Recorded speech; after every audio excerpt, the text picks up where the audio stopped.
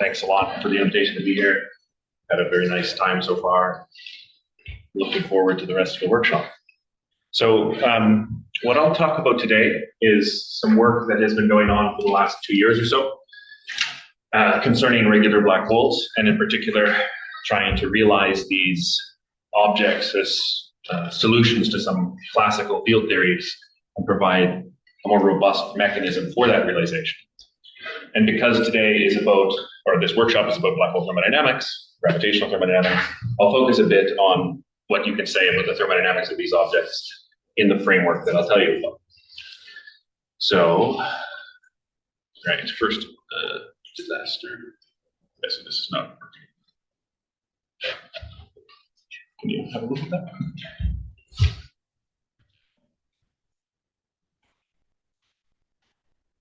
Let's see.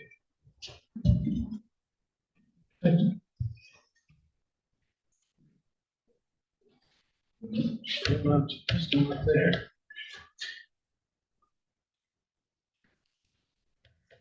Well, is there some other way that I can change this? It was just not clicked. Okay. Anyway, so let me give you just a brief overview of what I plan to talk about today. So I'll start off with explaining exactly what regular black holes are. Then I'll tell you about how we've realized you can build these objects, and maybe whether or not this can be a consistent approach to these objects. And at the end, I will talk about the thermodynamics of regular black holes. So if you want to look at 2 key references for this work, there's been a lot of collaborators involved in this over the last 2 years. The first paper here with Pablo Bueno and Pablo Cano is where we first started discussing this stuff. And then the second paper with David and 2 other co-authors is where we looked at the thermodynamics of these objects for the first time. Okay. So the broad question that sort of provokes this research is understanding space-time singularities. They're generic predictions of general relativity. Well, I guess strictly speaking, incompleteness theorems are generic predictions of general relativity. And these can often take the form of space-time singularities. It's not an artifact of symmetry that you can have singularities arise. It's a general property of gravity under very minimal assumptions. But of course, the fact that these singularities exist in generic solutions of the Einstein equations tell you that perhaps there's some fundamental limit to the predictive power of general relativity. And I think it's fair to say that most people think that in a more complete theory, these singularities can somehow be resolved. Okay? And broadly speaking, one might characterize singularity resolution into two possible categories that aren't necessarily mutually exclusive. In the first possibility, one imagines that perhaps in order to resolve singularities, you really need a fully quantum description of space-time. Okay? I think it's fair to say that's probably the more common perspective in the community at the highest level. But a second possibility is that perhaps singularities, curvature singularities, can be resolved in a regime where classical metric description still holds, even if that's approximate. And the second possibility, if you take it seriously, it leads you immediately to the idea of regular black holes. Go ahead, Juan. Can you elaborate on what you mean by this, or what you understand by this? Well, I'll talk a little bit about this. Okay. Yeah. There's many different ways of what could possibly measure, but I'll talk about one concrete pathway here. Okay? So if you take this classical metric description seriously, then this naturally leads you, among other things, to regular black holes. So what is a regular black hole? Well, simply put, it's a black hole that doesn't have a curvature singularity. And work on this subject is very old. It dates back at least to the 1960s, and you can argue that there are some papers in the late 1930s that are in this subject. But the vast majority of this work is restricted to kinematics. What one is doing is saying, I want to write down a metric that doesn't have a curvature singularity, and I can do that on a piece of paper. I can write that down. But that metric doesn't solve the equations of any particular theory. right? So it's a kinematical approach. It's not based on dynamics. So this is how these objects have been approached historically. Now, you can do quite a lot from kinematical considerations, and kinematical considerations are really powerful in the sense that if you can say something at a kinematical level, then that will have to be true for any realization of that object or that mechanism, right? It's also limited, but you can go quite a ways with kinematics. So for example, there's a lot of recent work on sort of just understanding the general structure of regular black holes. And in my opinion, some of the best work on this is Raul Carballo-Rubio, Stefano Liberati, Matt Visser, and their broader collaborators. You can also study essentially any probe physics question that you may be interested in. So if you're interested in, say, computing the love numbers of some test field in this background, studying light rings, shadows, quasi-normal modes of test fields, and so on, these are all problems that you can address without actually having a dynamical description for the space-time metric. But there are a number of things you can't study, for example. And one of the things you can't study relevant to this particular workshop is you can't study thermodynamics. All right, so I've been talking a little bit about regular black holes, so let me introduce you to a regular black hole. So the example that I'll use sort of as the quintessential example is what's known as the Hayward metric. Okay? Really, it should probably be called the Poisson-Israel Hayward metric because it was first written down in 1988 in a paper by Werner Israel and Eric Poisson, and then it was rediscovered, if you like, and popularized by Hayward in the early 2000s. And this Hayward regular black hole is a spherically symmetric static metric that has line element that it takes the form that I'm indicating here on the slide. Same as, so the metric sort of looks the same as the Schwarzschild solution, but the metric function is modified by this deformation parameter alpha. And the role that that parameter alpha is playing is important at small distances, but not at large distances. So if you zoom out to large distances, the metric looks like the Schwarzschild black hole, but where the differences arise is if you really zoom in towards r equals to 0. And if you look at this metric function here, which is the small r approximation to the Hayward metric, it's locally has the form of the metric expanded near the origin of de Sitter space. And as you know, de Sitter space is a maximally symmetric space. So there's no curvature singularities in de Sitter space. And similarly, there's no curvature singularity in this Hayward metric.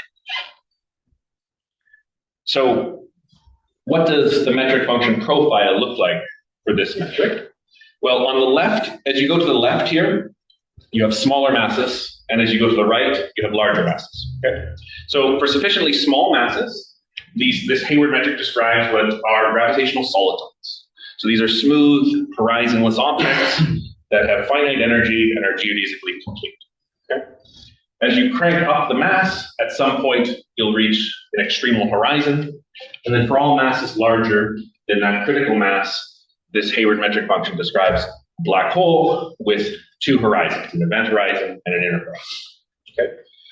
And as I mentioned, you can learn a lot about regular black holes at the kinematical level. I'm plotting this for this particular metric function, but this structure right here is rather general. In fact, you can show that a regular black hole has to have at least these different types of behaviors. Okay? So I'll use the word regular black hole, even though in some cases the solutions or the objects describe solitons. Okay? Now, this program has largely been based on kinematics, and there are, at the kinematical level, very good reasons for skepticism about the regular black hole program. Okay? And I've listed a few of those here. Okay? So one reason for skepticism is that it's not obvious that one would expect a classical metric description to remain valid near the singularity. Maybe possibility one really does force itself upon us. Second, it's not obvious that if you could obtain these regular black holes as solutions to some theory, it's not obvious that they would be the unique solutions to the corresponding theory, right? Or that they would actually be the outcome of gravitational collapse. Okay. Moreover, it's not obvious that these metrics are actually classically sensible when I write them down. And the reason for that is that in the static case, they contain Cauchy horizons, and in the general case, they contain inner horizons.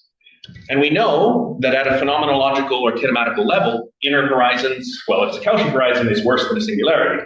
But if it's an inner horizon, we know at a kinematical level that there will be instabilities associated with this. I use the word instability here very carefully because instability implies dynamics, right? What you really have for an inner horizon is you have that there are some mechanisms that could in principle drive an instability depending on the dynamics that you're interested in, okay? Finally, it's not obvious that if I could obtain one of these regular black holes as a solution to some theory, that that theory would also regularize other types of singularities at any level of generality. Okay? So these are all reasons for some skepticism. But what I'd like to point out is that these are all dynamical questions. None of those questions can be addressed at a kinematical level. And one should address them in the context of some dynamical construction. Okay? So that's what I'm going to talk about now. And I'll talk a little bit about our work where we obtained these objects as solutions on relatively general grounds. Now, I won't have, well, actually, let's just keep going, see what happens. So if you go to the literature on any given day, you may find a paper that's talking about regular black holes that are solutions of theories of nonlinear electrodynamics. Okay? This is certainly the most common approach that people have used. It actually dates back in principle to the 1930s in a paper by Hoffman and Enfield, where they were looking at trying to generalize Bohr-Enfield electrodynamics in a manner to resolve the Schwarzschild singularity. They didn't quite get there, but nonetheless, you could think of this as the first attempt at such objects. Really, it became more popular to do this in the early 2000s. But any approach that's based on this framework of nonlinear electrodynamics is ultimately insufficient. And the reason why it's insufficient, well, you can write several reasons. For example, the theories of nonlinear electrodynamics that realize regular black holes are necessarily acausal. Now, that definition of causality is sort of a strong one, so I don't necessarily regard this as the final nail in the coffin. More broadly, the theories that are required to get these objects as solutions have no Maxwell limit, so you're introducing some electromagnetism that doesn't describe the electromagnetism that exists in our universe. And I think the most important reason why it's insufficient is that even in the context of spherically symmetric spacetimes, if you try to realize regular black holes in nonlinear electrodynamics, regular black holes are actually measure zero in that space. It requires some fine-tuning between the mass and charge of the solution, even in spherical symmetry, to realize these objects.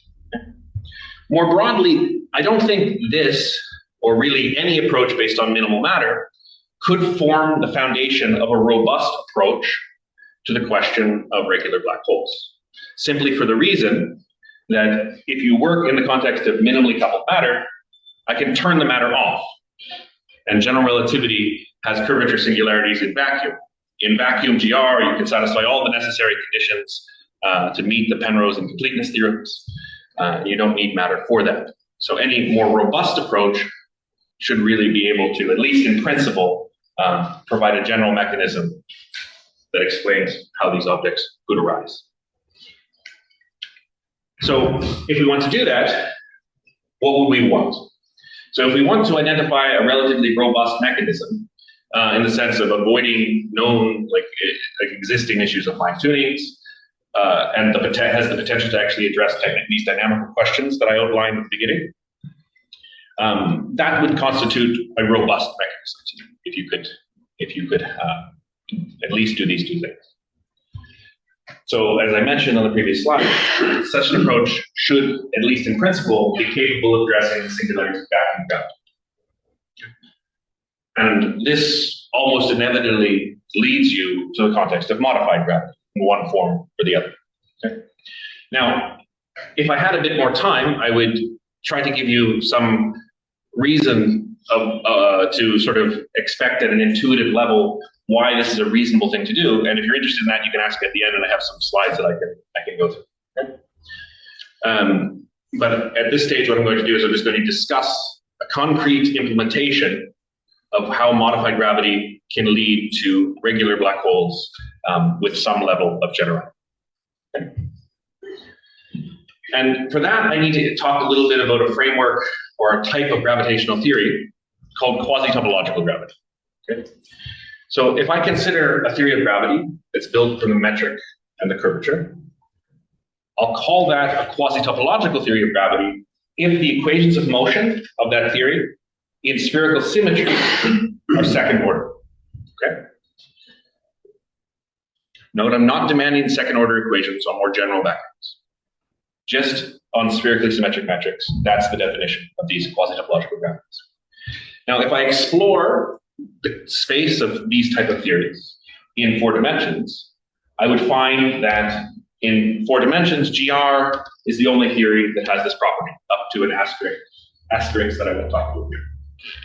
But if I work in higher dimensions, for example, in 5 dimensions or higher, that's no longer the case, and there are non-trivial examples of these theories that exist. And the first such example was found back in 2010, almost simultaneously, by 2 different groups with 2 different motivations. Okay? So a cubic theory of quasi-topological gravity, cubic meaning the action is 3 powers of Riemann tensors, was found by Julio Oliva and Soria Ray.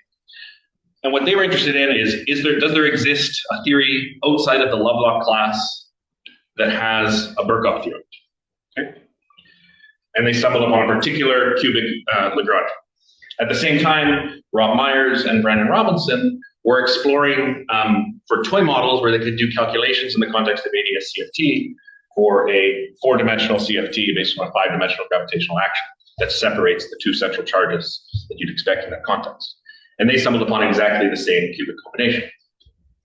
Then shortly after, there was examples found at quartic order, then at quintic order in curvature, and we now know that theories of this nature exist at all orders in curvature and in all space-time dimensions, d equals 5 or larger.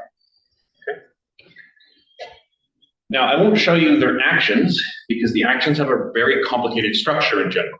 Okay, but this complicated structure is sort of simplified by the fact that once you know 5 examples of these theories, you can actually construct examples to all orders by the fact that a theory being a quasi-topological theory necessarily implies that it satisfies a recursion formula of this nature. So if you give me 5 choices, Z1, Z2, Z3, Z4, Z5, I can generate Z6, Z7, and all the way up to infinity.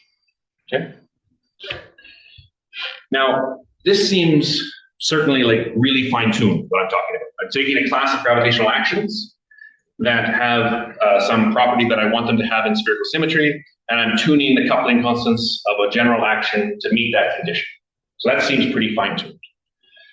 But it turns out that there's actually quite a strong level of generality to these quasi-topological actions. And that was sort of identified first in a paper back in 2022 or something in that neighborhood, where it was shown that if I work in the context of an effective field theory of gravity, where I have perturbative couplings to these higher order terms, then I can always perform a field redefinition to map any particular combination of Riemann tensors and other curvature invariants to a quasi-topological action. So in some sense, these quasi-topological theories are dense in the space of effective field theory extensions of GR.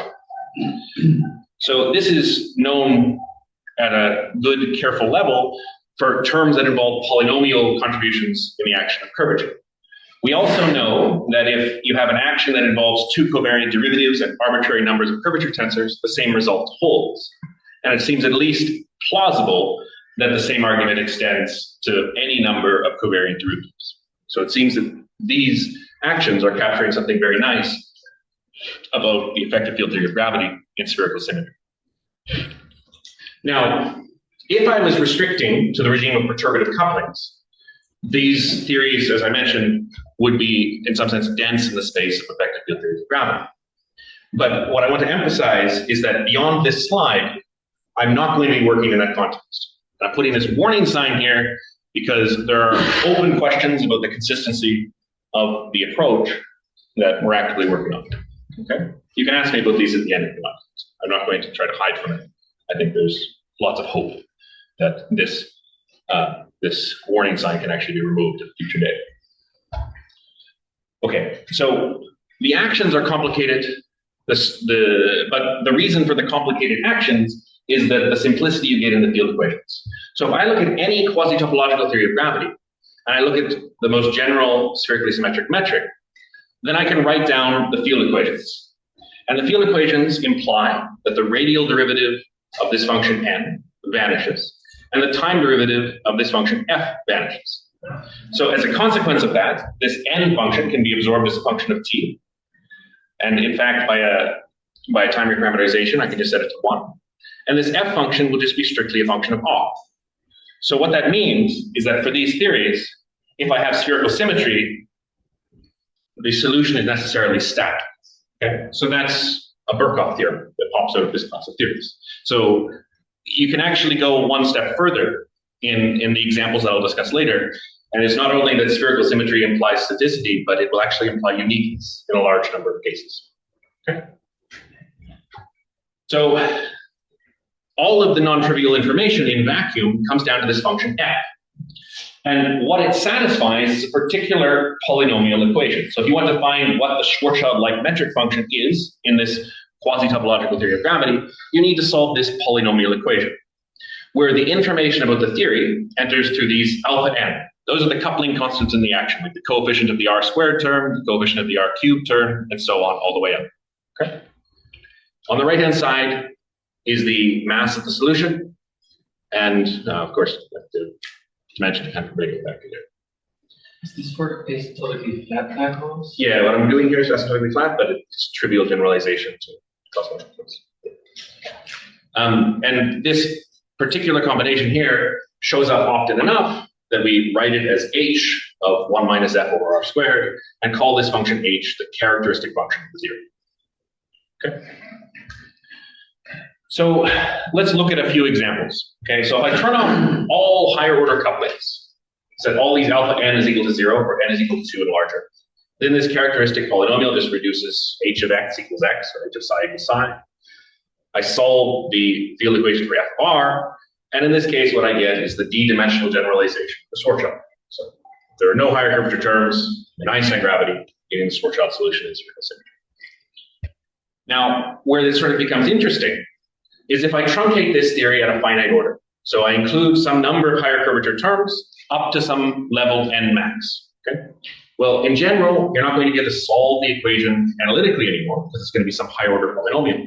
But what I can do is I can examine the behavior near r is equal to 0. And that amounts, that is controlled by this highest power term in this characteristic function h. So if I look at the behavior near r is equal to 0, again, I follow the same recipe, take the characteristic function, plug it into these relationships, and solve for f of r. And this metric function here, near r is equal to 0, you see this n max entering there through the exponent. In this case, the singularity still exists, but the curvature diverges less strongly than it does in GR. Okay? But what's sort of curious here is if you look at this exponent and you fix the dimension d, and you consider n max becomes very large. Well, then this is becoming r squared minus some number, and as n max goes to infinity, that is approaching a power 2. So it's approaching the de Sitter-like core near r is equal to 0. And you can actually show that that simple observation is true under a broad class of relatively mild conditions on this characteristic function h. So for example, if I include an infinite number of higher curvature terms in the action, and I relate their couplings by this particular relationship, then I can resum that, and I can get this characteristic polynomial, and I can solve the equations for a theory that includes infinitely many higher curvature terms in the action, and I find that I get this black hole solution. And that black hole solution is the Hayward metric extended to higher dimensions. So here, the Hayward metric is not a kinematical thing. It is in fact the unique spherically symmetric solution of this theory. Okay? Is this a choice of couplings? Because you... Yes, it's a choice of couplings. One, you It's choose the d minus 2, etc., such that you get the Hayward metric. Yeah, so I mean, this particular choice of coupling is a choice. You can choose other things. I'll mention that on the next slide. So you can pick other choices of couplings, get other resummations, and under very broad conditions, you also get regular black hole solutions. So choose your theory. That gives you your h function. The h function allows you to determine the black hole metric function, and you can determine whether or not that corresponds to a regular black hole or not. Okay. So I told you just here a few different examples of these choices of these coupling constants, so choices of theories that include infinitely many higher curvature terms in the action. But you might think, well, maybe those choices are fine-tuned, okay? But they're not fine-tuned. You actually only need very mild conditions on this characteristic function h in order to get regular black holes as the unique solutions in spherical symmetry. And those conditions are this characteristic function h needs to have a finite domain, it needs to be monotonic on that domain, and the function needs to blow up at the endpoint of that domain. These conditions are the same conditions that you would find if you were looking at modified theories of Newtonian mechanics, trying to realize a maximum speed of light, or modified theories of electrodynamics, where you're trying to realize a finite self-energy for the point charge. Okay? They're the same conditions on a different characteristic function that implies the existence of regular black holes. Okay? Now, we can do quite a few things with this because we have a framework that, at least in spherical symmetry, allows you to study dynamics. So we've looked at the formation of regular black holes from the collapse of matter. We've looked at simple models so far, like Oppenheimer-Schneider, or the collapse of thin shells. You can extend this to 4 dimensions as well. What I'm talking about here is all in d equals 5 or higher. You can extend it to 4 dimensions. It's just not as nice. At least not as nice yet.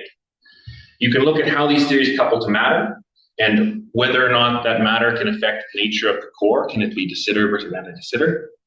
You can start to address questions, again, at least in the spherically symmetric context, related to the inner horizon stability.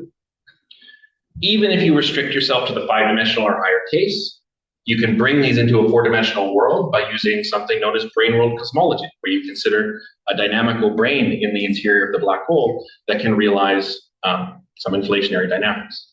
And what I'm going to talk about just sort of briefly in the rest of this talk is black hole thermodynamics in this class. How much time do I have left? Just over 10 minutes. Just over 10 minutes. Okay, I think that's good. So what I'll talk about just very briefly is the thermodynamics of these objects. Okay.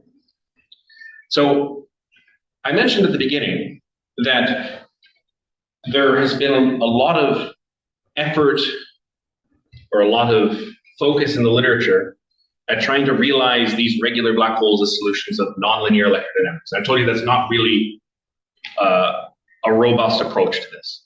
That also meant that the fact that it's not robust also manifests in the thermodynamic description of these objects. So for example, if you wanted to have the Hayward black hole that I was talking about earlier in nonlinear electrodynamics, it would be a solution, not the most general solution, but it would be a solution of this particular theory of nonlinear electrodynamics.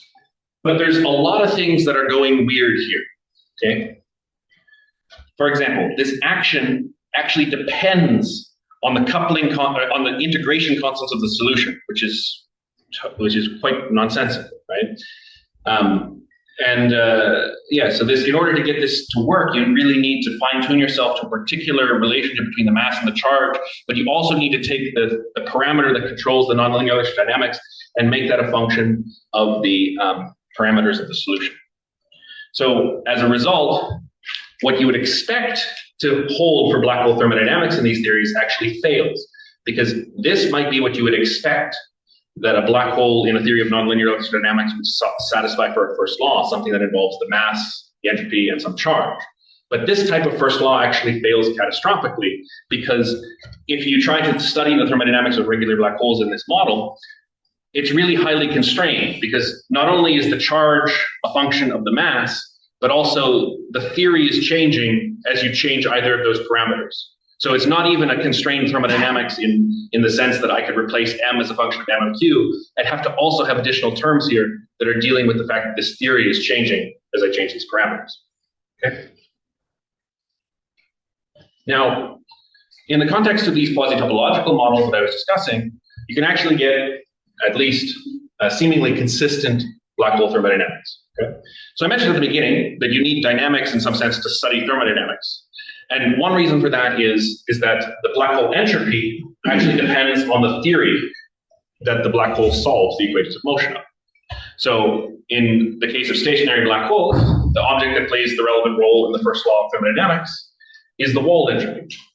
And for these models that realize, for quasi-topological gravities in general, this walled entropy can be written as a simple integral of the characteristic function. Okay? So you can actually get explicit entropy from the action. You can also find the mass, the thermodynamic mass, and the temperature, and express those objects in terms of the characteristic function h. So this mass can be written just in terms of the characteristic function, and the temperature can be written in terms of the characteristic function and its own derivatives. And if you take these objects, all three of them, and you plug them into the first law of thermodynamics, well, it holds. Okay? So you can get thermodynamics of regular black holes in this framework that does not require any sort of fine-tuning between all these different parameters of the solution or the action. Okay. I'll talk a little bit about extended black hole thermodynamics, which I think leads to some interesting interpretation of these objects thermodynamically, but we can discuss it more a bit later. So this idea of extended thermodynamics, it has a relatively, the history is getting longer because apparently time doesn't stop. But yeah, it goes back to the early 2010s era. And the idea was to try to make sense of pressure and volume for black holes. And largely motivation for this came from Smar's formula. Okay? So you have the first law of thermodynamics, but you can actually integrate this using Euler's theorem for homogeneous functions to get a relationship between the finite quantities, finite thermodynamic quantities, where these factors, this d minus 3 and d minus 2, represent the dimensional scaling of the mass and the entropy with some length scale associated with the system.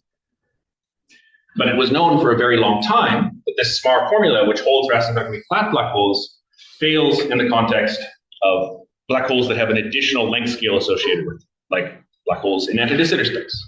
So for example, if you look at this combination for black holes in anti-de Sitter space, then it's not vanishing. And it's not vanishing precisely because of terms related to the cosmological length scale. Okay? So there was a whole industry about studying this some years ago, but the key idea was that you can introduce into the black hole thermodynamics some pressure associated with the cosmological constant and some volume that it is its conjugate thermodynamic quantity. Okay? And more generally, when you have a theory that has additional scales, this idea of extended thermodynamics sort of requires one to introduce new scales to sort of compensate for those scales in the theory in order to get a valid Smart relation. So for example, these regular black holes in quasi-topological gravity involve in principle, two new scales. You can have a cosmological constant, and you also have this coupling constant scale associated with theory, which I call alpha. So you can introduce additional thermodynamic potentials to actually get a Smart formula to hold. One of the reasons why people found this quite interesting some time ago is that if you take seriously this pressure and volume term, then black holes that have charge behave a lot like a van der Waals fluid. So you can actually describe a liquid gas type phase transition for black holes. So on the left here is a van der Waals gas. You can see the equation of state has this oscillation, and that oscillation is characteristic of two different phases. On the right is the similar equation of state for a charged black hole, and you see the same sort of structure there. In fact, both systems describe a liquid gas type phase transition. Both systems exhibit a critical point, and both systems have a universal ratio of the critical exponents, both systems also have the same critical exponents, but both systems also exhibit this same universal ratio of the critical values. Okay. Now, why am I saying this all? Because I want to connect this back to what I was talking about earlier, which is these regular black holes in this particular context of quasi-topological gravity. If you look at the equation of state for regular black holes in this framework, what it suggests is that this regularization scale that's entering into the solutions actually encodes what you might call some finite molecular volume for this thermodynamic fluid. So for example, if I write down this equation of state for this Hayward ADS black hole, it takes exactly this form. And what you see here in the denominator is that there's actually a pole where the pressure will blow up as the horizon radius approaches the critical value. Okay? So this is indicative of a thermodynamic system that's describing, finite size molecules. You can compare. It's not, of course, it's not the same as the van der Waals equation, but it has the same sort of blow-up structure. Okay. Similarly, I just illustrated this feature for the Hayward theory, but every theory that has regular black holes actually exhibits this same finite molecular volume type property. You can also show that every theory with regular black holes has a phase diagram that includes at least one critical point. And it also appears, although I don't know if it's significant or not, that at least one of those critical points always satisfies that their critical ratio is less than half. Here, for example, is this phase diagram for Hayward ADS black hole. All right, so now I'll just wrap up. So what I believe this is it's the first consistent description of regular black hole thermodynamics. And the reason for that is because, in some sense, I think what we have is the first consistent description that gives regular black holes as exact solutions to a covariant gravitational theory with any level of generality. And there's this cute feature that one sees that sort of summing up all these higher curvature terms has the effect in the thermodynamics of sort of summing up the virial expansion theory. One might wonder whether you can actually use consistent thermodynamics to actually constrain which theories are reasonable. So for example, if you study the behavior of the entropy is not always positive for every possible choice of this function h. I can comment more on that in the discussion if you like. But in any case, there's lots of different avenues that one could pursue in the future. So for example, you can actually generalize some of this thermodynamic analysis to actually dynamical horizons. So in the case of spherical symmetry, you could study Hayward's formulation of thermodynamics of apparent horizons and get a 0th, 1st, 2nd law for the evolution there. You could study something like the thermodynamics of a cavity using a Brown-York type formalism, because we have necessary boundary terms in order to address that sort of problem. And another important question is that, well, regular black holes have a region in the parameter space where they become near extremal. And it's near, so if one of these theories has potentially negative entropy, that arises near the extremal limit. And we know that the thermodynamics of near extremal black holes is not semiclassically consistent. So it's important to understand that relationship as well.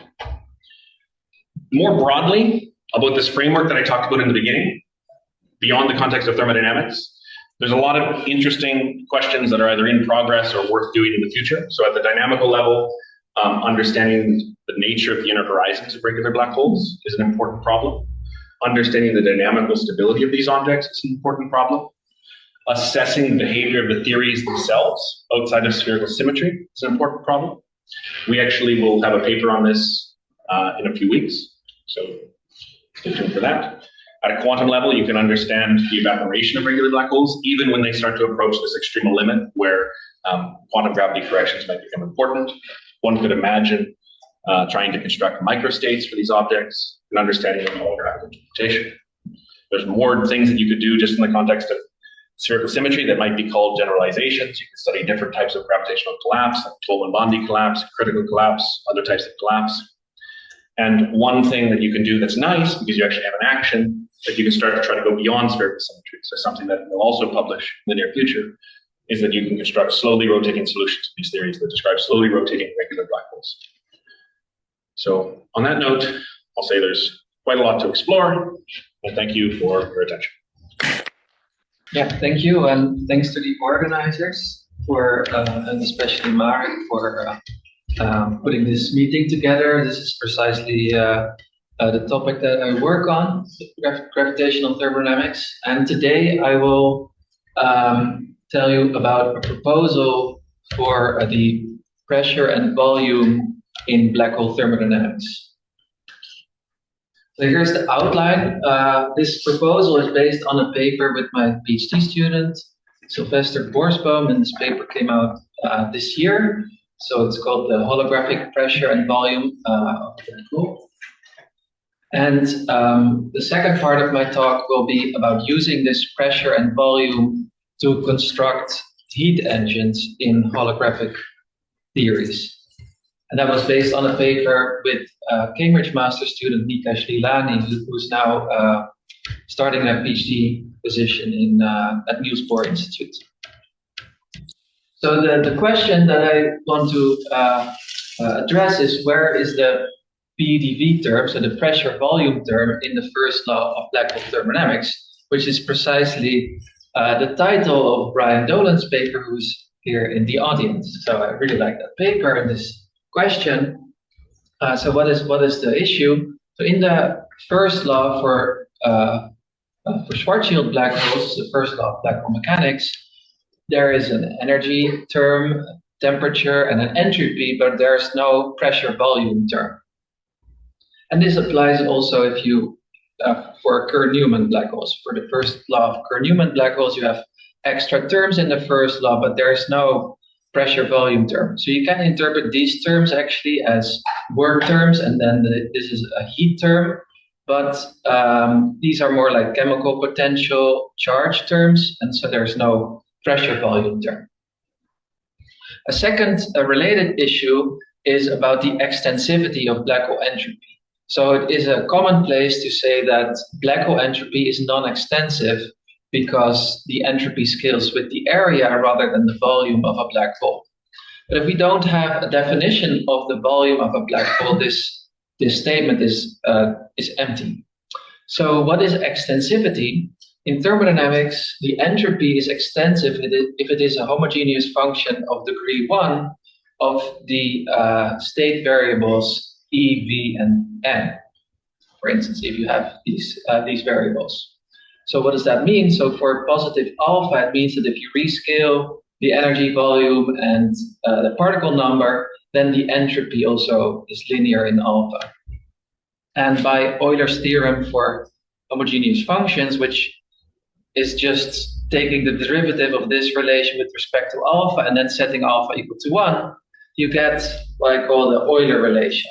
E is Ts minus PV plus mu n. So this follows from extensivity, and the temperature, pressure, and chemical potential here are defined as partial derivatives of the entropy with respect to energy, volume, and n respectively.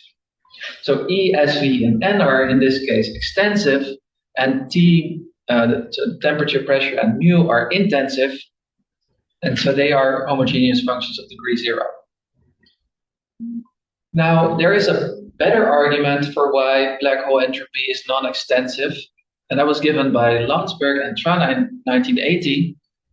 So they say, well, okay, I know what the entropy is of a Kerr-Newman black hole in 4 dimensions as a function of its mass, charge, and angular momentum, and you can check that this is not a homogeneous function of degree 1. Right, it doesn't satisfy this scaling relation. However, although this argument is sort of formally correct, it's not based on a physical notion of the size of the black hole. So it's not based on a physical notion of extensivity. When extensivity means that if you double the system, you also double all the extensive variables. So you need a notion of volume or size to talk about extensivity. And in particular, varying M, J, and Q here, so right, rescaling them, only changes the state, the thermodynamic state of the system, but it doesn't change the size in a sense. So the boundary at which these quantities are defined is at infinity. That is kept fixed. Whereas I want to define extensivity based on a notion of size of a black hole, where I can change the size of this boundary so that my system size really changes. Now, an associated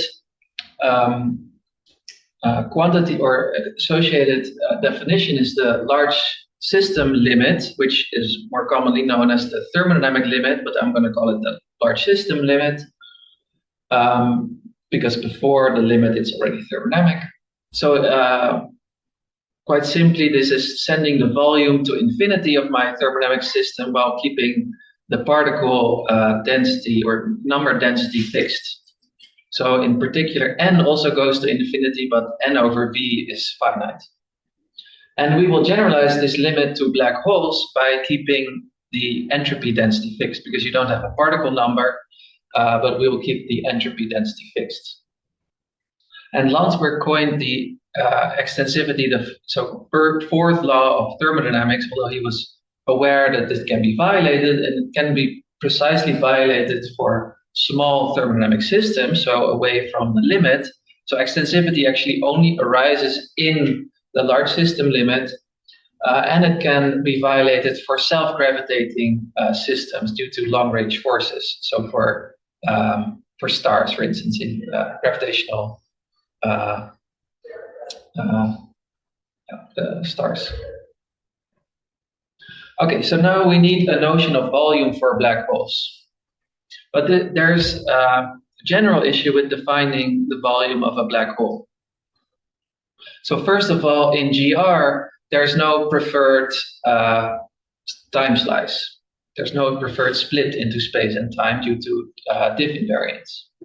Secondly, so for stationary black holes, you can define a preferred time slicing, namely, those are the Cauchy slices that are orthogonal to the time-like killing factor field.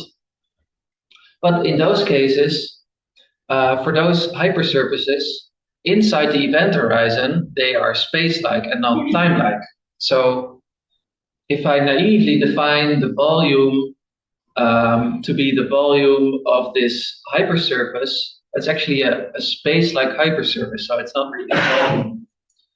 Another issue with this is that for Schwarzschild black holes, if you do apply this naive definition, right, even the blackening factor drops out in the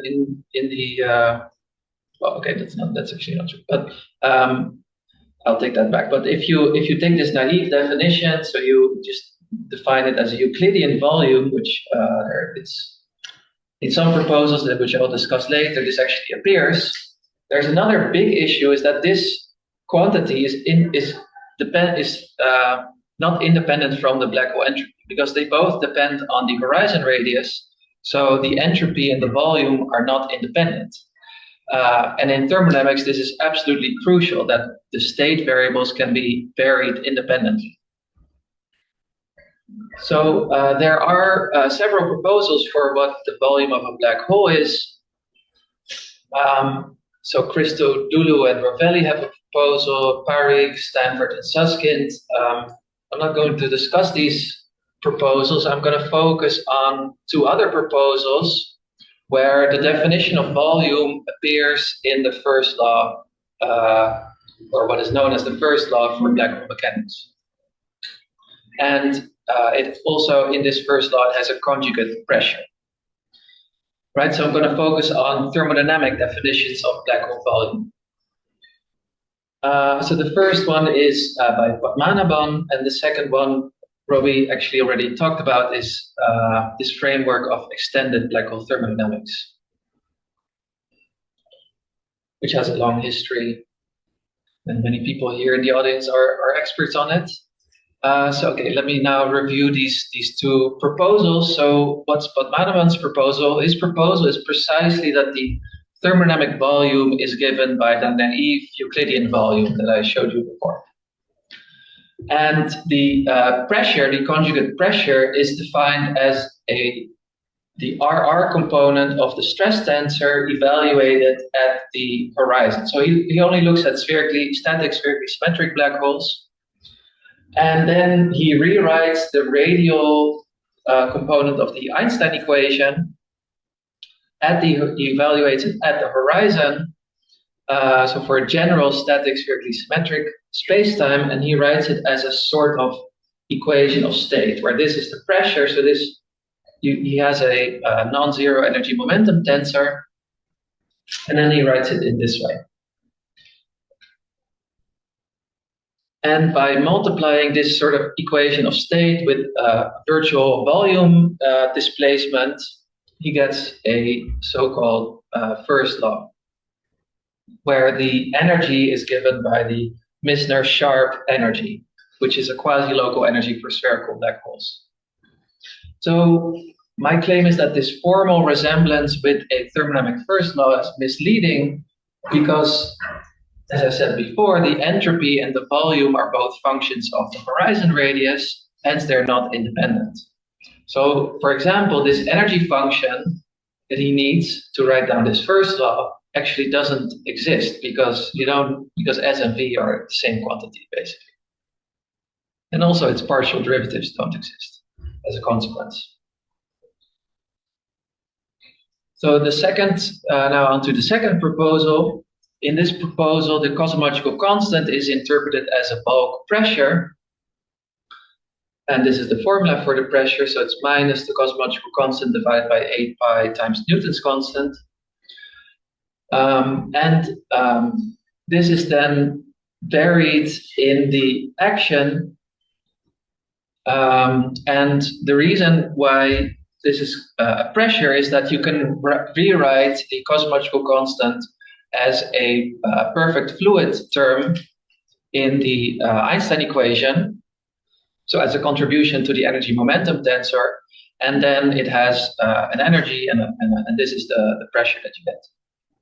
So people derived a first law where lambda is then varied, and this is, for instance, for Schwarzschild ADS black holes, you get this type of first law. So you have an extra term. So the first law for Schwarzschild ADS is now extended with this extra term. So if we interpret lambda as a pressure, then its conjugate quantity must be the thermodynamic volume. So this quantity theta minus theta is the thermodynamic volume.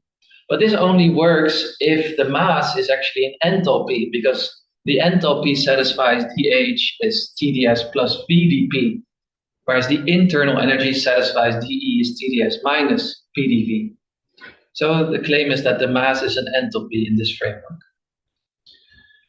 However, I think that treating the cosmological constant as a thermodynamic variable is conceptually problematic for two reasons. And the first reason is the same as for Padmanabhan's proposal, which is the degeneracy problem. So for static black holes, the thermodynamic volume is again the naive Euclidean volume, hence entropy and volume are not independent. This problem does not exist for stationary black holes, but it does for static black holes. Second problem is maybe more important. So this cosmological constant is not a state variable. It arises, so the cosmological constant is a coupling constant in the theory. So changing the cosmological constant changes the theory itself. So changing the cosmological constant changes the pressure, but this does not correspond to moving between different states, equilibrium states for a fixed system. You're really changing the system or the theory when you change the cosmological constant. And this problem is actually more apparent in holography and anti-de Sitter conformal field theory correspondence, because there the cosmological constant is dual to the central charge, which is related to the number of field degrees of freedom in the CFT. And so changing the cosmological constant corresponds to changing the central charge, which really changes the theory. So, and this problem is well known, but I think it's an issue for this approach, because when you do extended thermodynamics in ADS CFT, you're really changing the CFT. So you're not considering like thermodynamic processes within one CFT. You're sort of looking at the space of CFTs, and then you're changing the central charge within that space of CFT. So it's very different from standard thermodynamics. So I would say that there's a third problem which you did not mention, that is that not every black hole is actually embedded in ADS. So in that case, So for asymptotically flat black holes, there is no pressure, there's no cosmological constant, and so the proposal that I'm going to give actually does give a pressure and volume for asymptotically flat black holes. So this is based on York's quasi-local black hole thermodynamics. I'm going to explain that, and a holographic interpretation of that, which was also suggested in this paper from 2024. And it's inspired, of course, by holography, ADS-CFT, and also so-called TT bar deformations of ADS-CFT, which are irrelevant deformations. Okay, so the motivation for this other proposal is that, so first of all, we are introducing a time-like boundary. So we put a black hole in a cavity, and the area of that cavity is going to be associated with the volume of the black hole. And that gives a size for my system. So the system is between the horizon and the cavity. And the motivation for this proposal comes from these two important principles. First of all, diffeomorphism invariance tells us that conserved charges and thermodynamic variables in gravity must be codimension 2 boundary terms. And my claim is that this should apply to pressure and volume as well. So I can define the energy. I can only define the energy in gravitational theory on a corner, right, on a codimension 2 surface, for instance, at spatial infinity. And my claim is that the same applies to thermodynamic pressure and volume for a black hole due to diff invariance. And the second principle is the holographic principle. So we assume in this talk that there is a duality between a gravitational theory inside the boundary in the bulk and a non-gravitational quantum theory living on the boundary. And then the proposal is that the volume and pressure of a black hole should be defined holographically on this codimension 2 surface as the spatial volume or area of that cavity, and the thermodynamic pressure of the black hole is the thermodynamic pressure of the dual boundary theory. So York studied precisely this setup in '86, and with collaborators there's a whole literature on this. So in '86, he showed that for Schwarzschild black holes, if you introduce this cavity, then there is an extra term in the first law. So this is called the quasi-local first law, where the area A is now the area of my cavity, S is the surface pressure conjugate to A, and T is the local temperature called the Tolman temperature. It's the Hawking temperature divided by the redshift, and E is the quasi-local energy. So now, the proposal is that this surface pressure should be identified with the thermodynamic pressure of the dual theory, and this area should be identified with the volume of this dual theory, because that area in the bulk corresponds to a volume in 1 dimension less. So very simply, if you apply this dictionary, then you recover the standard first law of thermodynamics. I'm using quotation marks because in textbooks this is not called the first law, but in the black hole literature it is. So I'm going to stick with that terminology. And importantly, S and V are completely independent, because S is associated with the area of the horizon, whereas A is associated with the area of the cavity. So I don't have this degeneracy problem. And this applies to asymptotically flat black holes as well, and also to ADS black holes, but so it applies even in the absence of a cosmological constant. Now here are the sort of more covariant definitions of the quantities that appear in this quasi-local first law. So the energy is the Brown-York quasi-local energy, which arises from a projection of the Brown-York stress tensor. Yeah, and the same applies for the surface pressure. It's also a certain projection of the stress tensor, where sigma here is the induced metric on my cavity. And so what I have in mind here is this Kruskal diagram for Schwarzschild, and then the cavity is really sitting at this time-like boundary here. And I'm going to consider the system between the horizon and this boundary. So I have a black hole in a spherical cavity. Now you have to be a bit careful in defining the energy and the pressure specifically, because they blow up if you take the cavity to infinity. But you can regularize them by subtracting off their values in Minkowski spacetime in an appropriate way. So this is called background subtraction. And then for 4D Schwarzschild black holes, you get these quasi-local variables. And they satisfy this so-called SMAR relation, so they're related in this way. This factor of 2 is important, and it is actually it comes from the number of dimensions. So this is d minus 2, and then there's a d minus 3 here as well. And York showed that in the canonical ensemble, where you fix the temperature and the area of the boundary, there are actually 2 real positive solutions, which are called the small and the large black hole. So this is very similar to ADS black holes. And the small black hole has negative heat capacity, whereas the large black hole has positive heat capacity. So the large black hole is thermally stable, but it's actually also, it is mechanically unstable because of a negative isothermal compressibility.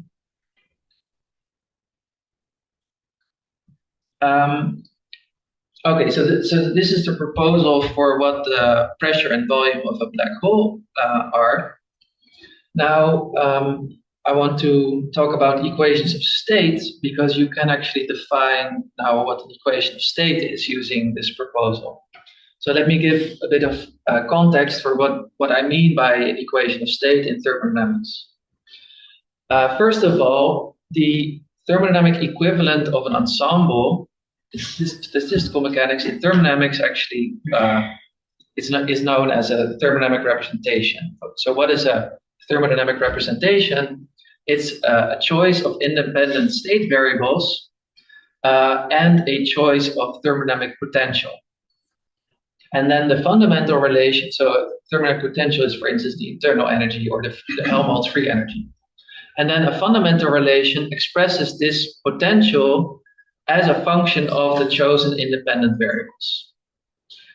So for instance, in the energy representation, the internal energy depends on S and V, and then the first law or the variational fundamental relation takes this form.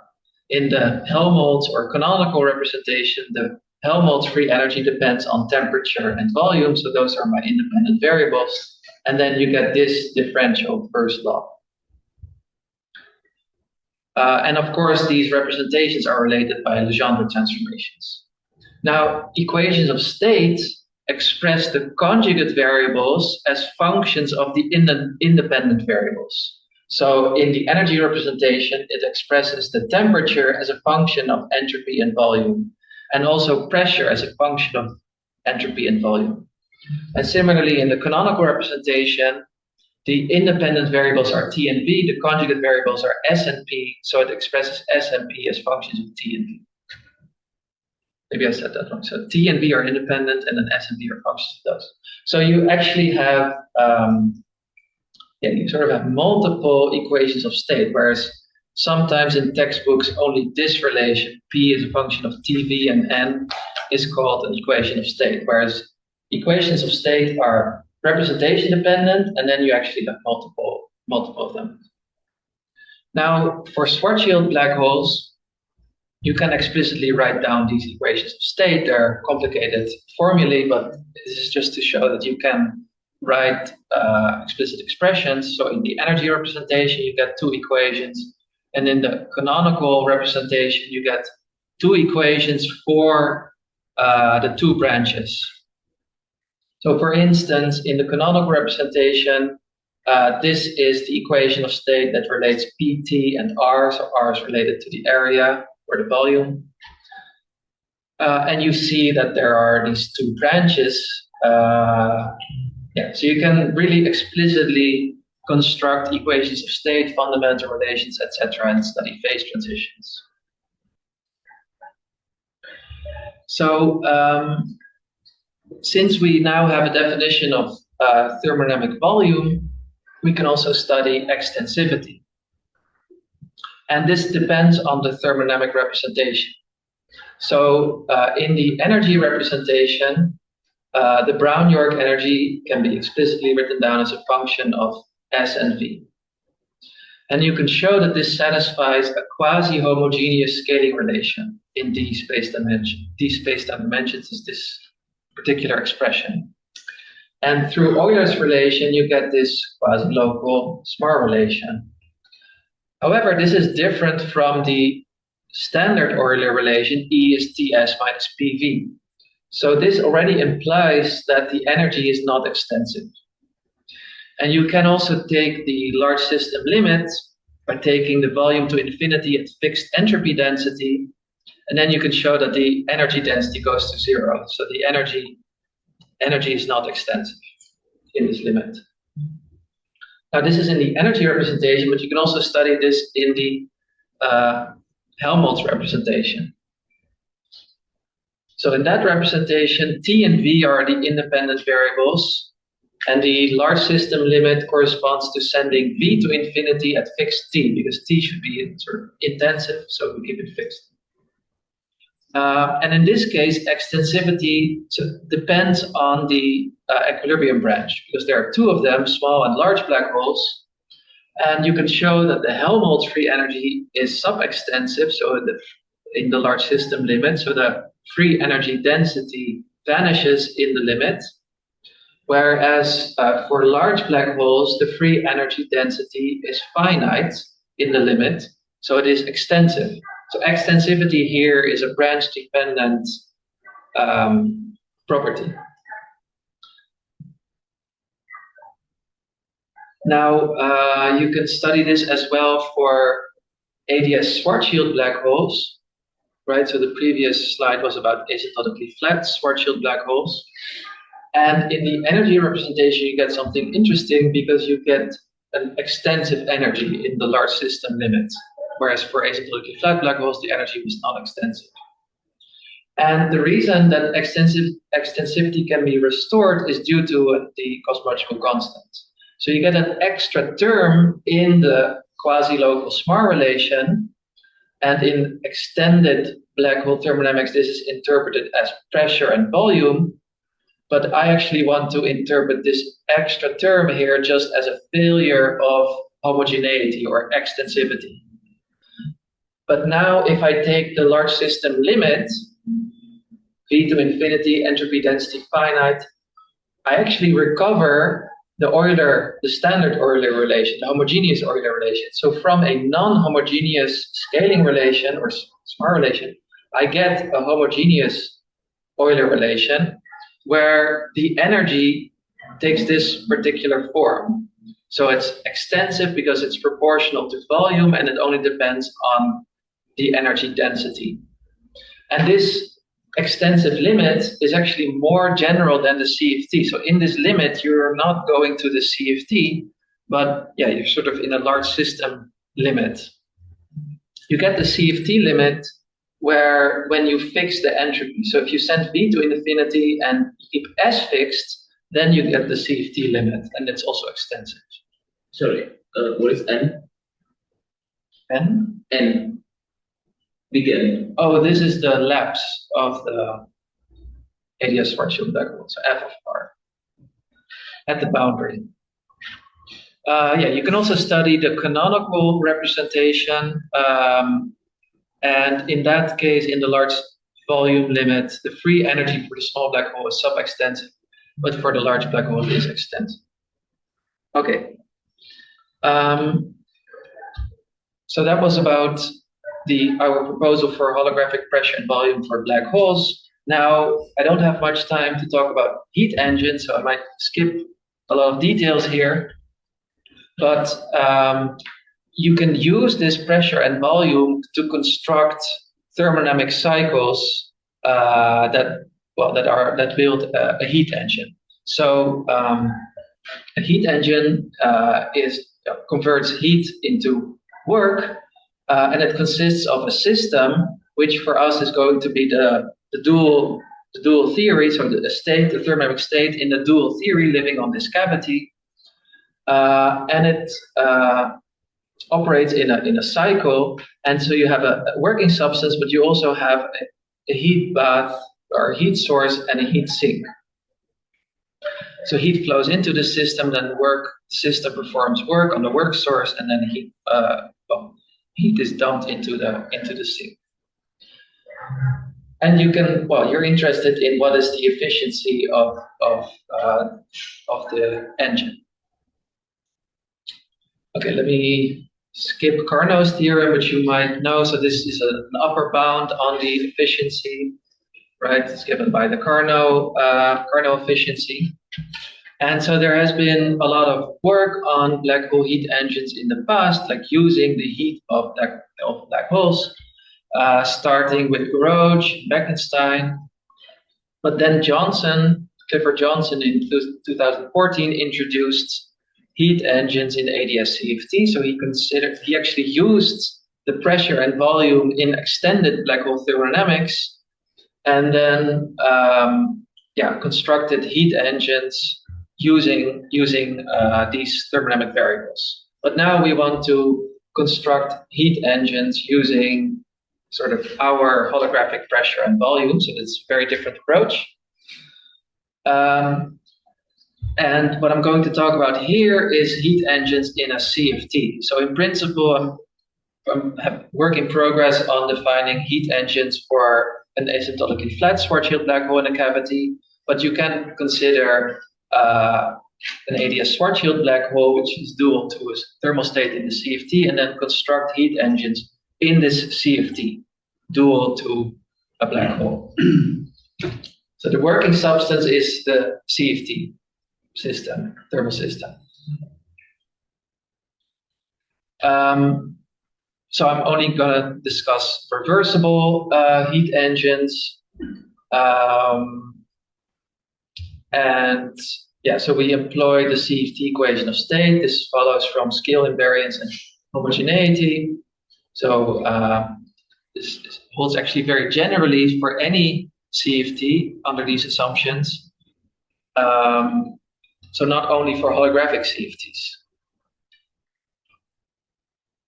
And we study idealized heat cycles that consist of 4 paths. So adiabatic, isochoric, isobaric, and isothermal processes. Maybe I should show you this picture. So this is, for instance, the Carnot cycle. So on the right, you see the Carnot cycle for an ideal gas, which you can find in textbooks. So the Carnot cycle consists of 2 isotherms and 2 adiabats. But on the left, you see the Carnot cycle for a 4D holographic CFT in a thermal state that is dual to an ADS Schwarzschild black hole. So we used the holographic dictionary. So we used what we know about black hole thermodynamics to convert that to CFT quantities. And then you can make this kind of picture where this is an isotherm. You see that it's but has a different slope than for an ideal gas. But of course, due to Carnot's theorem, the efficiency is the same for all Carnot cycles. So the efficiency is just this satisfies this universal formula. It only depends on the 2 temperatures. Now, we studied many different heat engines, so Otto, diesel, rectangular cycles, but a lot of them, the efficiency for a lot of them is the same for any CFT. So it just follows from the CFT equation of states, which for us is not so interesting because then we cannot use holography. So for the Stirling engine, this is not the case. So for the Stirling engine, the efficiency for any CFT actually satisfies this formula. So this is a very universal formula for any CFT, but it depends here on temperature, entropy, volume, and pressure, whereas the Stirling engine consists of 2 isotherms and 2 isocores. So we want this efficiency to only depend on the characteristic thermodynamic state variables, which are temperature and volume. So we want to eliminate entropy and pressure as functions of, functions of temperature and volume. Yeah, so here you see for an ideal gas again, and then this is for a holographic CFT. And so, yeah, you can compute it analytically, right? You can eliminate the entropy and the volume in the previous expression. For any CFT, if you expand the free energy, well, if you take a large volume limit or a large temperature limit, then you get this expansion of the free energy, which gives you entropy and pressure. And if you plug that in, you get this expression where these coefficients are like the coefficients in the expansion. So this is for a generic CFT, but then for a holographic CFT, we found this formula where these functions psi and chi are known exactly. So this follows from using the holographic dictionary for an 80 Schwarzschild black hole. And what are some of the results? So first of all, at finite temperature and volume, the holographic Stirling efficiency is lower than at infinite temperature and volume. So for planar black holes, the efficiency is higher. Secondly, the efficiency is lower than at zero coupling. So for holographic systems, it's lower than for zero coupling, which suggests that the Stirling efficiency for CFTs decreases as the coupling increases. And finally, the efficiency for a monatomic ideal gas is higher than for a CFT on a plane. So here in this plot, you see this is the Carnot value, and this red one is the ideal gas one for a Stirling engine, and this is the CFT one, holographic CFT one. So, okay, to sum up, we argued that black hole pressure and volume should be defined holographically via quasi-local gravitational thermodynamics. And these quasi-local definitions of pressure and volume allow you to construct various heat engines in the dual theory. And a way forward, so I only talked about vacuum solutions, so it would be interesting to extend it to charged solutions and also to stationary rotating black holes. Also, I only talked about thermodynamics, but in the so-called membrane paradigm, where you look at a boundary close to the horizon, you get a fluid description of gravity, but in principle, it might be possible to generalize this to any time-like boundary, in which case you get sort of generalizations of non-equilibrium generalizations of my equilibrium thermodynamic description at this boundary. And as I said, we have work in progress on holographic heat engines for Schwarzschild black holes. Thank you. I'll stop there. Well, thank you so much, and thank you, the organizers, for inviting me here. It's such a great pleasure, and it's such a nice workshop. And so when I was thinking about what to present here, well, I thought, well, maybe the best would be to talk about something that I'm really excited now about. So I took this as an opportunity to talk about something that is not related to the theme of the workshop at all, and no thermodynamics. So take this as a break from thermodynamics. Okay, there will be no thermodynamics. Well, there will be one part of thermodynamics in the end, but other than that, there is no thermodynamics at all. So what I want to talk about is how to construct stealth solutions, stealth, ninja, whatever solutions, or something that actually doesn't have back reactions. So stealth solution is something that satisfies its own equations of motion, let's say Maxwell equations, but the corresponding T mu is 0. So the back reaction on the geometry vanishes. That's what's called a stealth solution. And the first stealth solution goes back, I don't know, before actually 2000, and it's Chilean people found first stealth solutions. So they don't exist everywhere. You have to have very special theory so that you can find solutions which do not have back reaction. Such solutions are also typically found in Euclidean settings. So for example, if you have scalar geometry and you write down the solution of Maxwell equations, this is typically a stealth solution. There is no back reaction. T mu nu is 0. F mu nu is non-trivial. It satisfies the equations of motion, but T mu nu is 0. Okay, so there are various examples of stealth solutions. So here's the plan of the talk. I will try to construct these solutions from symmetries in general relativity. So first I will review what I mean by these symmetries, and well, you might think killing vectors, but that's actually not everything you have. You have many other options. And then I will tell you how to construct theories which actually admit stealth solutions given by these symmetries. And my talk is based on these two papers, and there's Marek Liška, who's an amazing master student at Charles University. So if you want to hire any PhD student, please hire Marek, okay? So here we go, symmetries in general relativity. And let me start with something super simple. Well, all my talk will be very simple. So let's consider particle motion. There is a corresponding Hamiltonian. We know that it leads to the geodesic trajectories obeying over that. So now you may be asking the question, well, what if I want a constant of motion which is linear in the momentum? So I have some vector field k mu, I have my momentum here, I construct this quantity over here, and then I'm asking a question, well, what are the conditions under which this constant will be this quantity will be a constant of geodesic along any geodesic? Well, then you take the covariant, then you parallel transport this quantity. You require that it's equal to 0. You have two terms by the Leibniz rule. You see that this term here vanishes due to the geodesic equation, and the other term, in order this to vanish, you find that, well, this is symmetric in nu and mu, so that's why this guy has to be symmetric, so it has to satisfy the killing vector equation. In other words, killing vectors are in one-to-one correspondence with the linear and momentum constants of geodesic motion. Everybody knows that. Okay, by the way, these killing vectors also can be found in a completely different fashion as symmetries of the metric.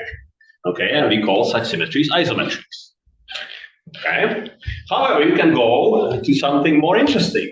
So, for example, why did I require that I want a linear momentum quantity? Well, I can want a quantity which has actually big momenta in it. So then I take a tensor, presumably symmetric one, I sandwich it with that many number of p's, and I'm asking the question, when is this going to be a constant of geodesic motion for every geodesic? And exactly the same calculation as I shown you before, as a one-line calculation, tells you that this object K has to satisfy this generalization of the killing vector equation. Object satisfying that is known as killing tensor. Okay, so we have, these objects here. They are a little bit more tricky. So I told you that for killing vectors, give this nice geometrical interpretation that they are like special directions in the space-times which leave the metric invariant, right? So for killing tensors, nothing like that exists. But I'll show you that nevertheless, there is still some connection with killing vectors, some similarity. I will show you. So these things are more like hidden in the space-time. They are not really symmetries of the metric, but nevertheless, they are symmetries in the space-time. All right. Finally, you can go a different generalization. Here I concentrated on symmetric tensors. Now I can consider an antisymmetric one. And the construction is as follows. Well, what if I don't want just one quantity, which is parallel transported along a geodesic? What if I want the whole vector, W mu, to be parallel transported along a geodesic? Okay, so then I want that this is true. Maybe I also want to require that it's actually the new vector is interesting in the sense that it's perpendicular to my geodesic trajectory, so v dot p is equal to 0. And then if you plug that and you require this, then well, this thing here tells you that, well, if f mu is antisymmetric, this will be automatically true. And the second requirement tells you, well, if I symmetrize now over two indices, not the whole indices here, I cannot symmetrize over everything because I will get automatically 0. F mu is antisymmetric. Okay, so then, I will have this property over here. So these objects, which are completely antisymmetric, like forms, are known as Killing-Yano equation or Killing-Yano objects. And they go back, to mathematician Yano, in 1952, and then there were some generalizations, but for gravity and for black holes, they were discovered by Penrose in 1973. Okay, so you have these kinds of objects, and again, these are some kind of symmetries which you can have in general relativity, which generalize the killing vectors, and they are actually very important and very interesting symmetries. So by the way, I told you that these killing tensors are similar to killing vectors in some sense. Let me tell you why they are similar. So I told you that the killing tensors are in one-to-one correspondence with these quantities, which are conserved along geodesics. Okay, the p number of momenta, I have that quantity. Okay, so now let's construct these quantities kp and kq. So I have a killing tensor which has p slots. I have a killing tensor with q slots. I construct the corresponding constant of motion or whatever, and then I calculate its Poisson bracket. Okay, the Poisson bracket is defined over here. You see that what you do is that you kill one of the p. But now there's an amazing property of constants of motion in Hamiltonian mechanics. You know that if you take a Poisson bracket of two constants of motion, you get another constant of motion. Okay, that constant of motion will have one less p because I killed p by the Poisson bracket. So it has to have a structure. Well, I have p plus q minus one piece, right? And then something that stands behind, in front of that.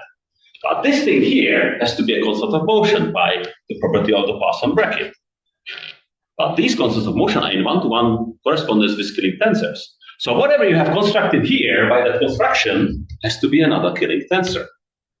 Okay, so you define a bracket which is induced by the normal Poisson algebra, if you want, on killing tensors, which from two killing tensors it constructs another killing tensor.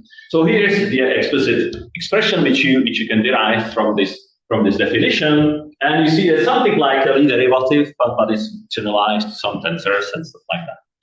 Okay, and of course, what it means is that if I have two killing tensors, I can construct another one by taking this SN bracket. So David, what is Q?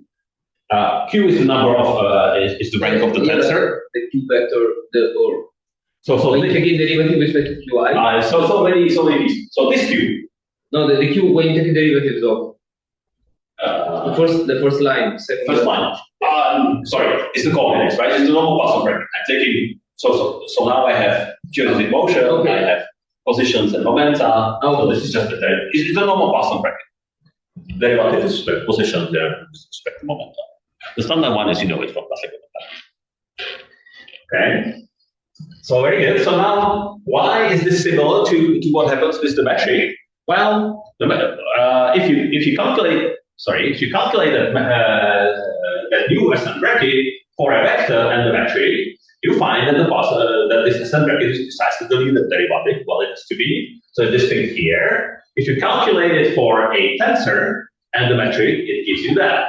So now, if you remember what is the definition of the killing vector, well, this is 0. So in other words, the bracket between the vector and g is 0. And similarly, you can find a killing tensor as something that has a vanishing SN bracket with the metric.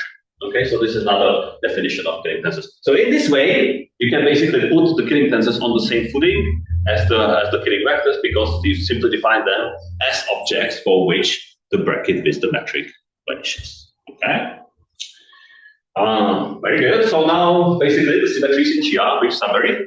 You have killing vectors, but that's not everything. You have also hidden symmetries. I didn't really explain why they are hidden, but take that for granted. It's just a word. And so you have these killing tensors, and you have also these antisymmetric killing tensors.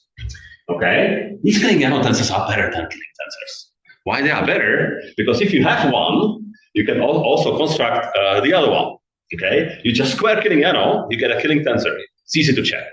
Okay, so basically you can think about these killing tensors as square roots of killing tensors. Forms are typically more fundamental than symmetric objects. Okay, so forms are better. Killing tensors are better. Not every killing tensor can be written as f squared, but if you have f, you can always square it. Okay, so although I have defined these or derived these objects by studying the particle motion, there are really symmetries of space-times and so on, and they have many far-reaching consequences for the properties of the space-time. It's not just for particles, but it's for fields, for everything, for the properties of the space-time, and so on and so on. Yes? What happens if you take the Poisson bracket of getting out of trigonometric? Very good. I think it works. I think it works. It gives you like the components of this vector W mu or something like that. So suppose this parallel transported vector W mu. It's related to that. So yeah, we can discuss. It's a good one. Okay, so now this would be nice theory, but if there were no applications, well, then screw it, right? But of course, we know that our most beloved geometry, the Kerr geometry describing the vacuum solution for black holes, is actually full of these symmetries. So this is the Kerr geometry. You see that if you look at it, then nothing depends on t and phi. So obviously you have dt and d phi killing vectors. The space-time is stationary and axis symmetric. So we have dt and d phi, but that's not everything. In '68, Carter discovered that there is an additional integral motion, making the geodesic motion completely integrable, and it has precisely this structure. It's quadratic in the momentum. What stands here is the corresponding killing tensor. Yes? Is there any upper bound, the dimension that you can have? You mean how many of these objects you can have? Yes, there is. I'll show you in a minute. Okay. I'll show you. Thanks for that question. So yes, there's a killing tensor in the Kerr space-time, as was actually shown by Carter. Well, he's shown that there's a constant of motion. The fact that it can be written as this thing here was shown by Penrose. Okay? And then 3 years later, Penrose shown, okay, well, actually this K is precisely a square root in terms of this killing Yano tensor, and this is how it looks like. So Kerr geometry has all these symmetries which I'm talking about. In fact, just the existence of this symmetry is enough to derive uniquely Kerr solution. Okay? So whereas Kerr found Kerr solution by basically random mistakes and stuff like that, he was looking at algebraically special solutions. There's thousands and thousands of them. Okay? One of them happens to be Kerr. He was very lucky that he found it. Okay, so here, if you assume the existence of this object and impose vacuum Einstein equations, uniquely you get Kerr. Okay, so this is really nice uniqueness theorem. All right, so now we know what the symmetries are. Very good. So now let's start with the killing vectors. They are very, very simple ones. And here we go. So what happens with the killing vector? So it's again killing vector. Well, we know that if you symmetrize covariant derivative is 0. In other words, the covariant derivative is completely antisymmetric. Okay. It also implies that if I contract this with a metric, then divergence of psi is equal to 0. Okay, that's the definition of a killing vector. What's perhaps more, it takes 3 lines to show this integrability condition. Just differentiate one more time, you swap the derivatives and whatever, you get this nice thing here. You see that the 2 derivatives acting on psi gives you Riemann times psi. Okay. Oh, this is amazing, isn't it? What it means is that if I want to construct a killing vector in the whole space-time, I can just focus on a point and do an Taylor expansion for my psi. Right? To do the Taylor expansion of my psi, I need to specify what psi is at that point, or the first derivative is at that point, second derivative, third derivative, and so on, and so on, and so on. Right? For killing vectors, however, this is not the case. You can specify psi. You can specify the first derivative of psi. That's, by the way, antisymmetric. So there will be d times d minus. So there's d numbers of psi. There's d times d minus 1 over 2 numbers of d psi because they are antisymmetric. But then that's it, because the second derivative is already given u by psi. Well, ui in a given spacetime, r is known, so the second derivative is given here. Then the third derivative, well, I differentiate this equation again. I pick up a derivative of psi, I already know that. I pick up a derivative for Riemann, that's known, so that's fine. So that's already known. Fourth derivative is already known. Fifth derivative is known, so everything is already determined. Just knowing what psi and d psi is. Okay, so this is the number of how many killing vectors you can have in a given spacetime. Okay, for killing Yano tensors, it works exactly the same way, except you have now higher rank things, so the number will be slightly different. But there's an upper bound of how many of these objects you can have in a given spacetime, but it's that simple to calculate. So now for us, the most interesting will be what happens if I contract the index A and B in this gravity condition. If you contract that, well, you get the Nalla square of psi, which is this thing here. Well, and then if you construct the Riemann, you get the Ricci tensor. So this is the contracted integrability condition. Very good. Now you look at the Maxwell equations in curved space. Okay, if you plug in that f is dA, you swap the derivative, you impose the Lorentz gauge, why not? Then you get this wave equation in curved space. Okay, very good. Now look at that. That which is that's my Lorentz condition, that's automatically satisfied by a Killing vector. Now you look at this thing here. Well, almost it works, except now I have plus RAB, well, whatever. And here I have a minus. But if I'm in Ricci flat space, then this is gone, that is gone, and they are the same equations. So in Ricci flat spacetimes, Killing vectors satisfy Maxwell equations. Okay? Oh no, this went somehow strange. Anyway, so this is something which is called Wald's procedure. It was actually put forward by Wald here, but actually discovered long before Wald. And it basically, like, whenever I have a Killing vector in a given spacetime, it gives me for free the solution of Maxwell equations. Okay, Killing vector fields give rise to test electromagnetic fields in Ricci flat spacetimes. I just identify A with psi, and the equations of motion will be satisfied. All right. So in particular, this was used to construct like weakly charged black holes or weakly magnetized black holes. I can just use Killing vectors which are available to me, and they will present some specific electromagnetic fields in a given spacetime.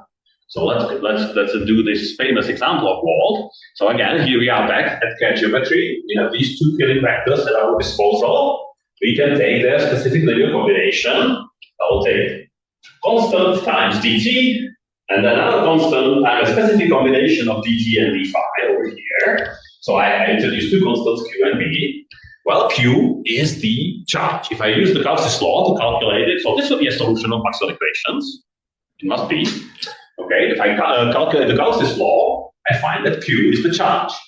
Okay, so I just constructed the charge solution is the charge q. And what is this b? Well, it's something like d phi.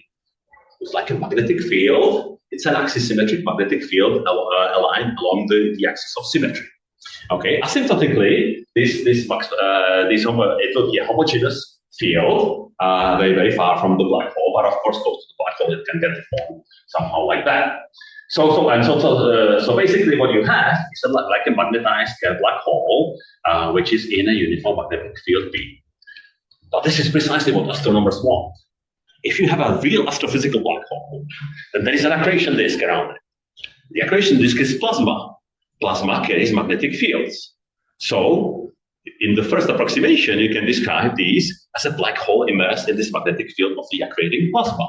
So this solution has been used a lot in astrophysics, and it's very interesting and very astrophysically important. All right. By the way, if you want just a theory, this is how the solution looks like. So you have like uniform magnetic fields very, very far from the black hole, but then these field lines sort of penetrate the horizon of the hole and so on. Interestingly, if your black hole is extremal, the magnetic field lines are expelled from it. This is called the black hole Meissner effect. Okay, but it has many interesting things. Interesting consequences for astrophysics. I don't think so, but it means that I, for example, cannot have jets at exactly the extremal limit. Maybe that's true because you need to, to produce jets in astrophysical black holes, you need to extract energy from the black hole, and the conjecture is that you need to have penetrating, the field lines have to penetrate the horizon. This doesn't happen in the extremal limit, unless like that. By the way, there exists a more complicated solution, which is actually, so now, the astronomers are lying to you, okay? So whenever we draw a picture of a black hole, we have an axis of symmetry, the black hole rotates like that, and the accretion disk is perpendicular to it. This is not what happens in our universe. In our universe, typically you have an axis of symmetry, but the accretion disk is tilted. It's not exactly perpendicular to that, okay? So for that, there's a more general solution which you cannot get from Killing vectors. But it's this tilted magnetic field, you see how horrible it is. But it's precisely describing, like, I have an accretion disk, which is, so there's a P1 component and P0 component. P0 is what I called B before. That's the one which is lying along the axis of symmetry. But P1 is perpendicular to it. Okay, this solution has been found a long time ago by Visser and these people. But there's a theorem by Hawking. Stationary black hole must be static and axisymmetric. Okay, that means that this cannot be the final endpoint. This solution must be dynamical. Okay, so what must be happening is either that the black hole loses angular momentum, or actually the disk gradually aligns to the way that is perpendicular. Okay, people have estimated, Kip Thorne has estimated how much time it takes for the alignment of the disk, and it's a long time. So astrophysical black holes will not have aligned disks. They will have tilted disks with respect to the axis of symmetry, and that's what people actually have done. Okay, so that's something that is not expected, but I think it's interesting. Okay, very good. So now it's not working. What do I do?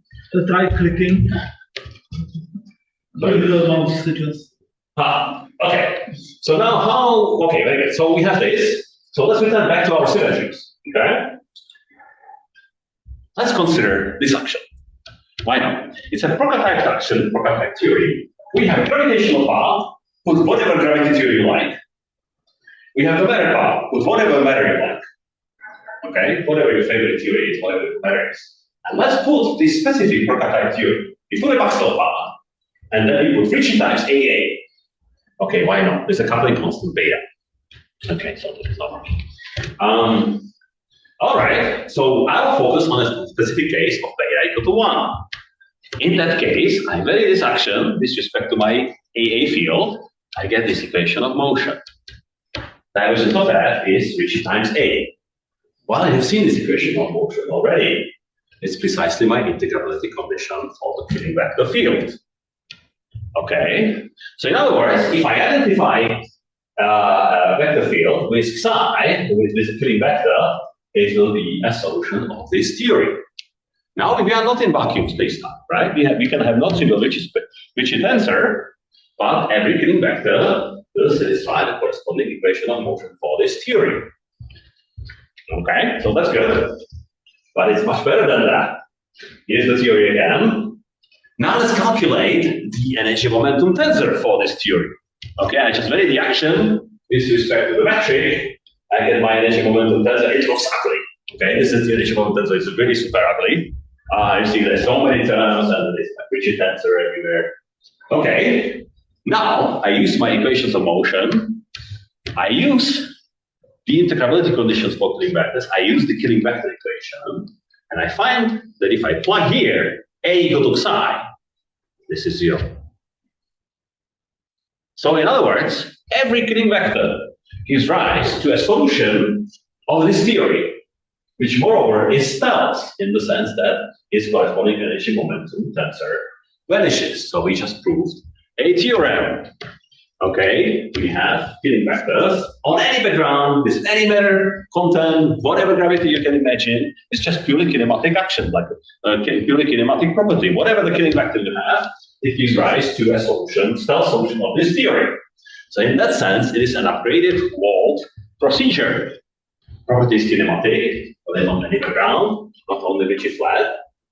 But what we are doing is that, well, we promoted the test field of walls, which satisfy only the field equations, but no back reaction, to arbitrary strong stealth field. Okay, now we can in principle have back reaction, but back reaction vanishes for Killing vectors. Okay, what it also does, this thing here, is effectively visualizes Killing symmetries. So now you treat these symmetries basically like real fields, the real solutions of a given theory. Okay, but there are special solutions. There are special solutions which have no back reaction. I think it's very interesting, right? Maybe it's trivial. Tell me if it's trivial. But I think it's very interesting. Sorry? It's in a particular gauge. So our theory is not a gauge theory, right? If you look at that, I have A explicitly by action. So this is not a gauge theory. Right? You can make it a gauge theory by Stackelberg's trick or whatever, but this is not a gauge theory. But, like, thank you. Perfect. Interestingly, it also works for conformal Killing vectors. Okay, so we just generalize this theory a little bit. So conformal Killing vectors can have non-trivial divergence. If I generalize this theory to have non-trivial divergence, it will also be, they also give rise to stealth solution of that theory. But it gets even better. I told you there are other symmetries, not only Killing vectors, but there are also, these deformed Killingian tensors and so on. By the way, this is a misleading picture. I just included it to confuse you completely. This field is the field I like. It's the one which is the tilted magnetic field of a tilted relation. So this is how it looks like, okay? So now what we are doing instead, we'll be considering these P-form symmetries and considering the corresponding field around the black hole. Right? This is not bad. I will show you in a minute how the Stell's P-like or P-form field looks like. So wait for that. So this is just completely misleading. I put it there afterwards. Okay, so now let's generalize this. Now let's consider two form. Okay, this is my generalized action. Okay, F is T omega. I have a two form omega AD. That's my two term. Now I'm exposing the Riemann tensor explicitly. So it's not only the Ricci term coupling to Ricci, but also coupling to Riemann explicitly. Okay, so well, that's a theory. You can write down the equations of motion. They look like this. You can write the corresponding energy momentum tensor. Looks like that. It's horrible. Horrible. Really, really, who would ever solve this theory? Right? Well, we have Killingian tensors. Symmetrization of the covariant derivative in the first two indices gives you 0. While object is already antisymmetric, it means that the covariant derivative is actually antisymmetric from the very beginning. Okay, that's the definition of Killingian tensor. Covariant derivative is completely antisymmetric. Very good. So then it follows the integrability conditions. Well, divergence of F is 0. It's like divergence of Killing vector is 0. That's the first equation. And then I have something like the Killing vector integrability condition. Two derivatives acting on that gives you Riemann times that. Okay, so that's again takes things like, well, maybe this takes 5 months to derive. But now I can contract the two indices.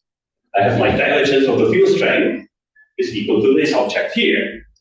Well, that object is precisely the equation of motion for this Broca type action. Okay, so it's precisely this equation of motion here is my, so if I identify omega with the Killingian two form, then I will get a solution based on this second integrability condition. At the same time, it can be shown, that's non-trivial, that the corresponding TD, which is horrible, horrible, horrible, is automatically 0 for Killingian tensors. So again, Killingian tensors give rise to Stell's solutions of the above theory, which I showed you. And that's true on any background, with any metal content, whatever you want, right? I think it's very interesting. Okay, it works for P-forms as well. Okay, so you can generalize to any form. Example, we have K, we have the Killingian tensor I've shown you that exists there. Okay, so it will be a solution of this theory. Now we don't know how to, well, for Maxwell field, you can calculate something like charge or whatever, right? So it's integral over 2 sphere. Now we are a little bit more complicated. We have F is a 2 form. The field strength will be a 3 form. So why not integrate over a line star of F? So we chose to integrate over a circle just to show you something, right? And so sigma is like r squared plus a squared cosine squared theta. So this thing goes like 1 over r for large r. So it vanishes. So there is no flux through this line thing at infinity for K. Okay, almost done the field. Oh, perfect, thank you. Okay, different example, tau knot. Tau knot space-time, beautiful space-time, counter-example to everything. Okay, some people hate it, some people love it, we mostly love it, right? So here we go. It has a non-trivial Killingian tensor written over here. Again, it's a 2 form. In this case, when I calculate the same flux at infinity, well, F goes, when R goes to infinity, it goes like 1. So this thing will be finite. Okay, so now you have non-trivial hair, which is detectable from infinity, which you can put there. It's a Stell's solution on top of top knot space-time. Other examples, well, you can do Kerman area space-times in all dimensions. You can do some PPA space-time. You can FRW space-time. They all admit some non-trivial Killingian tensors, non-trivial these generalized symmetries, and you can play the same game. Okay, summary. So Killing symmetries give rise to Stell's solutions of these generalized Broca type theories. Okay, so now what I was first excited about, well, I have a given theory, and maybe I can characterize the symmetries as those which give rise to Stell's solutions. Unfortunately, that's not true. There are other Stell's solutions in the given theory which are not given by direct symmetries. Okay, so I cannot really say that the symmetries are the only stealth solutions of that theory. Unfortunately, that's not true. Anyway, this is a kinematic effect, whether on any background or any theory. In some sense, it's just a visualization of symmetries, right? It just gives you like I want to treat symmetries, which are something abstract in the manifold, something that satisfies some equation, but is not a real field. Now I treat it as a real field, as a solution of my prototype theory, right? But they are very special in that sense that they are not back-reacting, that they don't want to be seen. They are stealth. Okay? So in some sense, there are some like reference frames, like special fields in your space-time, which you can put there if you want, and there'll be like a measure something with respect to these frames, like that. Anyway, the construction generalizes to higher form Killing-Yano tensors. We have not checked what happens with these symmetric Killing tensors. I told you that symmetric objects are more ugly than antisymmetric ones, less fundamental. So I expect that it may still go through, but it will be more ugly for Killing tensors, but we have not checked that. They can be used to construct, hairy black holes with this hair, right? So charge from the black holes in both dimensions. This is a workshop of thermodynamics. So what we have not, well, we have checked that if you have Schwarzschild with this, DT solution of the proper theory, there should not be any imprints of thermodynamics of such holes. Okay, whether that's true in general for all these types of solutions, I don't know. If you want to help me with that, I would be very obliged. So if you construct these hairy black holes, can I see that there is this hair from thermodynamic properties of this hole, right? And then I promised you how really these P-form stealth solutions look like, and they look like this. Okay, so thank you so much.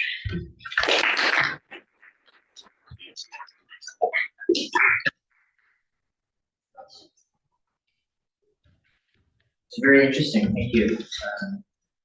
So if I understand correctly, these Croker fields wouldn't be able to interact with other fields, right? Because unless you had many of them, right, interacting with each other, but none of these stealth Croker fields are going to be interacting with a non-stealth field. That's right. That's exactly correct. You can couple them to some test particles which don't have any back reaction or whatever. And so like placing a test particle, maybe if it interacts with this field, I could see that the particle is not behaving on geodesy, it's behaving like under the influence of electromagnetic field or whatever. I could see that there is this stealth field. But if you start putting back reacting better, of course, if there's a coupling between these stealth solutions, you break the stealthiness. Right. Yeah. So then there will be a back reaction. Thanks. That's exactly right. Have you checked if you perturb this stealth Croker field, the black hole solution remains stable under that? Or? We have not studied any. We have not studied. Yes. Is the Carter constant related to the extra constant in the motion in Kepler problem, which is the related to the lens Laplace vector? Yes and no. It is of the same type. So in the sense that the Laplace-Runge-Lens vector is a hidden symmetry. So the Laplace-Runge-Lens vector, it looks like something like L times P or whatever, something like this, L times P. But there is also an absolute term, F of R, something like that, and then the vector and hat or whatever. So this will be the Laplace-Runge-Lens vector. So if you look at this thing here, while L is the angular momentum, so this is quadratic in momentum. So this piece is quadratic in momenta, but there is also a correction term which is 0 lower momentum. So what you can do is that you can lift this to some higher dimension and you can homogenize it so that this is precisely given by a Killing tensor in some higher dimension. Okay, so now this is a vector. This is a vector. So we will have 3 Killing tensors in higher dimension. In KF spacetime, you have 1, right? But in turbulent spacetime, you have something like 3. So basically, the analogy is between tau naught and the normal Kepler problem. You have like 3 Killing tensors, 3. So in tau naught, you have as close to Laplace-Runge-Lens vector as you can. But indeed, you can map this to a Killing tensor, but you have to go to higher dimensions. To homogenize it, you have to put extra p here so that it's quadratic in moment 2, and then it's a quadratic in moment 3. Yes. So I don't know if this makes sense, but like, do you think it would be possible to use the same sort of thing to identify like curvature invariants that aren't topological invariants, but might vanish on a certain background? Topological. Because essentially you're showing that the symmetry gives you particular combinations of fields such that on a background it satisfies, like its variation satisfies its own equations of motion. Yeah. So like, if I have like a Gauss-Bonnet invariant in 4 dimensions, it manages identically, its equation of motion manages background. But I can also make more general invariants that manage when I have symmetry. Right. I have no idea, but we should look at that. I think settlement. But yeah. Because TBU is 0, does that implies something about the invariant or the Riemann tensors, right? Well, yes and no. So TBU, so this is true in any background. But of course, not every background will admit these symmetries, right? So you know that you have spacetimes which have no killing vectors, right? So then you can apply it. So for killing out tensors, there are very strict restrictions on which spacetimes you can have them. And they are, for example, algebraic special spacetimes. So if you want killing out 2 form, must be type D, wild tensor and stuff like that. So very, very special spacetimes with these symmetries, right? So in that sense, there are restrictions on the Riemann tensor, but they are coming from the existence of these symmetries rather than from the requirement that it's a stuff solution. There is no restriction in there. Last question: for this field to be somehow the Broca-field we will behave, I don't know, propagating causally and so on. Can it be any type of killing vector, or do we need a time-like? Doesn't matter too.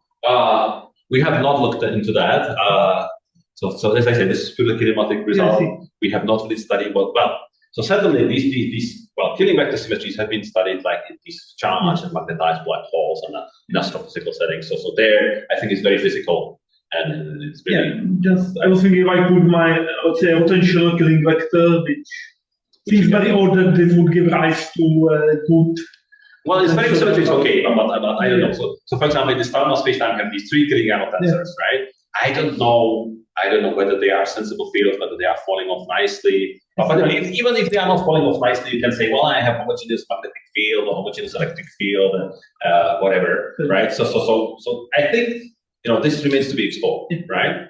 But thank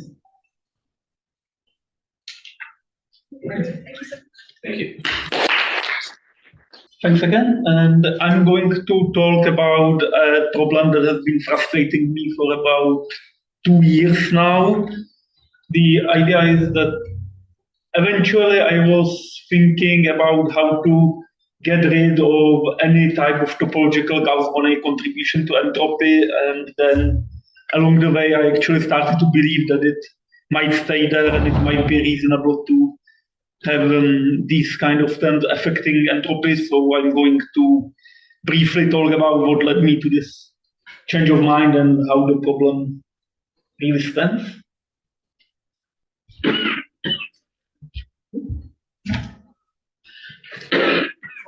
I'll start by discussing in general what's the status of the Gauss-Bonnet term in 4D, what are its peculiarities, and then I'll discuss how it affects the boundary problem, what kind of boundary conditions, and especially boundary Lagrangians do we need to consider for this to work. And then I'm going to talk about thermodynamics with the Gauss-Bonnet term being present, how it affects especially entropy, whether these effects are detectable, and I'm going to do this in 2 ways. First, in the covariant phase space approach, and then in the Euclidean signature following the grand canonical ensemble of shell construction of Brown and York.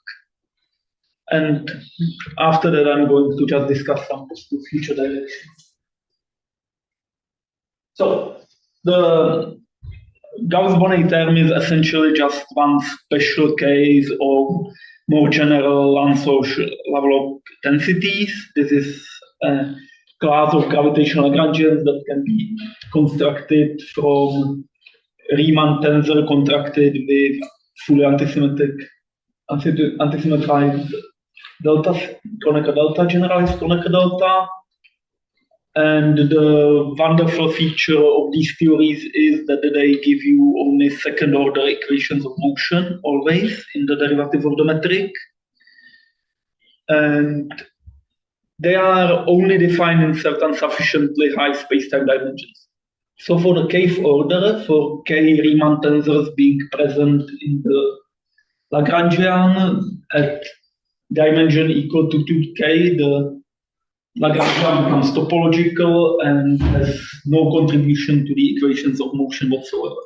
At k, at d greater than 2k, you have contributions to the equations of motion and you deal with full-on modified theories of gravity. For d smaller than 2k, there is this term completely vanishes for symmetry reasons. It's relatively easy to check. So for me, the interesting is exactly the critical dimension d equals 2k. And for simplicity, I will focus on 4D case, where actually the most general Alonso-Serrano theory that has some non-trivial dynamics is general relativity, with Lagrangian simply being equal to scalar curvature.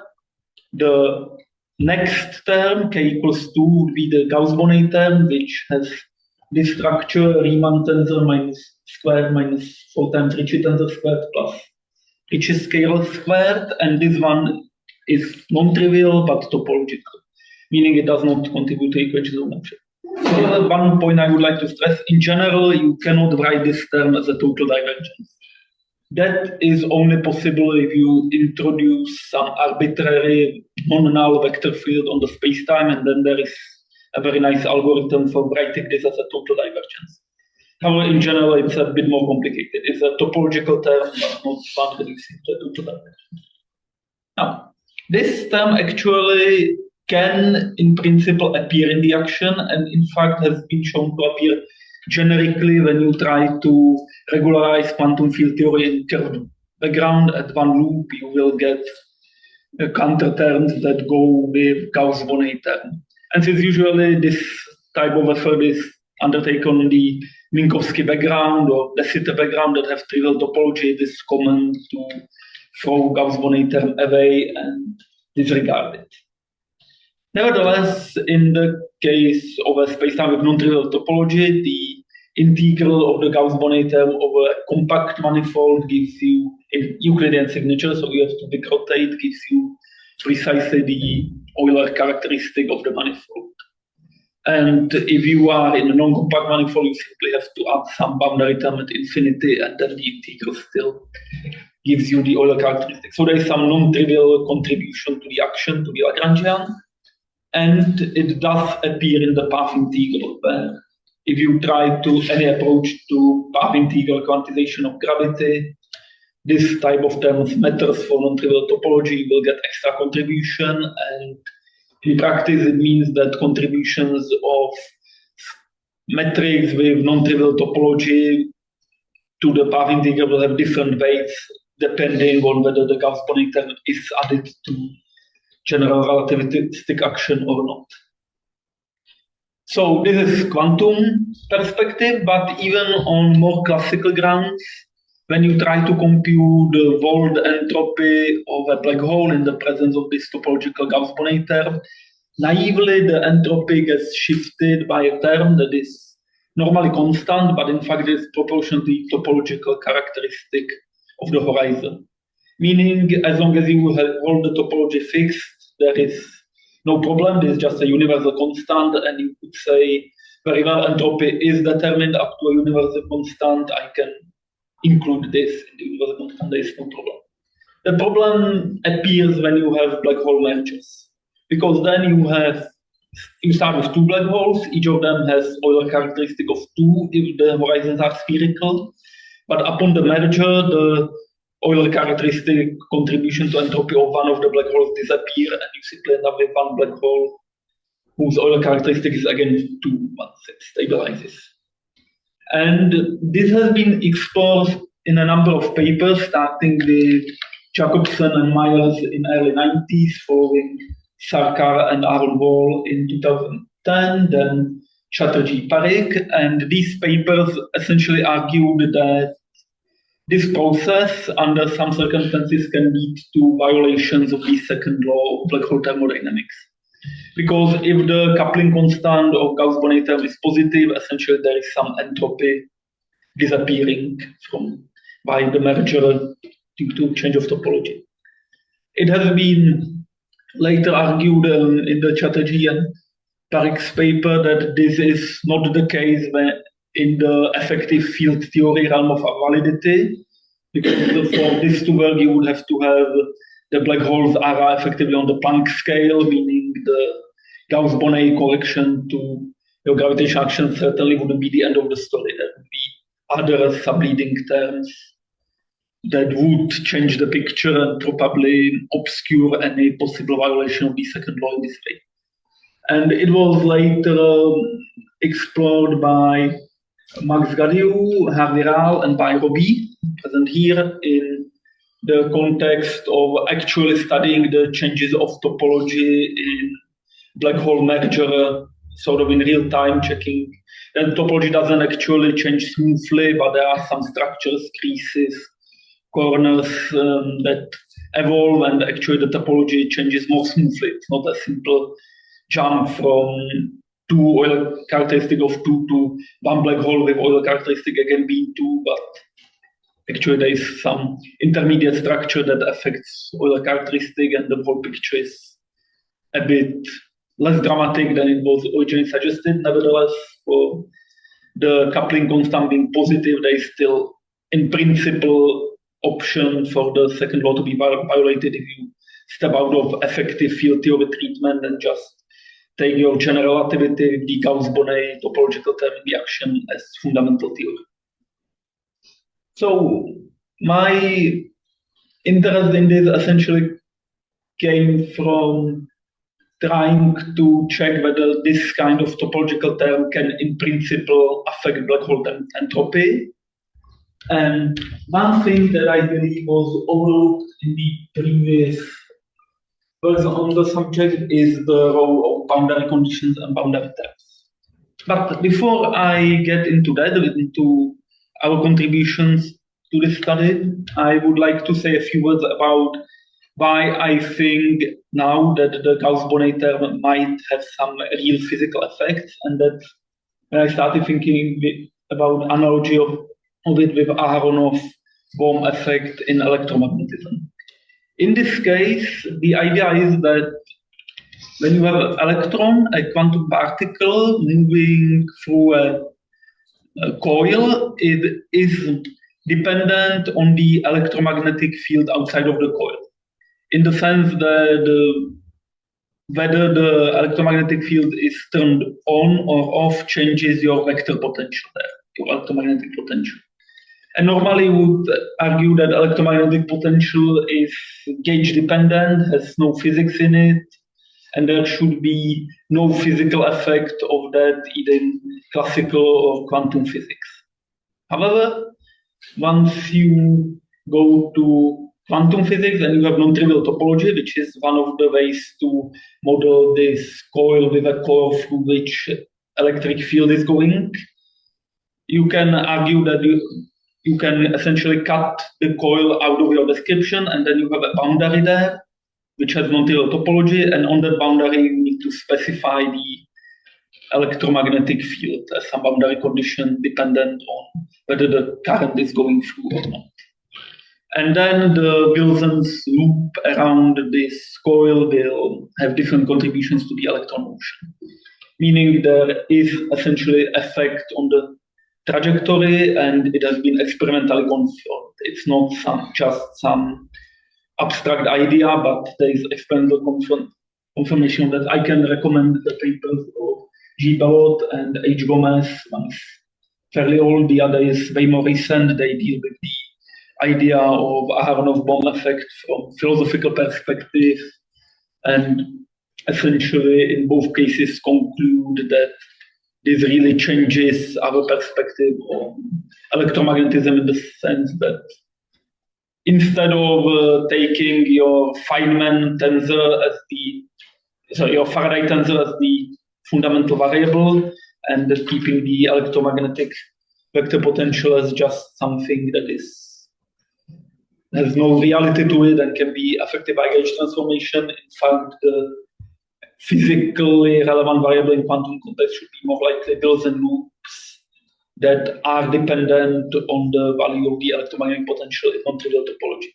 You're essentially dealing with Poincare lemma here because there is a class of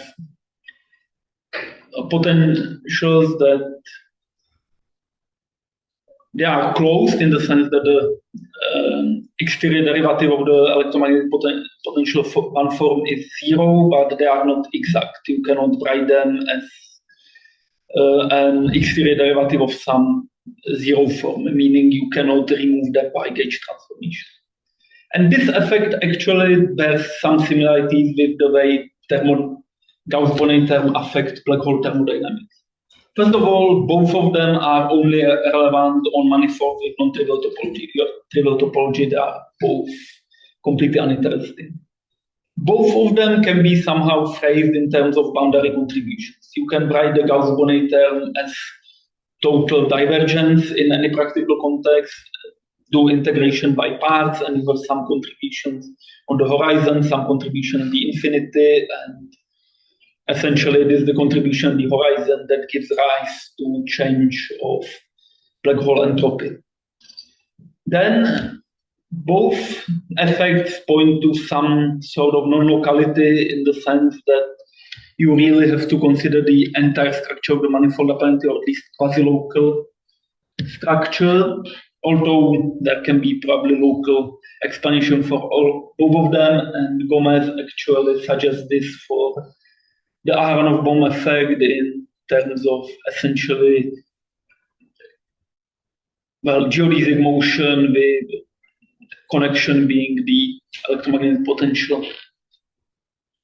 And another very distinct feature of these two effects is that both of them are sort of visible on the level of classical physics. When you write the action of classical electromagnetism, you can add boundary terms that depend on your electromagnetic potential, and you may wonder whether these have any real physical consequences. And in the same way, you have your Gauss-Bonnet topological term potentially present in the action of general relativity. But in neither case, you are able to, based just on classical measurements, determine whether this is really the case.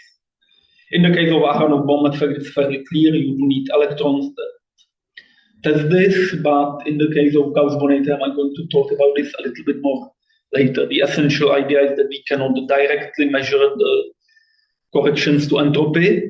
We cannot directly measure the entropy at all on thermodynamic level, and unfortunately, this type of corrections have no effect on the heat flux, so it also does not allow us any indirect measurement. So experimental confirmation of any physical effect of Gauss-Bonnet is also relegated to the quantum realm. And the possible lessons that we can then draw from this analogy and hopefully from the Gauss-Bonnet term is that maybe there is something to be said about our choice of variables in quantum gravity. I have no specific idea or proposal for this, but apparently this is one of the things that appear from the Aharonov-Bohm effect, the difference in how we can parameterize the theory in the context of classical Maxwell electrodynamics and in quantum electrodynamics realm. And second thing I would wonder about is if it works the other way around, if we can have some effect of electromagnetic potential present in black hole thermodynamics, taking advantage of the non-trivial topology, or indeed if we can have a sort of Aharonov-Bohm effect around the black hole. That is entirely open question, but maybe there is some potential. So now for the main part of the talk, which is the boundary problem in the presence of Gauss-Bonnet term. And here the first step is that even though the Gauss-Bonnet term is not contributing to equations of motion, it gives you trouble when you try to define any well-posed boundary problem without adding a boundary Lagrangian. Because its variations contribute at the boundaries, and they contribute with a term that depends both on variations of the boundary metric and with variations of generalized momentum. So no matter what kind of boundary conditions you choose, you always have to introduce boundary terms. On time-like or space-like boundaries, the situation is fairly simple. If we want a well-defined Dirichlet boundary problem, that is fixing variations of the boundary metric, we need to add the Myers boundary Lagrangian. That is a complicated term that here I denote by KGB. It is cubic in the extrinsic curvature, looks fairly ugly, but there is essentially no reason to know the exact form of this term. It is well known, well established. And so this is the Dirichlet boundary problem, and now we may of course wonder how it is with other choices of boundary conditions. For example, in general relativity, when you have Dirichlet boundary problem, you need to add the well-known Hawking-York-Gibbons term to the action, and by contrast, for Neumann boundary problem, for fixing the generalized momenta, there is in 4 dimensions no boundary Lagrangian that you need to add. In general, the boundary Lagrangian is again trace of extrinsic curvature but scaling with dimension -4. So you would expect if we go from Dirichlet to Neumann with Gauss-Bonnet term, we no longer need Myers boundary Lagrangian, but it will be something else.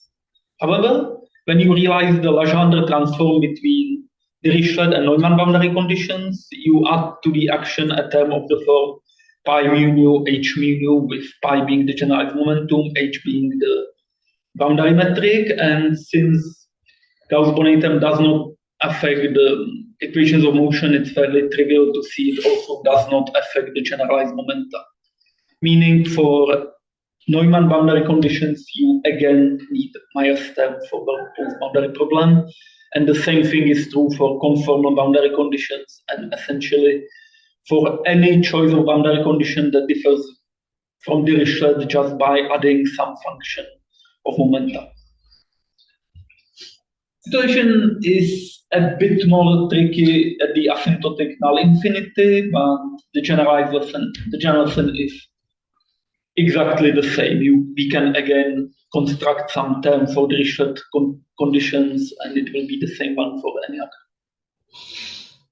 And the most important conclusion in both cases is, either for now or for space-like and time-like boundaries, is that the boundary term exactly cancels the contribution of the Gauss-Bonnet term at the boundary. Meaning, whenever you add boundary term, boundary Lagrangian, there is no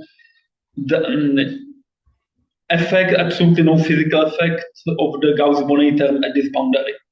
The variation of the Gauss-Bonnet term exactly cancels with the variation of the boundary Lagrangian, and also when you do write the Gauss-Bonnet term as a total derivative, even the value of the integration by parts of Gauss-Bonnet term, the contribution you get on the boundary, it exactly cancels with the boundary Lagrangian. So from this perspective, it would seem we get no physics associated with Gauss-Bonnet term whatsoever. That everything just cancels by the need to get a well-posed boundary value problem. And in this sense, the Gauss-Bonnet term would be indeed trivial. However, the situation is a bit more and by the way, one comment that I should probably make, this is completely independent of the value of cosmological constant or the asymptotic conditions of any kind. As long as you have smooth boundary, this holds. If you have, for example, a cosmic string intersecting the boundary, perhaps the situation is a bit more complicated, but in any reasonable situation, certainly for stationary black holes with any asymptotics, this will hold. the only place where we can break this and potentially get some physics related to Gauss-Bonnet term are the interior boundaries inside the spacetime, and in particular the black hole horizon. And the reason is that the variation of G evaluated on the contribution of it on the horizon is actually proportional to the variation of the Euler characteristic of the manifold as such. And since smooth variations of the metric cannot change topology in the sense they cannot change the Euler characteristic, which can only change when you step outside of the smooth variations, you do something that is discontinuous, at least on some level with first or second derivatives. We can say that the Euler characteristic is fixed under any variations, and therefore we do not require to add any boundary Lagrangian on the horizon. Even though, and this is unusual, but in general you do need to consider boundary Lagrangians on the horizons of dynamical black holes, and they play an important role there. For stationary black holes, it is probably well known, especially in the context of Euclidean thermodynamic methods, that since the horizon is stationary, it essentially becomes a point after Euclideanization of the metric. There is no boundary Lagrangian ever included there, and it does not affect physics. And if you would include a boundary Lagrangian, it would anyway be zero. But for the case of dynamical black holes, the situation becomes more complicated, and adding the appropriate boundary Lagrangian actually changes your symplectic potential and in effect changes your conserved charges and thus change entropy of the black hole. But this whole machinery is not necessary for the Gauss-Bonnet term, whether for stationary black holes or for dynamical black holes. We always have a well-posed boundary problem on the horizon without any boundary Lagrangian, simply by virtue of the Euler characteristic being fixed under variations. I'm just citing here the Myers paper on the boundary Lagrangians in level of gravity, and another paper that by Julie and Berti that very clearly shows that the generalized momentum is trivial for Gauss-Bonnet. So now let's go to the thermodynamic itself, and let's start with the covariant phase space perspective. So simply put, covariant phase space methods are a systematic and covariant way to obtain symplectic form and conserved quantities in generic gravitational fields. The basic idea is we take a small variation of the Lagrangian, and we do have to include the boundary Lagrangians for this to work properly in general, and we get as exact forms coming from this variation the symplectic potential in the bulk, theta bulk, and the symplectic potential in the boundary, theta boundary.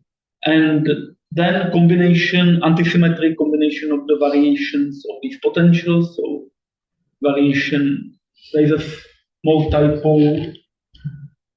This part shouldn't be exact.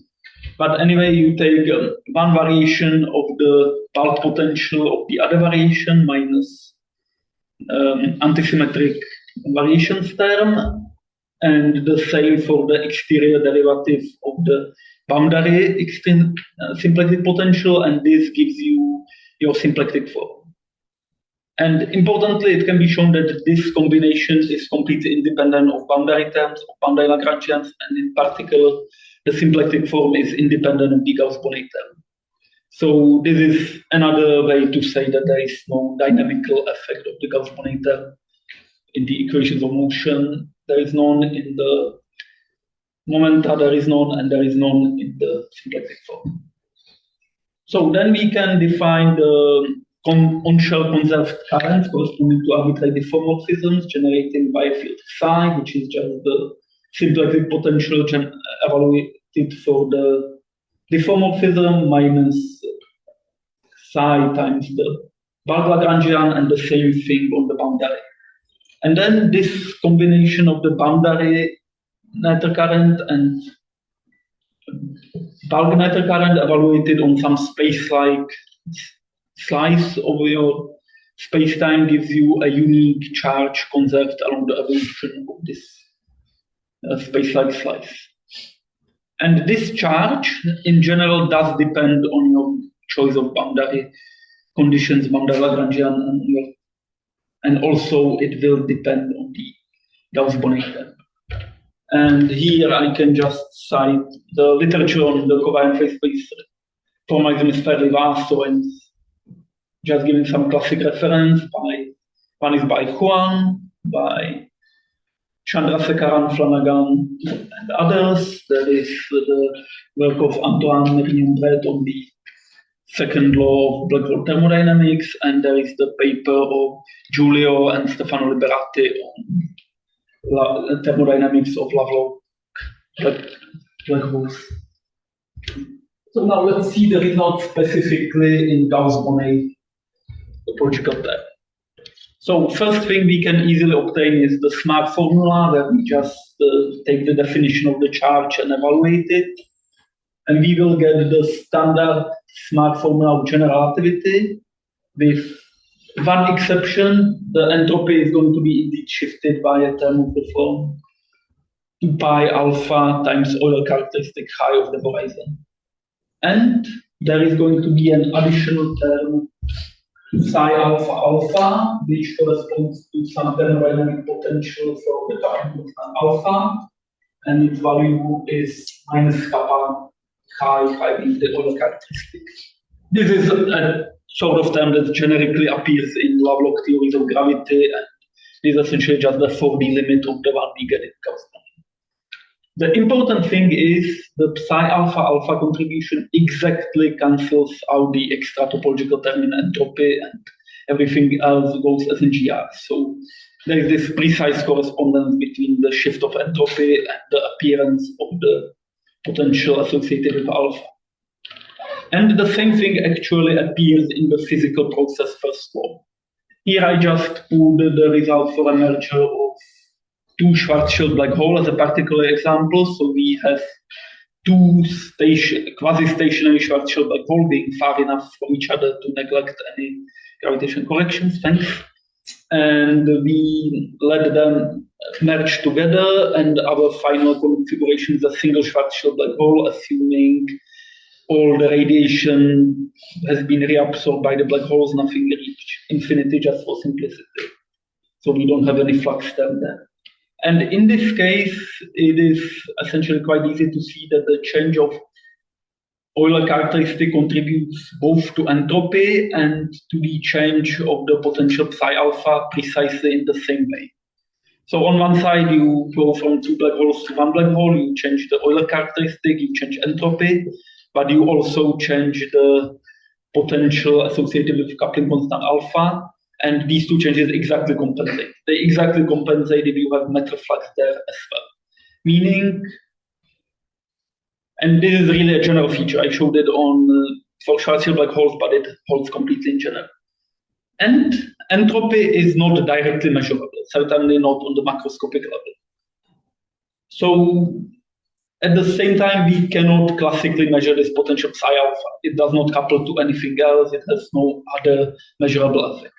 Meaning, okay, we have formally a shift of entropy, but there is no classical physics way to observe it.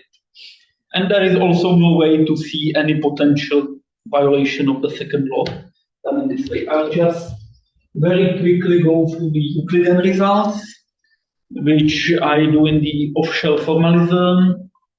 But the essential lesson we have here is that we get the same thing called the shift of entropy, and there is going to be a potential term psi alpha coupled to that. There is essentially no surprises here.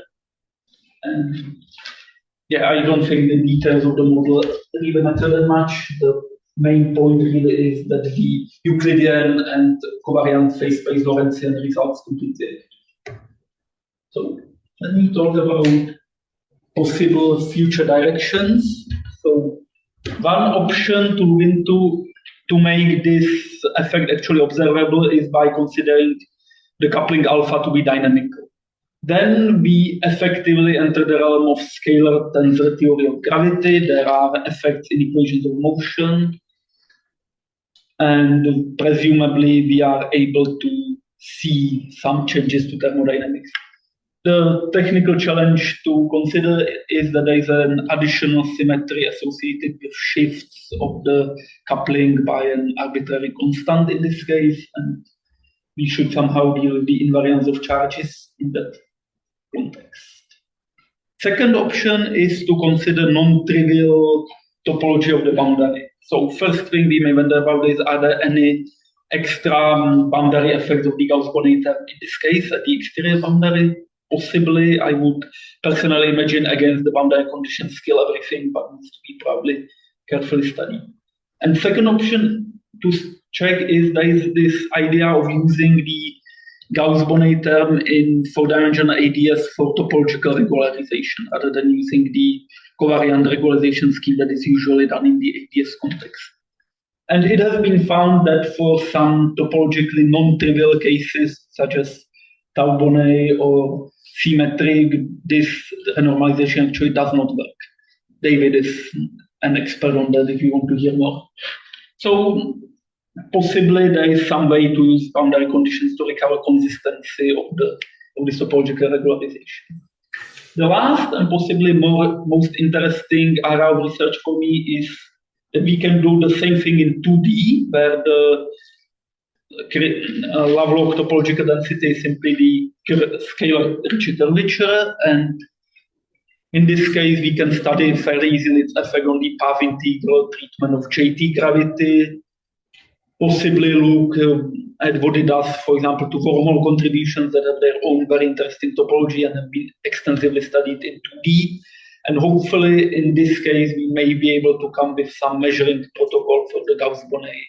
Actually, in this case, for the scalar curvature contributions, topological contributions to the path integral and to black hole thermodynamics, and maybe that gives us some sort of a map on how to do it in 4D. Well, that's all, and thank you so much for the attention. Well, thank you to everyone, and especially for the organizers. It's really a blast to be here and enjoying the conference. Yeah, so when I was invited to this, I was not sure because I don't work in entropy much. I work on gravity, classical gravity, but more applied on the mathematical side. So I thought about what would interest this audience, and then, well, I think that is something that would interest a lot of people. That is a package that I created for myself, for my calculations, and eventually I just released not long ago. So it's more like a presentation, and hopefully that you would find interesting. And yeah, it's called xCPS. So let me do like a bit of an introduction. It's working. Yeah. So of why I wanted to do this, and a bit of theory as well. Why is not working?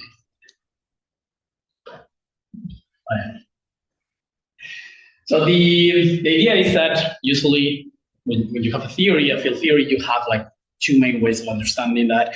One is the canonical, also known as the Hamiltonian formalism, and the other is the covariant phase space. In the canonical formalism, you have your space-time, and then you break it, you take some time and some space, so you split it, you put some initial conditions, you evolve through integration, and that's how you deal with the theory. On the other hand, the covariant phase space, you grab the whole field in the whole space-time. And the idea is that if you put some initial data, you can integrate and obtain one solution. And if you grab one solution and you kind of cut it, then you can get some initial conditions. It's not one-to-one because there are some integrability things, and there is some gauge freedom that sometimes things are complicated. But in essence, you have these two mostly equivalent ways of looking at things. I say mostly because they are not entirely equivalent, and you have some advantages and some disadvantages. The advantages on the one side is that you have this dynamical perspective that I was talking about. You take a picture, and then you can see time by time, like you can literally integrate and you can do numerical approach. For instance, you have also some universal structures in the sense that usually you're working on the cotangent bundle. The cotangent bundle is a very nice bundle because you have a canonical symplectic structure, which also allows you to at least try some quantization schemes. There is some disadvantages because you're breaking your space and time. There are some loss of symmetry. It is still there, but it's not clear how to recover sometimes those symmetries. And then there is also a bit of a struggle to work with null infinity because you're working on a slide where the null infinity is like outside of that slide. So it doesn't mean that it cannot be done, but it's not as suited to do that. The covariant phase space on the other side, the symmetries remain explicit because you're working with your whole space-time. The null infinity is within your space-time if you compactify. It's easier or it's very easy to obtain some conserved quantities through the Noether theorem, and higher derivative and first order theories are the same. When we talk about higher order derivative, usually we talk on the time. So there is no time, everything is the same. There is no difference on how you deal with one or the other. You just integrate by parts and everything is the same. What is the drawback is that, well, there is no canonical structures. I give you just a theory. There is no symplectic structure that you can obtain as in the cotangent side. There is a way to obtain a covariant phase space, a symplectic structure, and this is what is usually known as the covariant phase space method. So now, these kind of good things of the covariant phase space are also very good to do certain calculations. So you can apply to like thermodynamics, that I put it because of this conference. But of course you can do that, as there has been a lot of talks about that. We can do asymptotic symmetries, the BMS of theorems and a lot of things. And you can do gravitational wave physics where you read like the News tensor or whatever you're reaching on the null infinity, and you can do that through the covariant phase space. What is the problem with that? Well, the calculations are quite tricky. If you have high derivative theories, or you have like very complex structure, like a weird bundle or whatever, computations can get very, very messy. And especially if you're working with generic Lagrangian that you don't want to specify, then things can get tricky. And that's why I developed xCPS that I call, that is a mathematical package built on exact.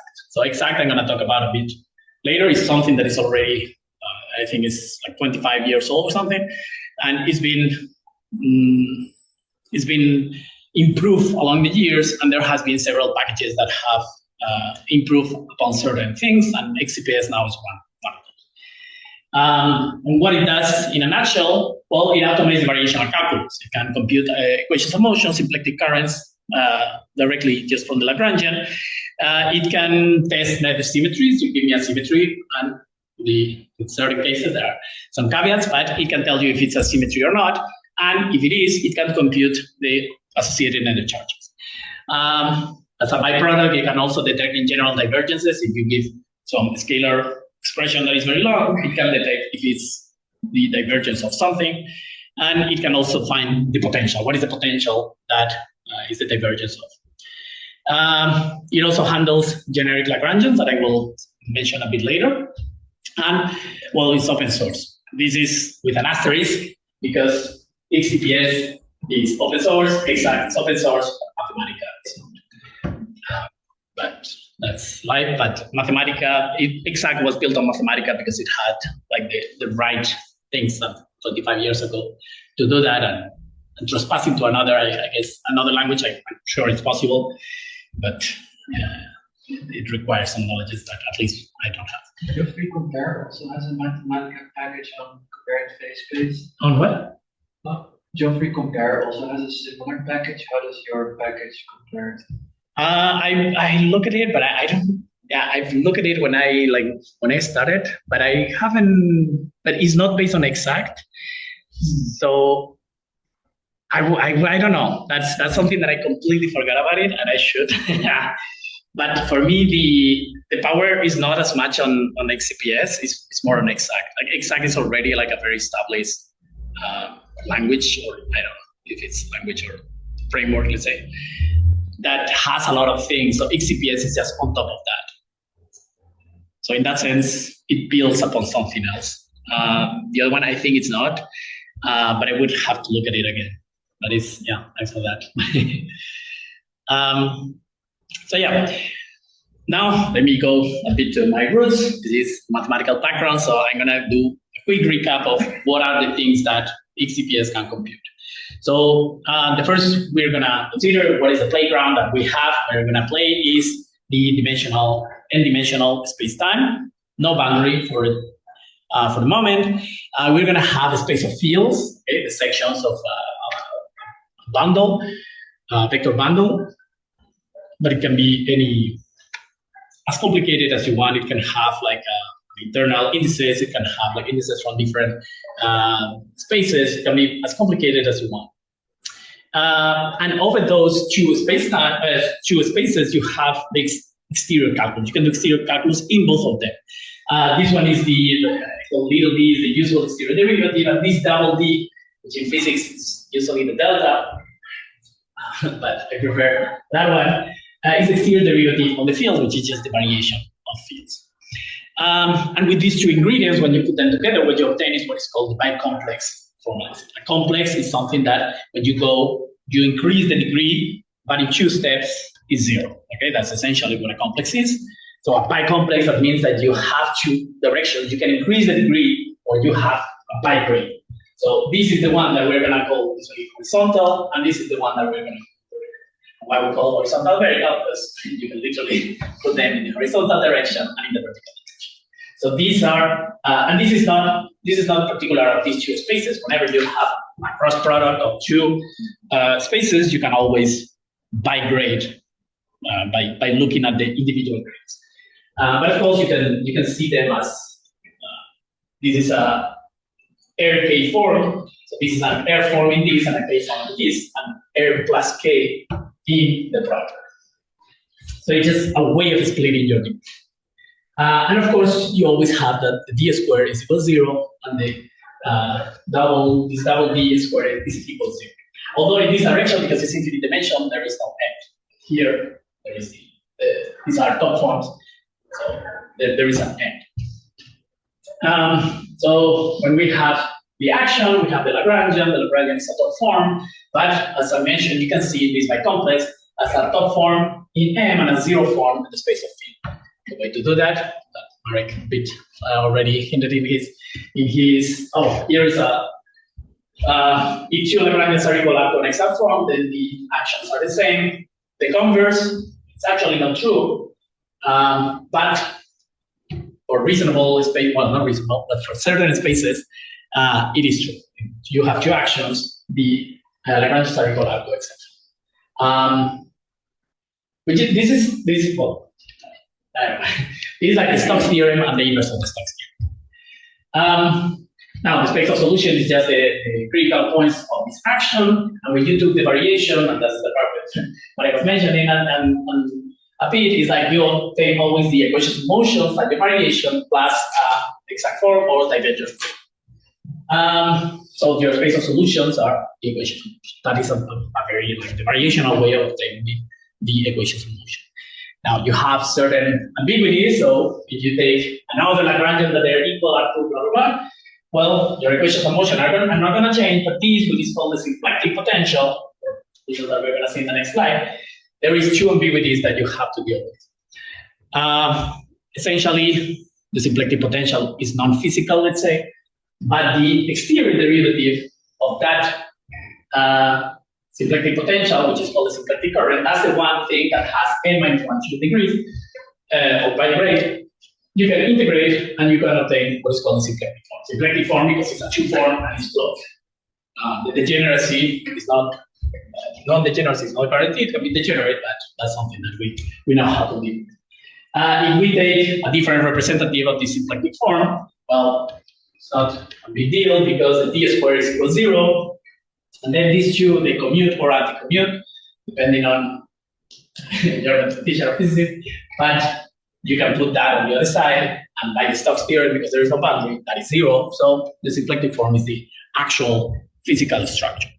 There is still one dependence, that is the Cauchy embedding, that is the sigma that you have chosen, but we know that when we go on shell, when we go to the space of solutions, things do not depend on any of the choices. So this is the best we can do to have a canonical in the sense that, well, it depends on the action, but once you fix the action, the space of solution is given and the symplectic form is given. So one of the drawbacks that we had that in the cotangent bundle we had by default a cotangent symplectic, a canonical symplectic form. Here we have to do a bit. It is worth noting that in the Hamiltonian side you still have to do a pullback to the constrained space. So that's why you have to. That's where the S is actually hidden in the Hamiltonian side. So this is one of the things that we also, I'm gonna touch a bit, is the what I call variational vector fields, which are just vectors on the space of field. That is one of the important things. Here is your space-time, but then you have your weird space of fields. And that is here that you're gonna consider one field, like a metric or whatever, and that is a vector in this space, not in the space-time. And this is, you just consider as a vector on the space of fields. There are other ways of writing these kind of things. In physics, sometimes you will see something like a delta and a sub x here of phi equals psi or something like that.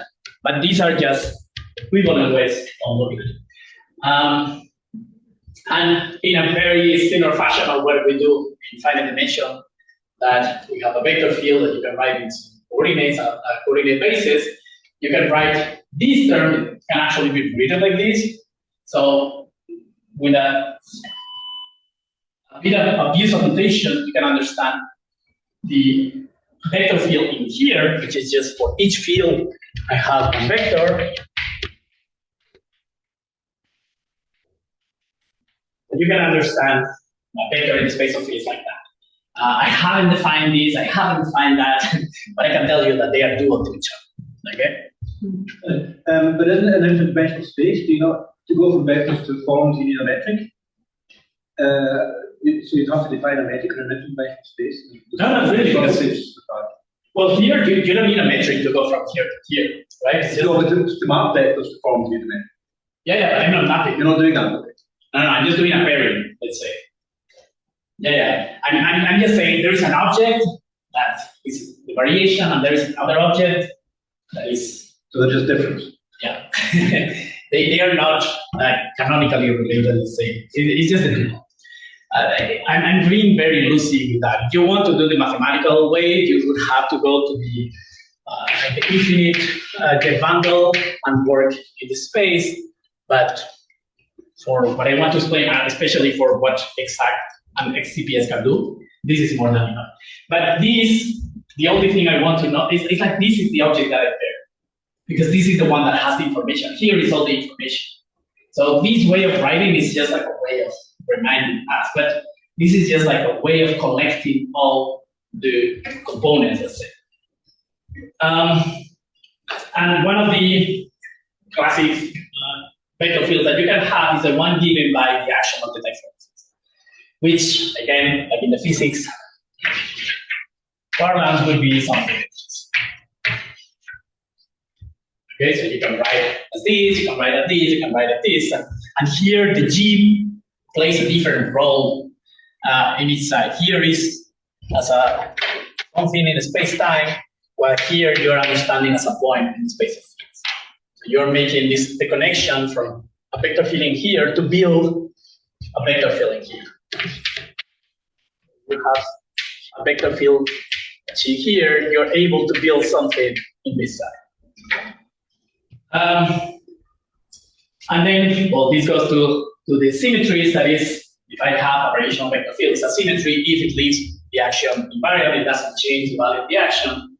And this is usually a bit too strong, so usually we require something a bit less strong, which is that the variation of the Lagrangian in this direction, it gives us something that is exact. Of course, if you integrate on both sides by the Stokes theorem, you get this, but the opposite isn't true. You can have something that is a symmetry, but it's not a d-symmetry or local symmetry, sometimes called.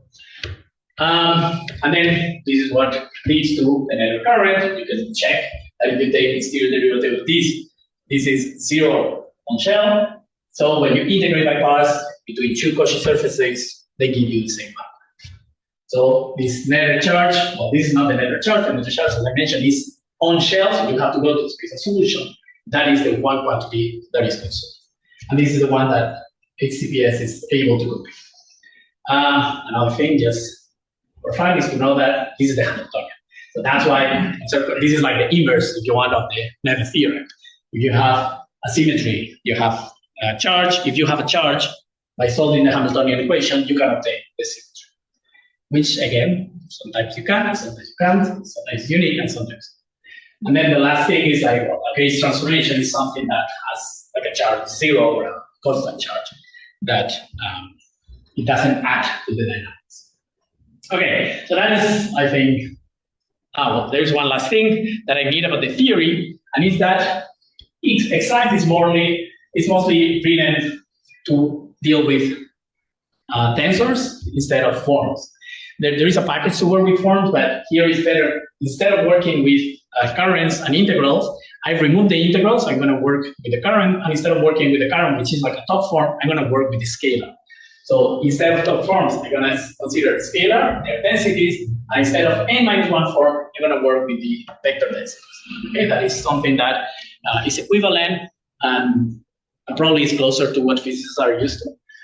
So usually what you're going to see is that the variation of Lagrangian that you write as like the density is an equation of motion plus a divergence instead of an x.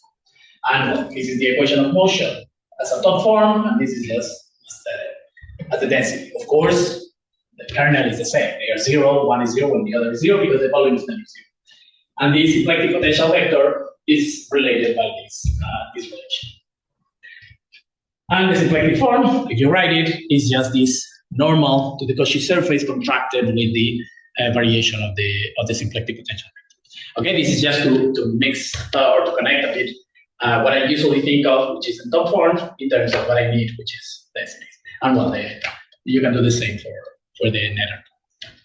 Okay, so now, quick xCPS examples, what it can be done without getting into details. It can compute the symplectic current and the Wolf entropy of G.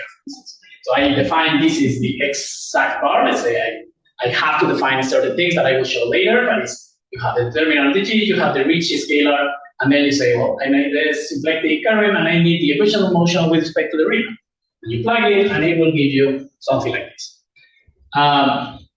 There is this object that is vertical wedge, because these are one form and one form, so you need something that tells you that they are like a Grassmann algebra, that they don't commute, they anti-commute. Okay? Now you have this object that I'm going to explain later. It's a tricky object, but it can be understood as the unitary normal to the Cauchy surface. Okay, at this point, things live on M, so I don't need to do the pullback, but for reasons that I don't know if I will have time, but maybe I explain, it's better to work with scalars than with vectors. I can compute the energy momentum tensor of every ring. So I can say, well, this is the same square root of the determinant G and F that I haven't specified, and then I say, what is the energy momentum? And I obtain something like this. And this is a funny story because I was at Perimeter last year in May, and you were giving a talk, and you talk about the quasi-topological gravity that Robie was mentioning. And I was starting to do this package, and I say, oh, shoot, I cannot compute that. So I implemented. I actually have a picture, because I took a picture.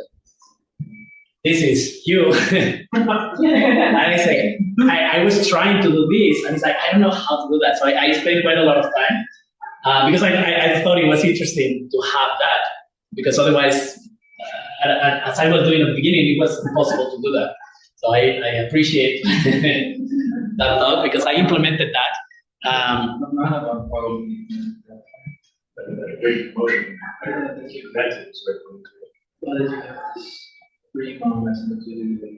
This what? I think there was already IR board, isn't it? I don't hear it. Okay. Yeah, it's good. Okay. So yeah, again, I don't need to specify what is the F, but I need these tensors that is the part of the innovation, that is partial tensors that it took me quite a while to implement. But once they are implemented, they can handle this kind of unspecified Lagrangians. And for instance, one of the things that you can do is the first variation of symplectic current of this Lagrangian, where it depends on phi and the first derivative of phi. So you want to compute the first variation and the symplectic current, you will get something like this. This is the equation of motion plus a divergence term. So it splits into the parts that we need. And again, I don't need to specify the L, and I have this symplectic form. This partial tensor, but now it's second order. And that is why, for instance, if you don't have a quadratic term in the variation, in the derivative, the symplectic form is zero. There is no symplectic form. So you need a quadratic term to have dynamics, let's say. And then the part of finding the Noether charge. So for instance, if I have this vector field, I can build it like this with this BBF from ET.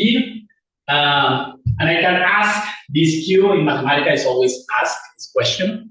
And this way of putting slashes apply after. So it's like I compute this and then I simplify. I compute this and then I do a bunch of things to like a track metric, whatever. And I say this is the vector field. There is no integral because, as I mentioned before, I only need the action.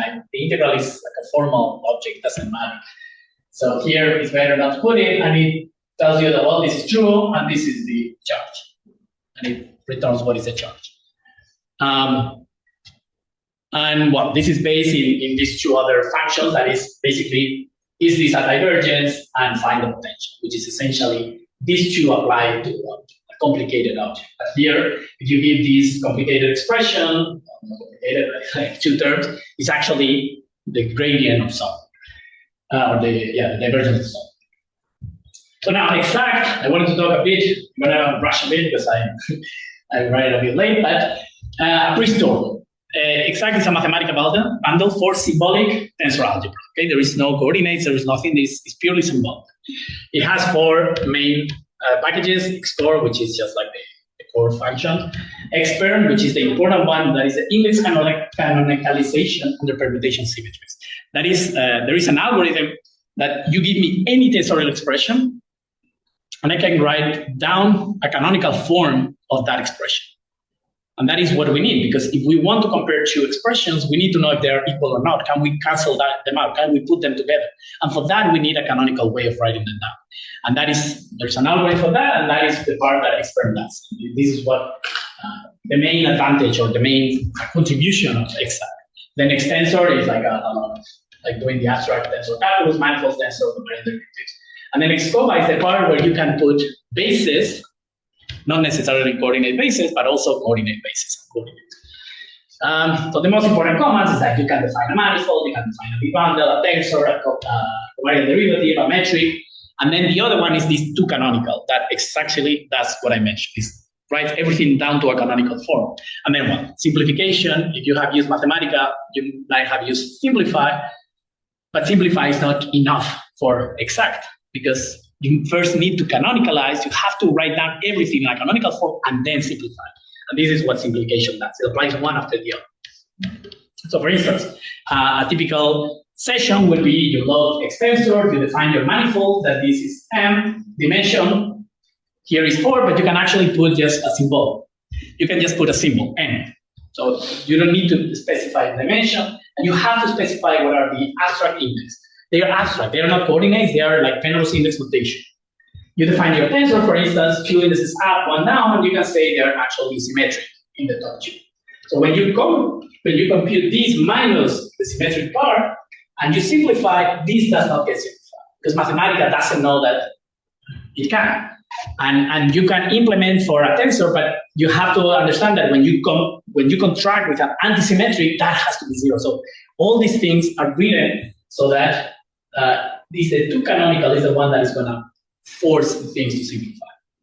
And you can do, for instance, you can define like vectors, and you can do the derivative, and you express into another covariant derivative.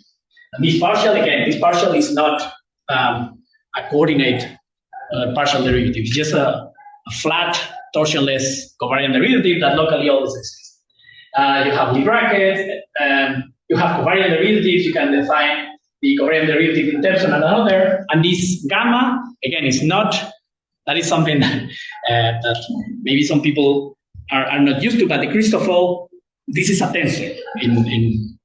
Like the Christoffel measured the difference between two covariant derivatives, and that is a tensor by definition. So in this context, it's a perfectly valid tensor, okay?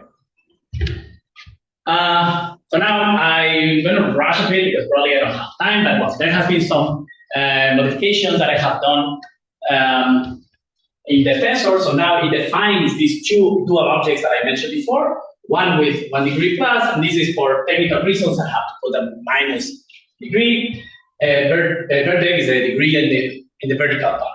I have defined this wedge that is super commutative, associative, and it's essentially the times when one of the two is 0. I have implemented these variational vector fields, which are essentially scalars that have one partial object of this per monomial.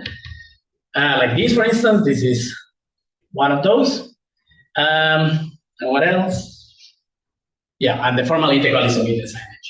All the things that I have done is like this, Bertin, bracket. So I have, this is the old exterior calculus in the vertical direction. You have these typical properties of these notations of the objects. So all these things are implemented with these two operations, sort the vertical operators and the Cartan magic formula. Which those are actually, you have to be careful because they are not always true. Okay, in finite dimension, they are always true. In infinite dimension, not always true. You have to be careful with which fields you are taking. But in general, if you take something reasonable, they are true. Now, the most important thing is probably this variational dependency graph. When you take the variation of something, this depends on the variation of this. So you can store them as a graph. So G depends or affects gamma, let's say. So if the G is 0, so G is constant, then gamma is going to be constant. It's not reversible because you can have gamma constant, but the DG different from 0. So you can, for instance, this is the partial derivative, the covariant derivative of this is 0, but this is not 0. This is going to be 0. So it's a directed graph. And you can have more complicated things like this. The covariant derivative of B depends on the variation of B, but also on the variation of the covariant derivative. So you have like two things. So you have a complicated graph of all the tensors in the session. And for instance, here, this is all the tensors of the Riemann. So the Riemann tensor depends on the Christoffel depends on the metric. And the metric depends on the Kretschmann, which also depends on the Christoffel. So you have all these complicated relations. And the important thing is that you have, or that xCPS does, is to track which ones are constant. So you can seed some constants that they spread through the graph. So for instance, here, I add some variational relations. So B depends on W, W depends on U, A depends on B, B depends on W. If I put B to be constant, then it doesn't propagate here because that might not be constant. So these are all linear, if you want, on the variations. So you can have some terms in here. However, if you put B and V, both of them to be constant, then this has to be constant. So it's like a propagation that it tells you how the variations are going to be. Okay, it's a bit technical, but I hope it's clear more or less the idea. And well, the last thing is that this graph is used by this expansive function. What it does is expand all the expression by, you can put some user-defined rules, but also you have the variation of the Riemann, the variation of the Ricci, the variation of the determinant of the metric. So all of these are implemented. Then it uses the chain rule for a stable function with these partial tensors that I mentioned. And you have the variational graph to determine which ones are 0 and which ones are not. And one of the things that it also has is that you can kind of circuit break these expansions. So for instance, if you want the verdict of the Riemann and you expand, you're going to get the typical expression that depends on the variation of the metric. But if you want in terms of the variation of the Christoffel, then you can say, well, hold the expand at the Christoffel, and it holds in there.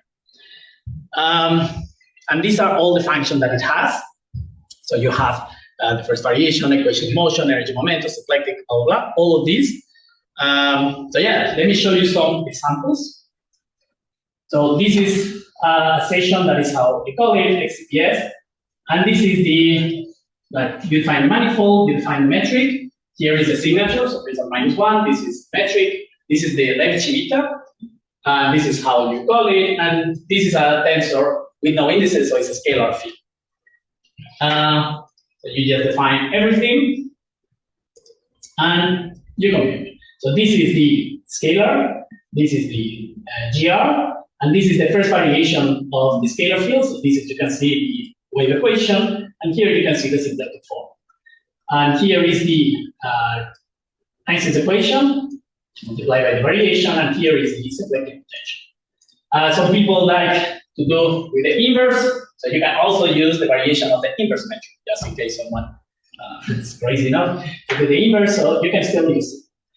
You can also just compute the equation of motion, you can do the energy momentum, the entropy that I mentioned before already, and you can see it's pretty fast, like this is like a very small, almost tablet. And this is the symplectic current. So this is the symplectic current of gravity. If you have ever computed, it's not super hard, but it's not like a 1 minute computation. It takes a bit of time. And these are the Noether symmetries, which again you can compute. But it's going to tell you that these the Fermi are not a symmetry of the scalar field because you have the metric that is fixed. There's a background object. But if you compute from GR, and you ask, is this another symmetry? What it's going to do is actually, it takes a bit of time. That is it's going to give you all these. And it's like, well, I don't know if it's a symmetry, but if those equations are true, then it's a symmetry. Why? Well, essentially what it's doing is looking if this is like this. Are there no equations of motion? So this, with an asterisk, this implies that this is exact. It's not always true, like for instance with the Gauss-Bonnet that Marek was mentioning, but it's like good enough for certain cases. And why is this not true? Because, well, I haven't applied the Bianchi equations. So there is some, if you use Bianchi, this is obviously true, and this is obviously true. So I'm applying Bianchi, and when you apply it, it tells you, oh yeah, actually those equations that look very crazy, they're actually all true if you apply Bianchi. You can also obtain the Noether current of the scalar field. Well, it tells you, well, there's actually none. We know because it's not another symmetry. So because it's not another symmetry, it's not finding the Noether current. However, for GR, it's here. For GR, it does find the Noether current.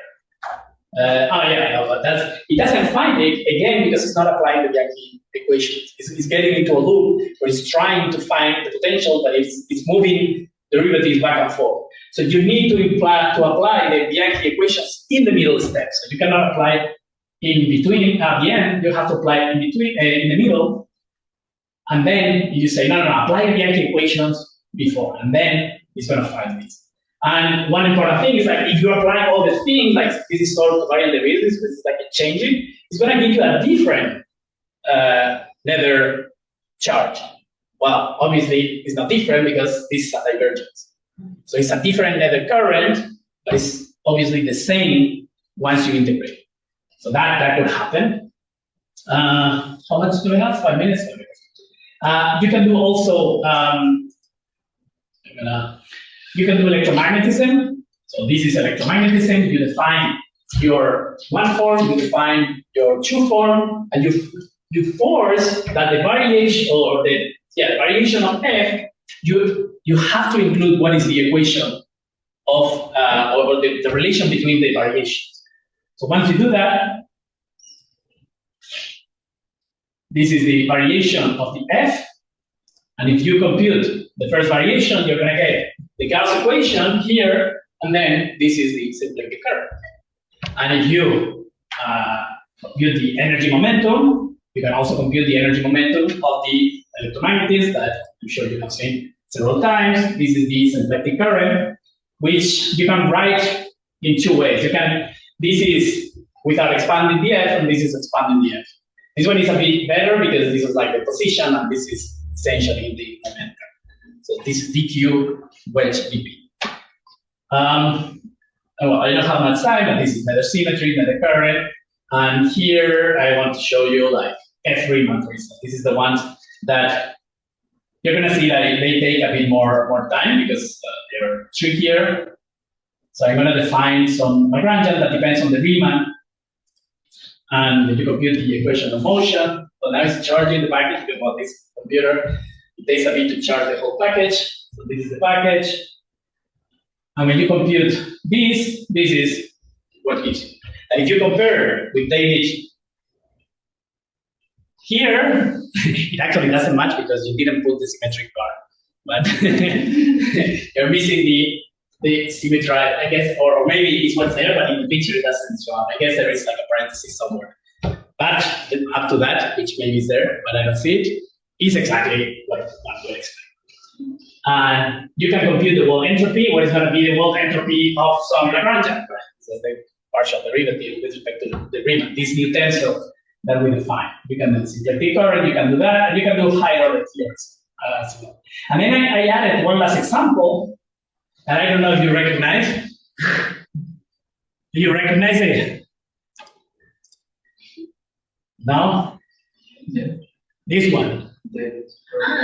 That is the stealth that David mentioned. So you can define the one form, you define the two form, you define this beta symbol, and then you define this Lagrangian, and then what is the energy momentum? So you compute, oh sorry, I changed here the name, black. So this is the energy momentum, and this is the, and this, I look like a stalker taking pictures of David, but I took another one just to compare. I always compare it, and it's hard to compare, but one of the things of exact is like, sometimes it's not going to give you the best solution because sometimes they are wrong. But what you can do is compare your solution with the exact and ask if they are the same, because it's very good at simplifying and see if everything is zero. So if you compare, this is the one that you have written in your notes, and when you compute, we get zero. No, we don't get zero. Why, David? You forget beta. But once you put the beta back, everything works. And you get zero. If you compare here, this is the metric and then a bunch of terms that are all here. So this is what is good, exact. It's like, and it's like that's what I have, and that is what I get. Like this is by the hand. This is by the computer, and I can compare, I can subtract one from the other, and it's very good at checking that everything is. Can I fire my students now? It depends on what beta is. I don't know. So, yeah, just to finish, well, xCPS provides this automated CPS formalism, divergent detection, heuristic potential finding, and these nether and non-nether charges. And the new things are the idea of you can handle generic Lagrangians through this partial tensor. And there is this variational graph that allows to keep track. Essentially, I needed that, I didn't mention, but it's to keep track of the divergence term. So computing the equations of motion is easy, but keeping track of the which terms, when you're integrating my parts, you have to know in which direction, let's say. Like if I give you something like this, like should I put this on here or this on here? So this is the part that the variational graph keeps track. Well, the things that are like for future is like, well, extend this divergence view that it only works for scalar because I need a Lagrangian, but I have some ideas. Improve also the convergence of this fine potential gradient because it's a heuristic search, so you can improve the search. I would like to do a deeper integration with xCOVA, which is this coordinate, the component calculations. Combination with exterior, because here, if you notice, I haven't implemented the bicomplex framework. I actually only implemented the vertical. The horizontal is within this, but there is a way to implement both of them at the same time, but it's kind of tricky. And well, I would like to add manifolds and the part of the node. So yeah, that's all I want to say. So thank you so much. I'm sorry. So first of all, let me thank the organizers, especially Marek, for giving me the opportunity to come here and present my work. And perhaps just from the title, you are going to be realizing something, and it's that, well, this is a workshop on gravitational thermodynamics and beyond. And I think that, yeah, this is going to be the beyond of this one of them. So today, I would like to talk about essentially a work that I've been doing in collaboration with my thesis supervisors, Ivan and Beatriz Gonga. I also apologize in advance because some people in the audience have already heard about this. If you want, I'm sure that the coffee break downstairs is good. But other than that, yeah, I would like to share these results. They are based on these 2 archive papers. And by the end of this talk, I would like to try to convince you that inflation does not create entanglement in local observables. So, as I was mentioning, this is going to be a talk not about gravitational thermodynamics. It's going to be actually a talk about quantum field theory in core spacetimes, in particular in cosmology. But most of it, okay, this is some more. Yes. I think you may need to. So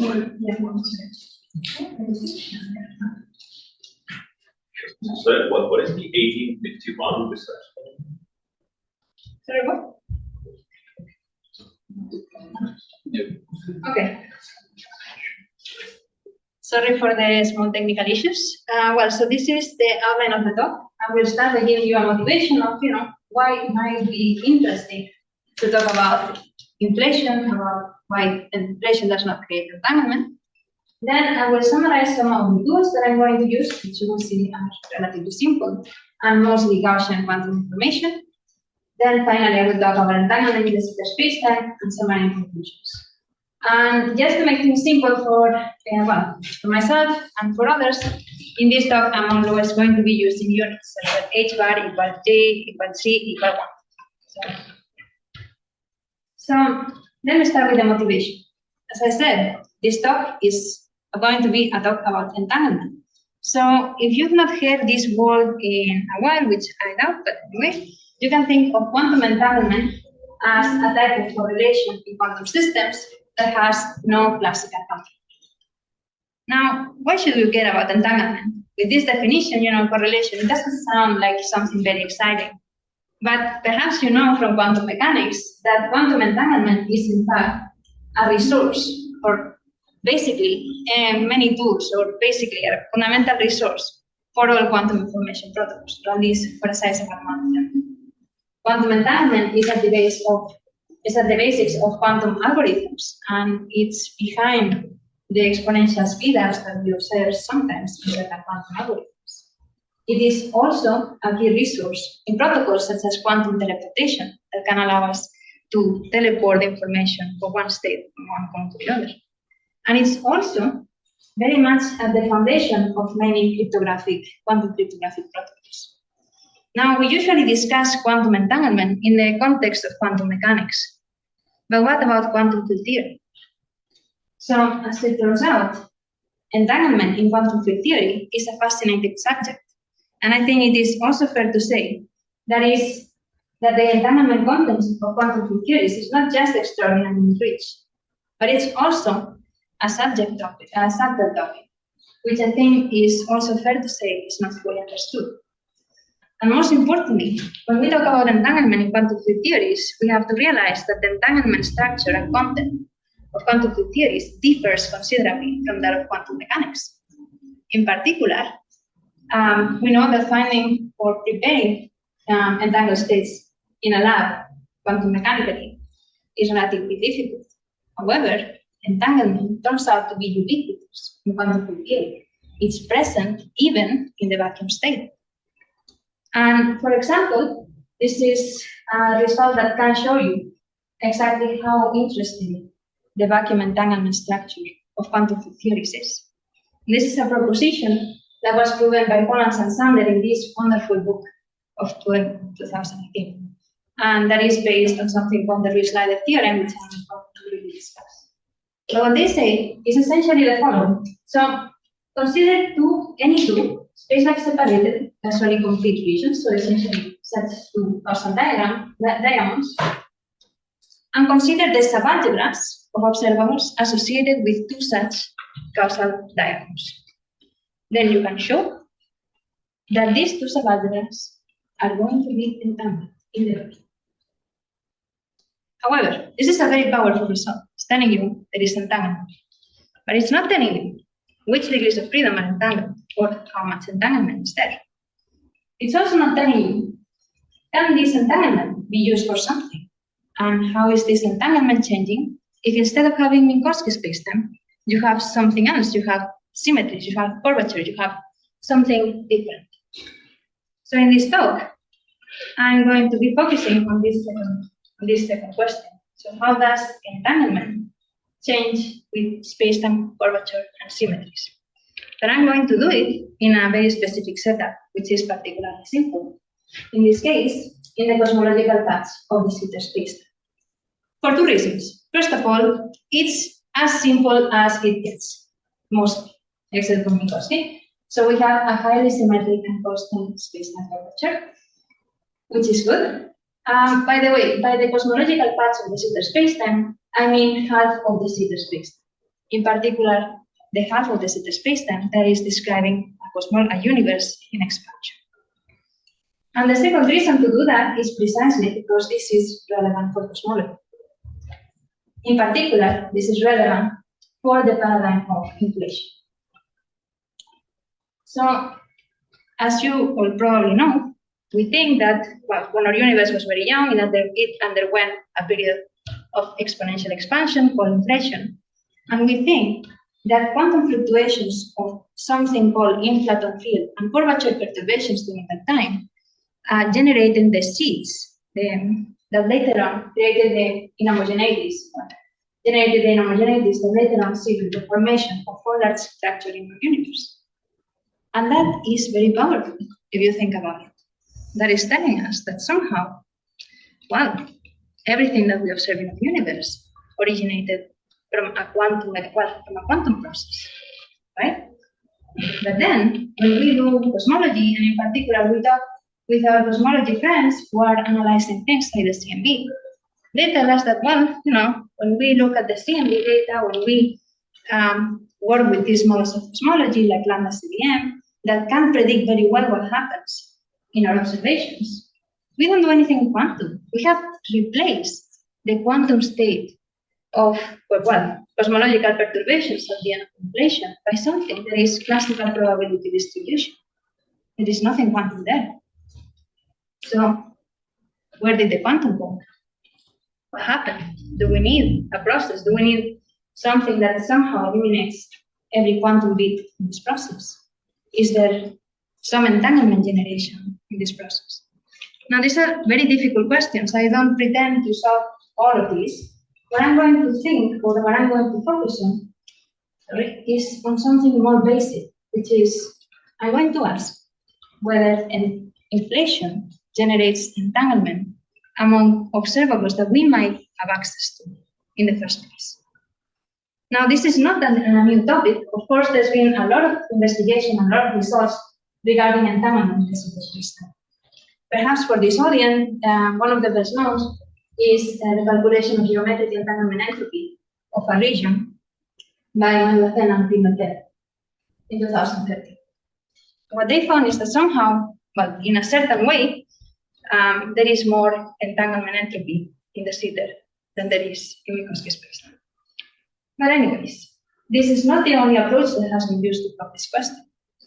There's also some other results regarding entanglement between wave functions with modes k and minus k, which again has, these results have some, let's say, caveats. But anyway, you can see that there is a strong body of work. One has to be careful with what exactly this means, but anyway.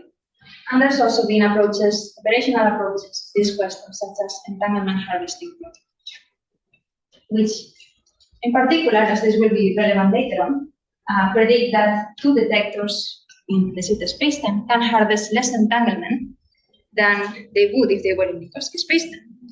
And by entanglement harvesting, I mean the protocol where two originally uncoupled detectors interact with the quantum field and swap correlations already present in the field and become entangled at later times. Very well. So these are all different approaches you can use. I'm not going to use any of those. I'm going to discuss a different approach to this problem, which consists in the following. So, well, let me just say it this way.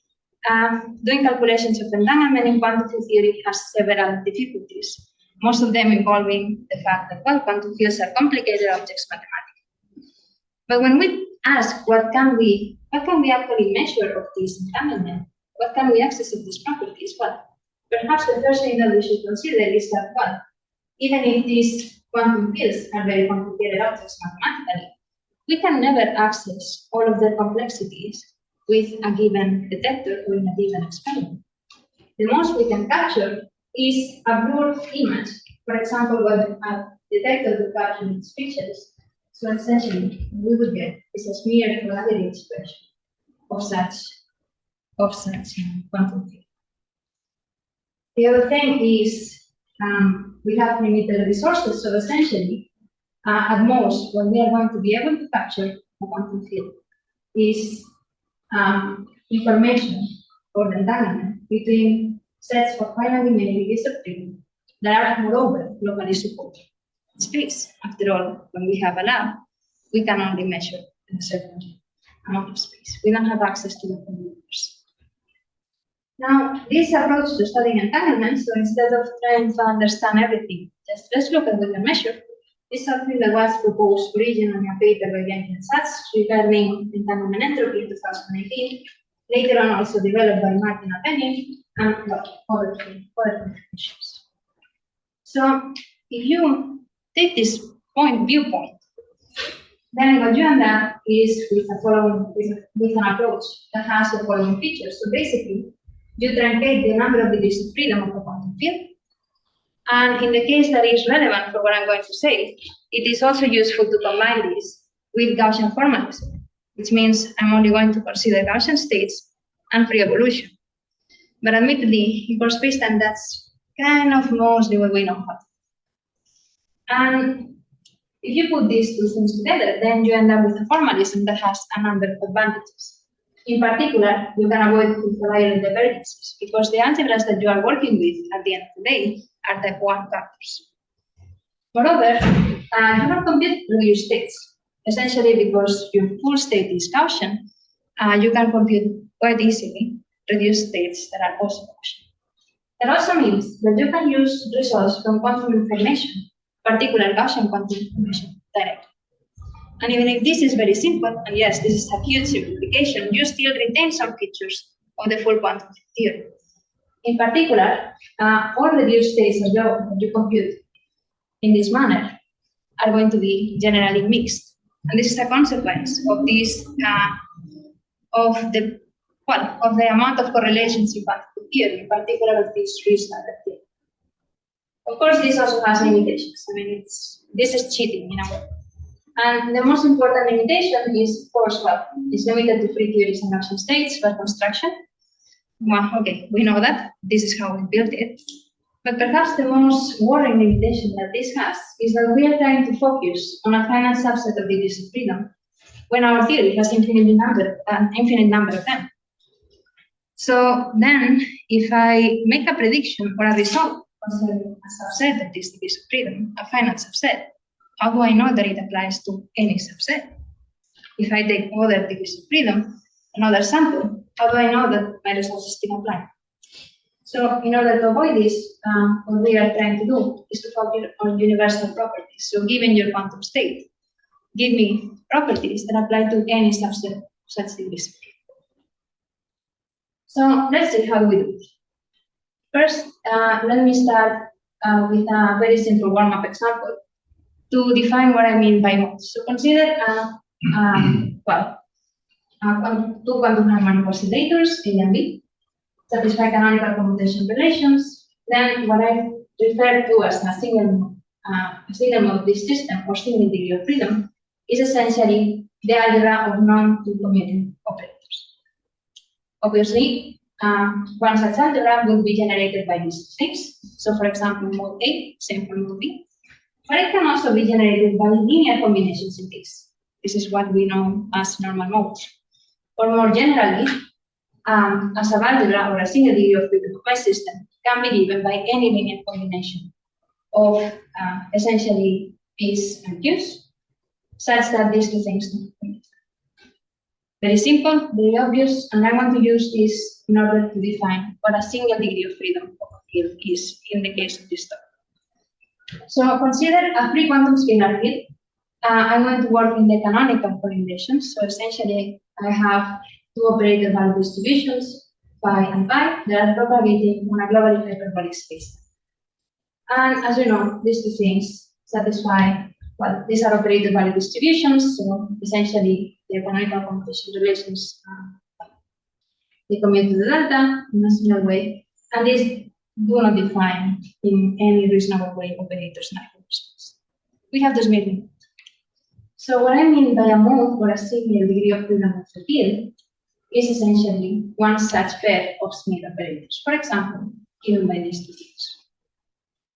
Such that where f and g are functions of compact support, such that these operators, these Smith operators, satisfy canonical commutation relations. But again, it doesn't have to be anything like this. In fact, any linear combination of these two things that I'm characterizing here with a small gamma, which is essentially a shortcut for calling these functions f and g, such that they do not commute, would define a single degree of freedom. Very well.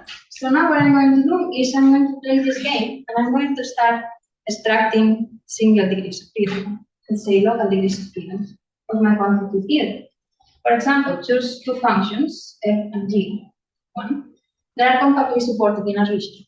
This defines a single degree of freedom of your field. Take another degree of freedom of your field. Take another, and so on.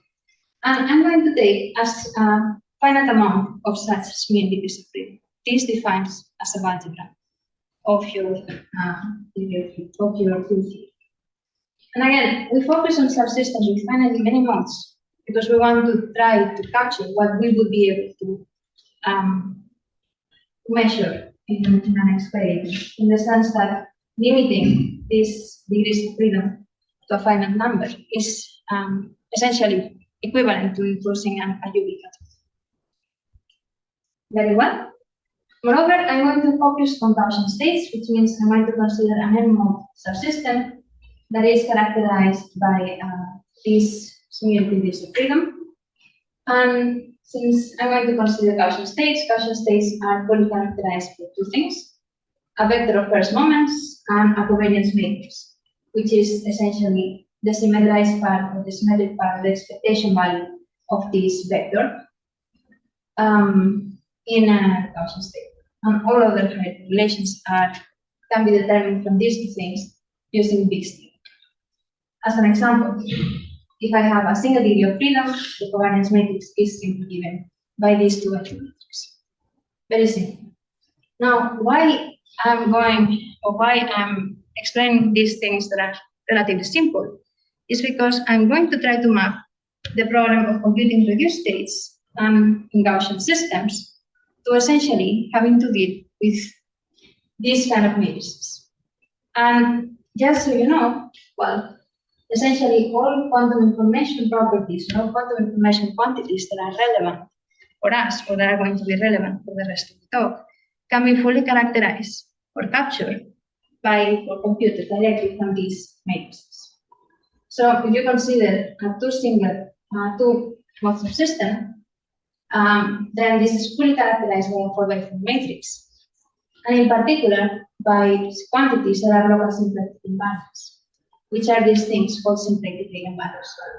They can be computed rather easily. You know this matrix, you apply these formulas, and you know immediately what is the von Neumann entropy of the reduced subsystem for each A or B. You can compute the mutual information between your two degrees of freedom in the quantum field, and you can compute the entanglement between these two degrees of freedom. Now, this is important. Remember that I said that the reduced state for a 2 degree of freedom in this formalism is generally going to be a mixed state. And for mixed states, the von Neumann entropy of the reduced state is not an entanglement quantifier. You need something else. And this something else is going to be this thing called logarithmic negativity, which can be computed essentially from these quantities that I just mentioned before, in particular this one. Okay, very simple. So now let's apply these tools in order to compute or to analyze entanglement in the superspace. So just as a reminder, we are considering the cosmological parts of the jitter, so have the jitter space. I'm using this is my line element where A is the scale factor and H is the Hubble rate and eta the cosmological time. And what I'm going to do now is I'm going to consider a free light scalar field in the jitter spacetime in the band state spectrum, which, as you know, is the jitter invariant. And what I mean by light is I'm going to consider a scalar field that has a small mass that is characterized by this ratio of the mass of the field versus over the Hubble rate. And I'm going to focus on the regime where my observables are compactly supported in a region that is much larger than the Hubble rate. And this is because we think that the observables that we can observe today, let's say in a sky, like the smallest resolution that we can access, is essentially e to the 60 at least times larger than the Hubble rate at the end of inflation. So we are looking at things that at the end of inflation or close to the end of inflation were much outside of the Hubble rate. Okay, then what I'm going to do is I'm going to consider the two simplest systems you can consider in this case. So essentially, a mode or a system with a single degree of freedom, again characterized by two functions. By the way, I'm not going to say what these two functions are. They are arbitrary as long as they are compactly supported in this region. And the next thing that is more complicated is still super is relatively simple, which is a system with two such degrees of freedom that are space-like separated. So they are compactly supported in space-like separated regions. Now, we're going to compute, well, as I mentioned, for this simple system, you can essentially know everything once you can compute the covariance matrix and the symplectic invariance, so the symplectic eigenvalues for this system. So here, what's interesting is realizing that the covariance matrix for this system can be, well, the components of the covariance matrix can be written in a specific way. And this specific way essentially gives you a term that is independent of curvature, which here I have named Gauss-Bonnet, just because it's independent of curvature, and an additional term. And this term, well, and where this thing is essentially a Sobolev inner product of these functions. Now, these Sobolev products are simply given by this thing with this tilde here, indicates the Fourier transform of these functions. So this is just a rewriting. This is what you get from your usual two-point function for the Smith fields. It's just a way of rewriting it such that you have one term that does not define curvature, one term that actually depends on this, well, on the curvature via this Hubble rate and the size of the region under consideration, and then includes the well-known infrared divergence of the unstable vacuum in the limit with the field is massless, plus things that are of the order of this square flow arrays, which in the regime I'm considering are much more than these two terms. So essentially, things that are stable. You can continue to play this game. You end up with something else. Again, something of the form of a Sobolev product plus order something else that is under control and is essentially suppressed in the regime that is interesting for observations. And finally, again, notice that here we are playing different Sobolev products with different indexes, with different numbers, which are given by physics. Why is this interesting? Because once we have rewritten these components of the covariance matrix in this way, it turns out that everything I'm going to do from now on just follows from well-known relations between Sobolev products, Sobolev inner products, and Sobolev spaces. So essentially, we just need to go to our friends mathematicians and ask them about well-known theorems of function analysis, and everything that I'm going to say from now follows just from there. So what can we do with this? For example, we can ask what is the entropy of a single mode. The entropy of a single mode essentially has the interpretation of the entanglement between this single mode subsystem and the rest of all the infinite degrees of freedom of your field. So in this case, what you can show is that the symplectic eigenvalues of this the covariance matrix associated with this single mode subsystem can be written in this form. essentially a contribution that does not depend on the curvature, a contribution that is complicated but depends on the curvature, and some other sublated contributions. And what is important here is that you can show that this thing is always positive. It is complicated, it depends on your choice of mode, it depends on the size of the support of the region, but it is always positive. And the proof essentially follows from all this consistent and inequalities. Why is this interesting? Well, because we know that the von Neumann entropy is a monotonically increasing function of its argument, as I showed before. And the way to interpret this is essentially that the entropy increases with the Haber. Or in other words, that we have at least as much entanglement in microscopic spacetime as we would, well, we have as much entanglement in the sitter, at least as much entanglement in the sitter as we have in the microscope. Okay, so this is telling us, yeah, entropy increases in the sitter somehow. But what happens with other quantities? What happens with movement information, which is a measure of total correlations between two sets degrees of freedom? Well, so what we can do is compute motor information, as I showed before. This is motor information as a function of the distance between the support of these two degrees of freedom.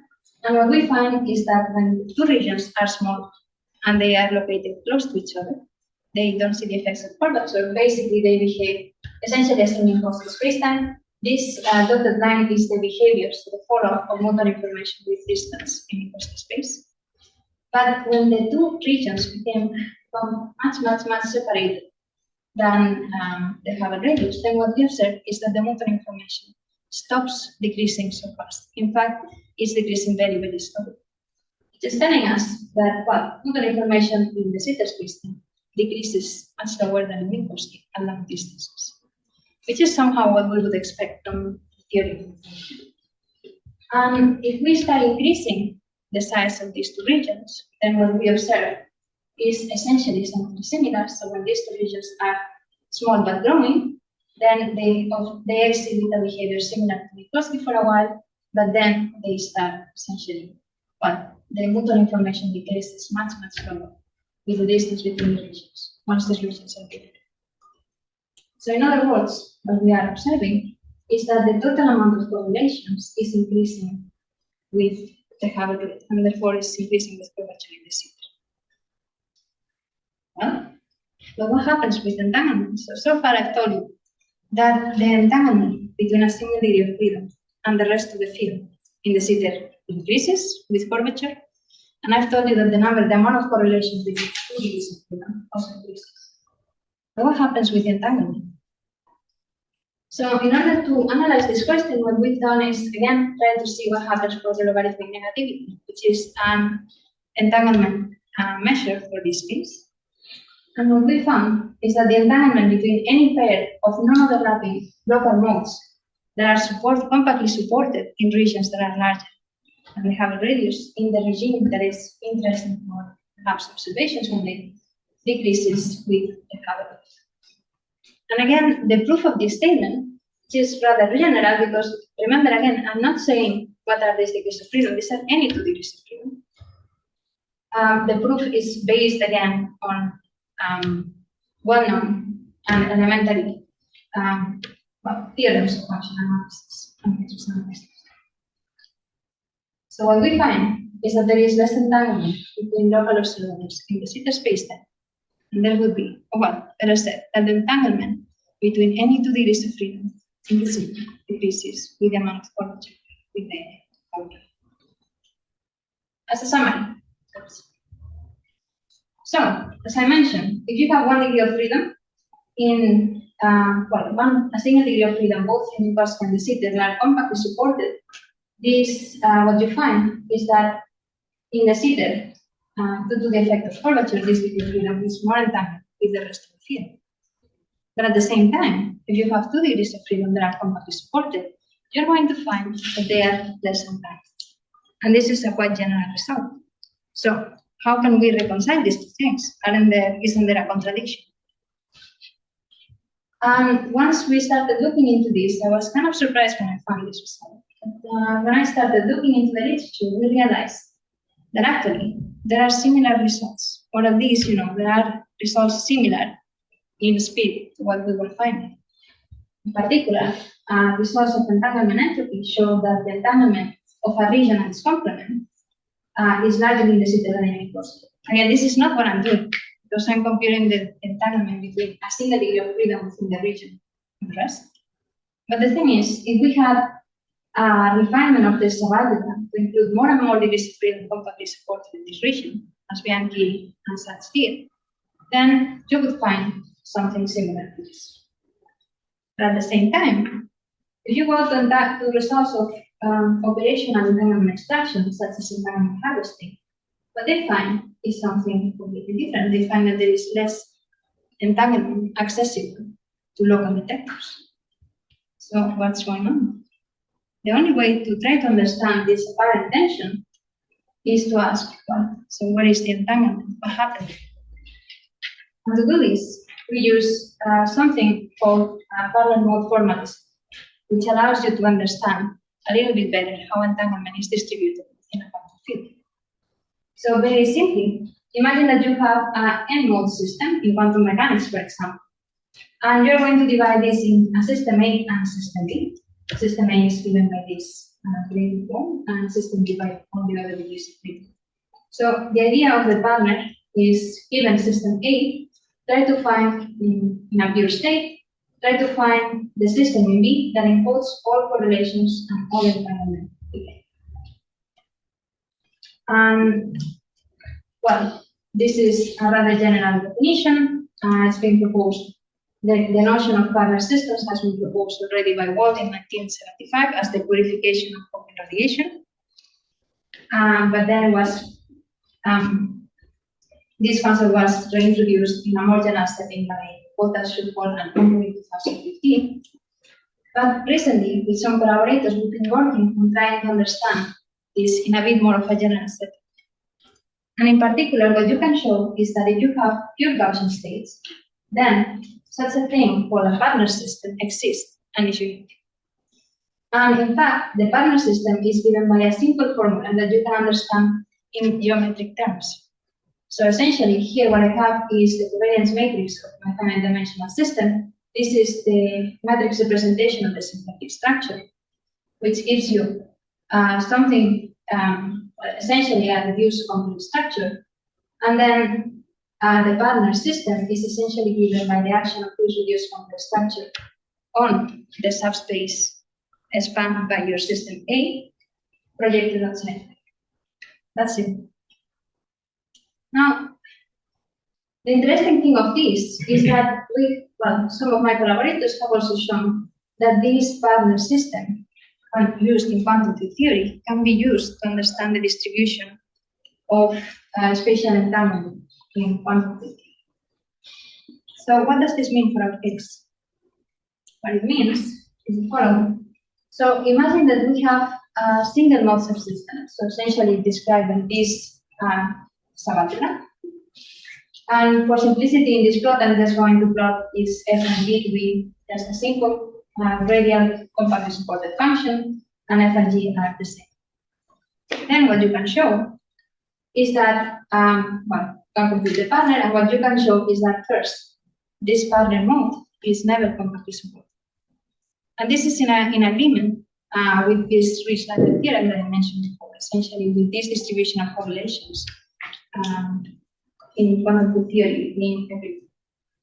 But if you do the same exercise in the super spacetime, what you find is that the partner system, or the partner mode in this case, decays, but decays much slower than it does in Minkowski spacetime. What this is telling you is that the entanglement between a single mode subsystem and the rest of the field is distributed at distances that are much larger in the sitter compared to Minkowski spacetime. In particular, the partner mode is distributed at distances longer than the Hubble rate, than the Hubble radius, so outside of your observable universe. Or in other words, that non-local observer is going to be able to capture the whole partner system, or the whole partner mode, with a local observation. In other words, what this is telling you is that the entanglement between a single mode, local mode, and its partner acts as nodes for local observations. So let me conclude and summarize. Okay.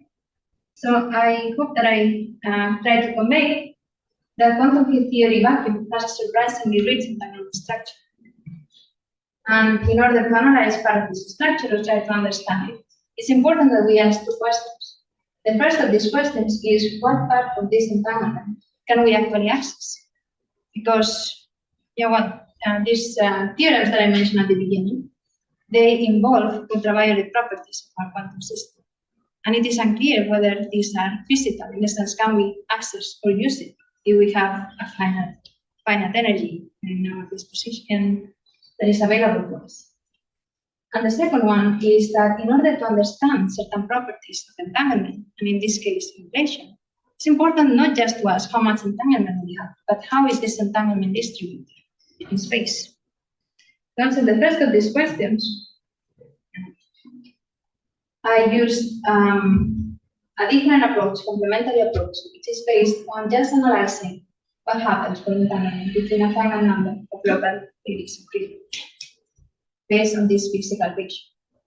And in order to try to understand how entanglement is distributed, we are using new machinery, new formalism known as parallel systems, which allow us to precisely identify the degrees of freedom of field that contain all entanglement between one degree of freedom and the rest of the system. And in using this, what we found is that curvature in the Sitter spacetime enhances the total amount of correlations. But these correlations are not quantum correlations, they are classical correlations.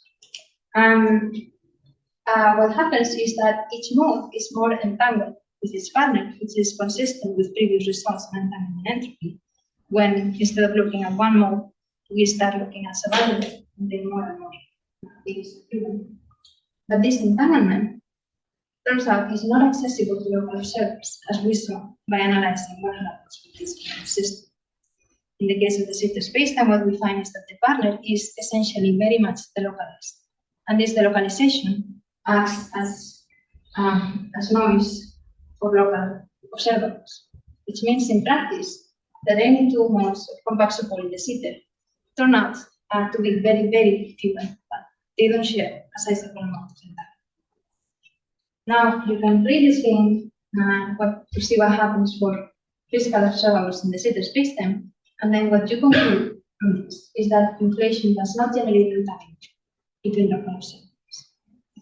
Now, before I conclude, I would like to continue what I think is a tradition of this workshop and give an announcement, or better said, an advertisement, which is another SCON event, as Lenny mentioned yesterday, which is going to be a workshop that will be taking place in York, and it's called New Directions in Semiclassical. It will take place in York between the 14th and 17th of September 2026, and well, we have an amazing list of speakers.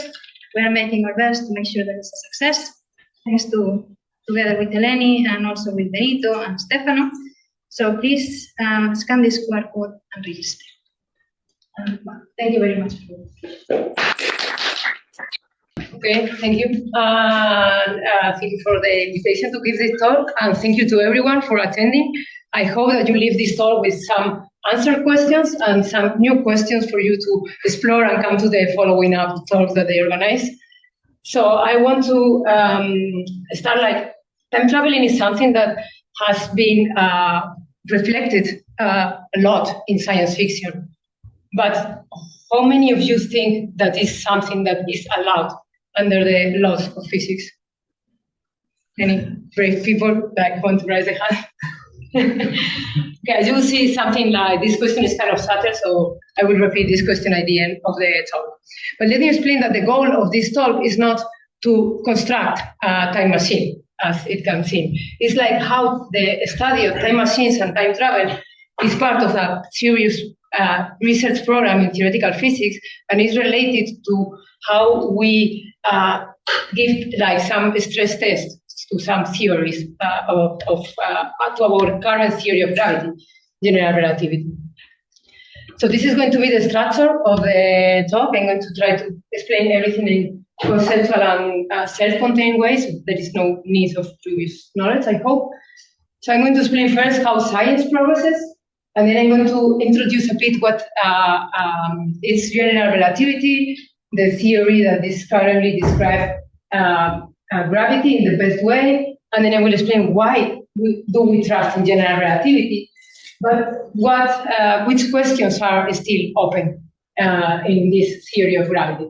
And then I will introduce how to use this time travel as a stress test of it, and some examples by wormholes and warp drives. So first, when we talk about paradigms which describes our theories in gravity, let me remark that what we do in science, and mostly in theoretical science, is not to explain nature by itself. What we are doing is to construct models which describe nature. So all the models that we construct have some domain of validity, and they are valid in that domain of validity.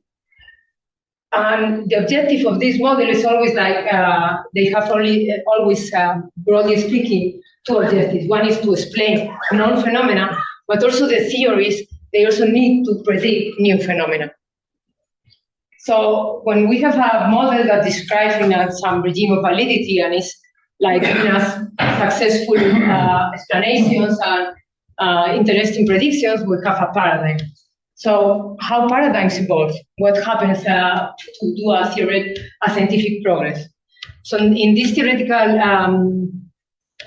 areas, one way to push the progress is to push these theories to these domains of validity, to check where they can be falsified, which extra phenomena show up, and then there could be an accumulation of patches, like things that we have to put on top of this paradigm, on top of these theories, to make it work in that domain of validity or a little bit farther.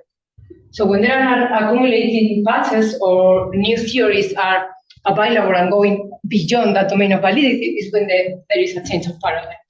So let me put this in an example. Like, and also something important is that a new paradigm is not always invalidating the previous one. And this is related with the example that I'm going to give, that is Newton's theory of gravity.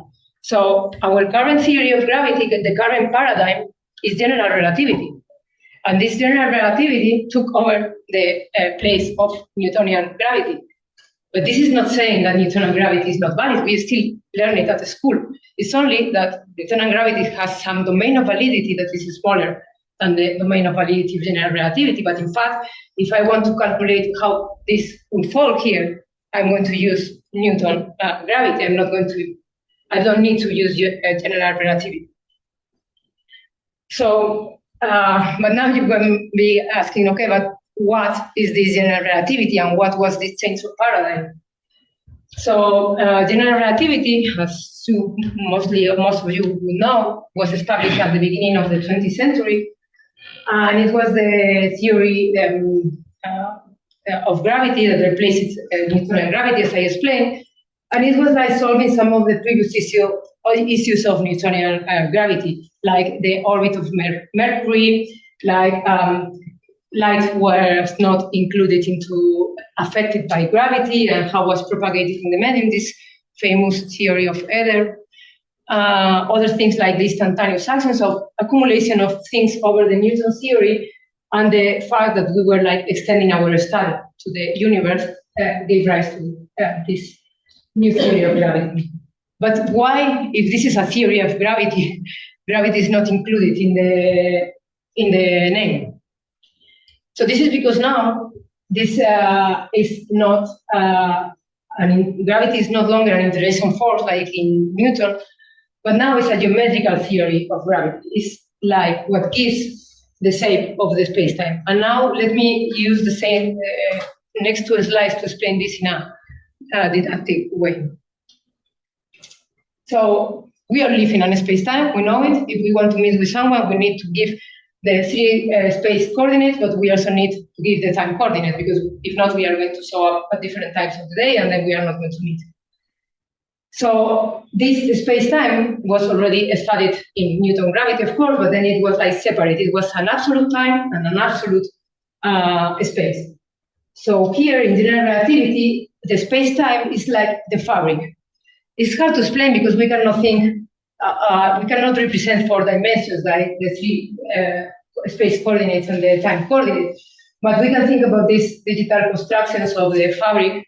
Although this is in 3D, you can try to extrapolate your mind to 4D and say, okay, this is what describes how is our space-time. But the fact is that this space-time, this fabric, can be deformed and curved, so it's not static. So this is like in 3D and in 2D, so are all analogies. But this is what we call the geometry of space-time. So sometimes we hear that, the theory of general relativity, everything is relative. In fact, no. In fact, in space-time, the structure of space-time is absolute. So what is different is that in eternal theory, all observers agree in space and agree in time. So time is absolute and space is absolute. In general relativity, time is not absolute, and it is not an absolute quantity, and space neither. But the structure of space-time is something that observers agree. But I'm talking here about something that is dynamics. It's like how space-time curves and moves. But the question is like, how is this dynamics working? What is driven this way of curving? So this was explained by the Einstein equations, that are some equations of motions. That was the reason they describe how they curve. And it's this equation, this thing is a real photo from somewhere like in Mexico or in the US or something, in some region of America, I don't remember. So this is the expression. So it's a terrible mathematical entity, but let me use a dictionary to transform it to something that we can understand and work with it here. And it says this side of the equation represents the space-time curvature. And this other side of the equation represents energy density. So what is equating this equation is the space-time curvature and the energy density. And to simplify the things for this talk, let me recall this famous question by Einstein that connects the energy with the matter. So then I'm going to talk about connecting a space-time curvature with matter. And this is something that Wheeler, that was one of the prominent researchers in general relativity, said in a very beautiful sentence. That is like, this equation is saying that space-time tells matter how to move, and matter tells space-time how to curve. So let me explain this sentence a bit more. So this is in 2D, this is the fabric of space-time dimension, and then matter here says the space-time how to curve. Be careful, because this is an analogy, because you can say here, yeah, but here is gravity, is the way that is making this to curve. Yeah, this is because it's an analogy. So just to imagine seeing this, that only 2D exists. So it's an analogy and we have to take it carefully. But we can say that this matter says to space-time how to curve. But in the same way, if there is some matter curving the space-time, this curvature is saying to matter how to move around. So then gravity in the end is just all this dynamical motion in the space-time. And we say that gravity is strong when the curvature is high. Okay? And and we can also make an analogy for later about this with, okay, maybe I say it later to not confuse them all. So where is gravity the strongest when, if I say this curvature is high? So maybe you are, all of you, thinking about an object, and of course it's black holes. So black holes are objects that curve space-time so much that they break. What does it mean? It means that black holes have a singularities inside. And singularity is a region of space-time where general relativity predicts its own depth. So general relativity says, hey, I cannot say anything here. So it's not predictable anymore. It's showing the incompleteness of the general relativity in that sense. So this is one of the main ideas, not the only, is that we need a theory of quantum gravity to solve this problem. To put it in some words, is to solve this breaking space-time. So as you see, like here we have like the curvature by the sun, neutron star, the black hole. So the black hole is characterized because of having a horizon here. This is called the event horizon. That is a no-return point. So once we cross this horizon, we cannot come back. Because there is infinite, like a vertical wall. And this vertical wall is also the reason why they are black, is because the light should also climb this vertical wall. Because if you remember, like Newton was not including light in the theory of gravity, but GR is including it. So then light cannot escape. It's also trying to climb that wall and cannot escape. And this is the common representation we have about black holes. But one thing I want to mention is that when we scientists in this conference and in our jobs are dealing with black holes, we only represent it in this way. So we don't use these with photos usually. So it reflects that when we want to discuss about new features of black holes and work on it, we really need to go to these convoluted diagrams and strong mathematics to derive new features and new predictions. I also see some beauty here. So maybe you don't see more beauty here, but I also see a lot of beauty there. So let me say some other key features of general. As I said, time and space are not absolute, and not all observers agree on that. So different observers, we can measure different time. And in fact, the time passes more slowly in regions with high curvature, because when they have to climb this wall, they lose energy, and then the tick-tack goes slower. So the regions of high curvature, time passes slowly. And there is an analogy of this high curvature with very fast velocity. That is what I was thinking if mentioned before. So there is some equivalence of also if some observer is moving super fast near the speed of light, is also measuring. So the time passes more slowly. So another thing that I wanted to mention is like as gravity is so how to say, as these dynamics of gravity, it's affecting differently in this side and this side. So of course here there is almost no difference, but in large bodies or near regions of high curvature, it's different. And that's something that we experienced in our holidays, at least, that is the tidal forces. So tidal forces that are like weak tidal forces for oceans is this fact that like as the gravity is not the same strong in one region and another region of an extended object, then there is some effect, in this case, of the ocean moving. But there are like stronger tidal forces, for example, near a black hole, and it's a phenomenon that I like the technical term that is called spaghettification. So that means that if we throw an astronaut to a black hole, the gravity is not the same strong on the feet than on the head. So then it's spaghettified. And this is, of course, not a realistic picture, so usually you can check this with matter, but it's funnier with the astronaut. So this would be the main features I wanted to remark before going to the next thing, that was like, why do we trust general relativity? So general relativity has proven numerous times, like through observations and experiments. In fact, the first experiment was something that was called gravitational lensing.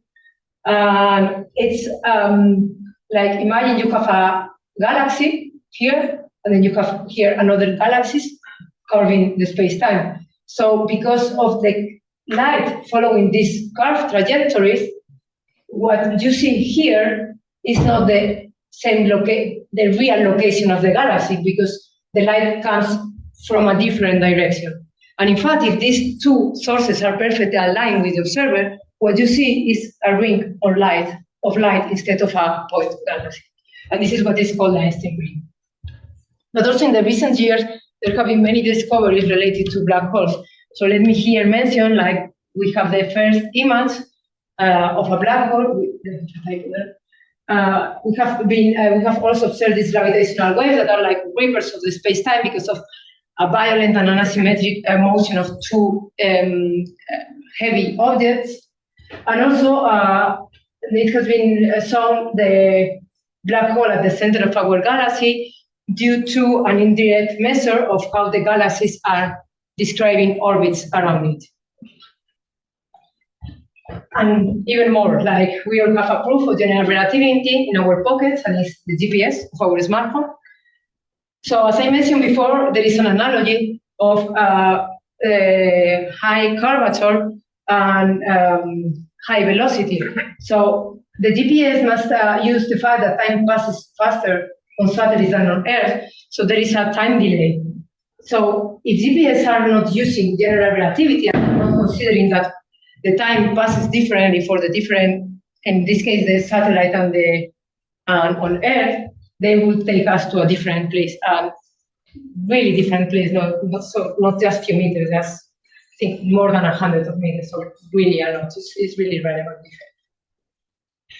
So all of this tell us that there are like real reasons to trust general relativity, at least in this domain of validity that we use it.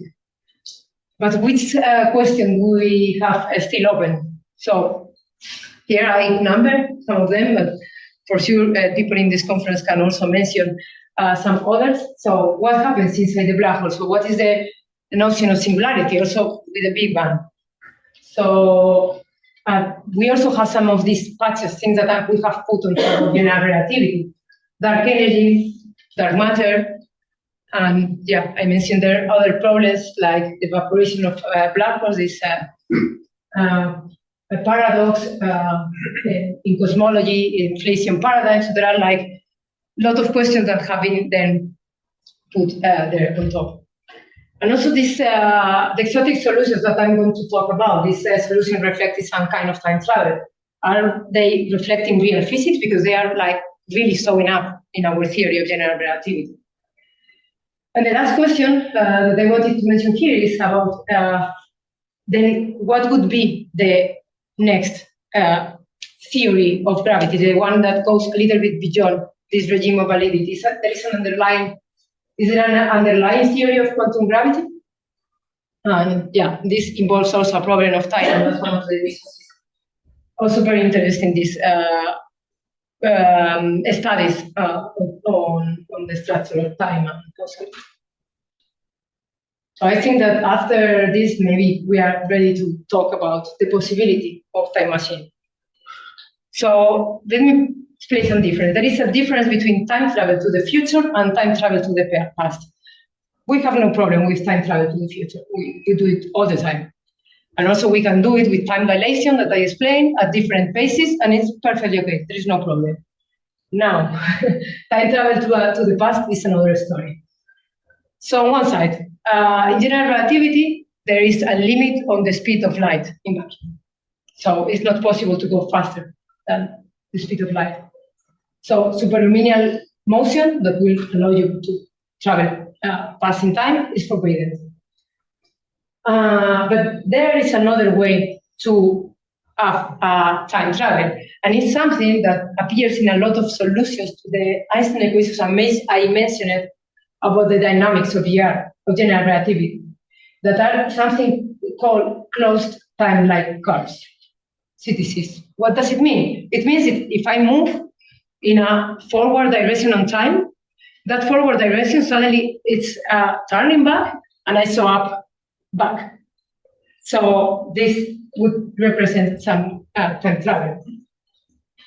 So they appear naturally in our mathematical solutions, but they give rise to serious paradoxes. We all know this paradox of killing your grandfather. It can be postulated in very different ways, like about information, but mostly the problem is with the causal structure, because we all believe in some causal structure. So there is an effect, and then another effect, and there is this being the cause of this one.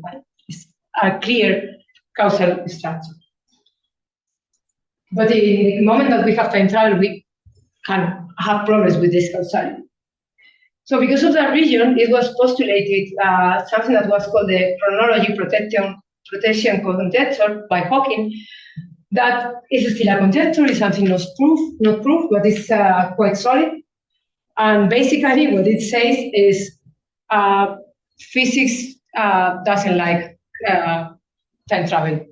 So it's the universe is going to do whatever is needed to protect time travel. Sounds not very physical, but it is, in the sense that what they are saying is that when this strange object appears, they appear behind some horizon. And that is the chronological horizon. And some effects, mostly quantum effects, are going to make that time closing like curves, or the observers or fields trying to cross that horizon to explode, to be destroyed, to destabilize. So something is going to happen that you cannot access to that time machine. And also it was doing an experiment. And it's a very funny experiment. It's this one. And it's that Hawking, this is a joke. Because Hawking, what he did was like a reception for time travel. So he put an advertisement and say, if some time travelers show up in this room at this time, this day, so all the coordinates, I'm going to give $1 million. As he seated there and wait for the time travelers. Nobody showed up. So that was the experiment of chronology protected conjecture. But now, seriously speaking, like so these are like mathematical solutions. So we can use the presence of this structure to study general relativity and the structure of these solutions and of the theory, and also it will give some information about quantum effects, as I will try to explain. Okay, so I'm going to talk mostly about an example about wormholes that are mostly represented in this cool way. I think maybe if you saw Interstellar, you saw it, that they represented. But what is a wormhole? So let me explain it with this not so cool picture here. So a wormhole is a valid solution of general relativity. So if we do that equations, we find a solution of them that is represents a wormhole. They collapse very quickly. I was explaining why. But let me explain. So a wormhole is a shortcut on the space-time that is joining two regions of the space-time by a shorter path. So from this part to this part, I will take this long path, but I can find a shortcut here. So I enter in one mouth and I leave on the other mouth. And then I traverse this region, the shortcut that is called the throat of the wormhole. So why is said that they collapse very quickly? It's because this throat here tends to collapse and destroy the wormhole. So only in very microscopic regions could exist. But we always can like start pushing more the theory and stress studies. So how we can construct that reversible wormhole?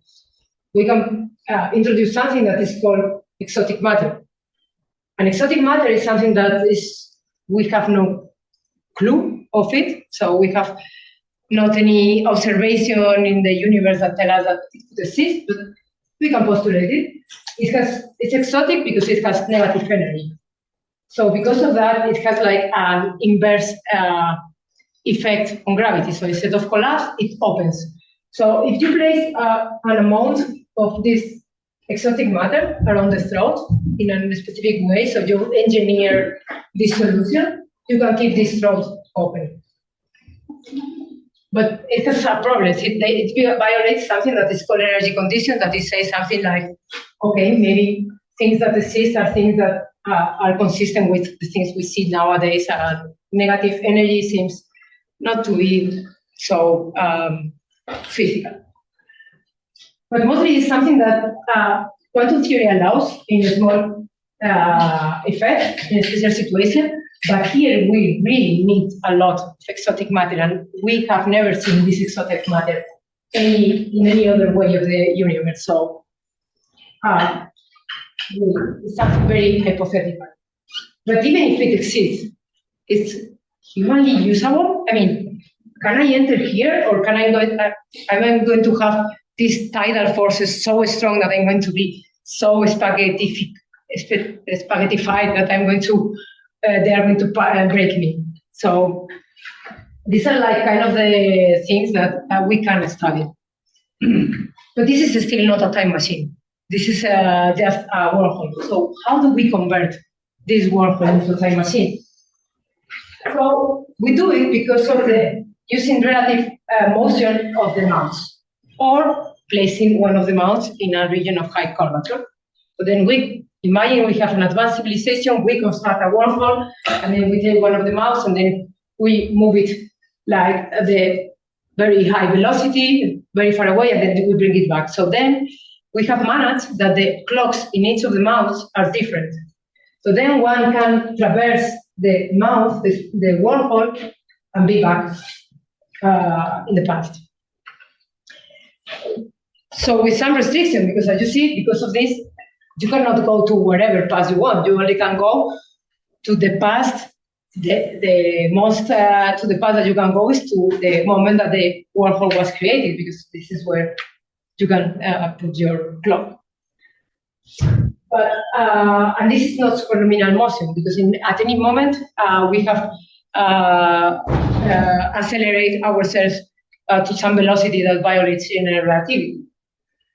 But what happens with this solution? Is this possible, or there are like some instabilities preventing their use? So this is what is an interesting field of study, because it's pushing the general relativity to its limits and allow us to understand a little bit more the solutions, and also about the quantum field that you can place here. So I'm kind of sad to disappoint you that it's kind of difficult that you can enter into one of these, even if like exotic matter exists, and then you are able to engineer this solution and place the exotic matter in the correct way. There are like high chances that you are not going to enter here, but not also that. It's like, what if physics also prevent us? Like, if you enter, you can only follow self-consistent ways. So imagine this with billiard balls, that it was how was this study. So you have a hole that is a machine, and you appear here. So why, if the trajectory that can enter to that wormhole is the only trajectory that when it goes out is going to do exactly the same motion of the ball? So then there are no inconsistencies.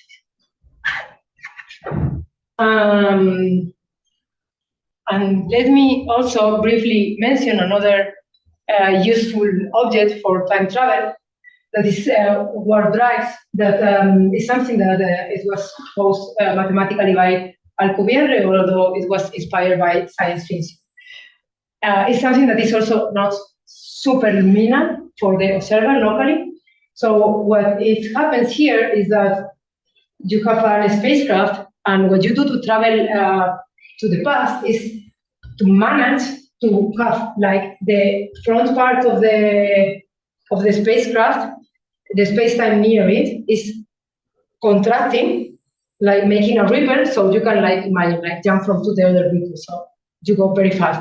And on the back part, the opposite. So it's like a wave pushing you there, like in a way that you are traveling faster than light in a global situation. But this solution is like also have enormous problem, because this has also exothermal matter. It needs an enormous energy, and then it has also the problems I was reflecting. Like even if you manage to construct it, you have problems of stability, how to keep it stable. and in this case, even like some other causality violations. So it doesn't seem very promising, but we learn a lot about our theories. So what's then the state of the art? So nowadays, like general relativity, it constitutes the paradigm of the gravitational theory, and it's very strong in the limits of validity. We are just interested in studying the limits of this theory, pushing the theory to these limits to see what we can learn about this theory or how we can replace it for a new paradigm. And in this sense is when time travel it can be a good tool of interest. But as I said, like it seems like time travel to the past is mathematically plausible because the equations of GR, the mathematical solutions are given it. But in the moment that you try to do something physical, it's not permitted. So it's still something that we can learn much more of it. Yeah, I think this is everything they wanted to say. So thank you very much for your attention.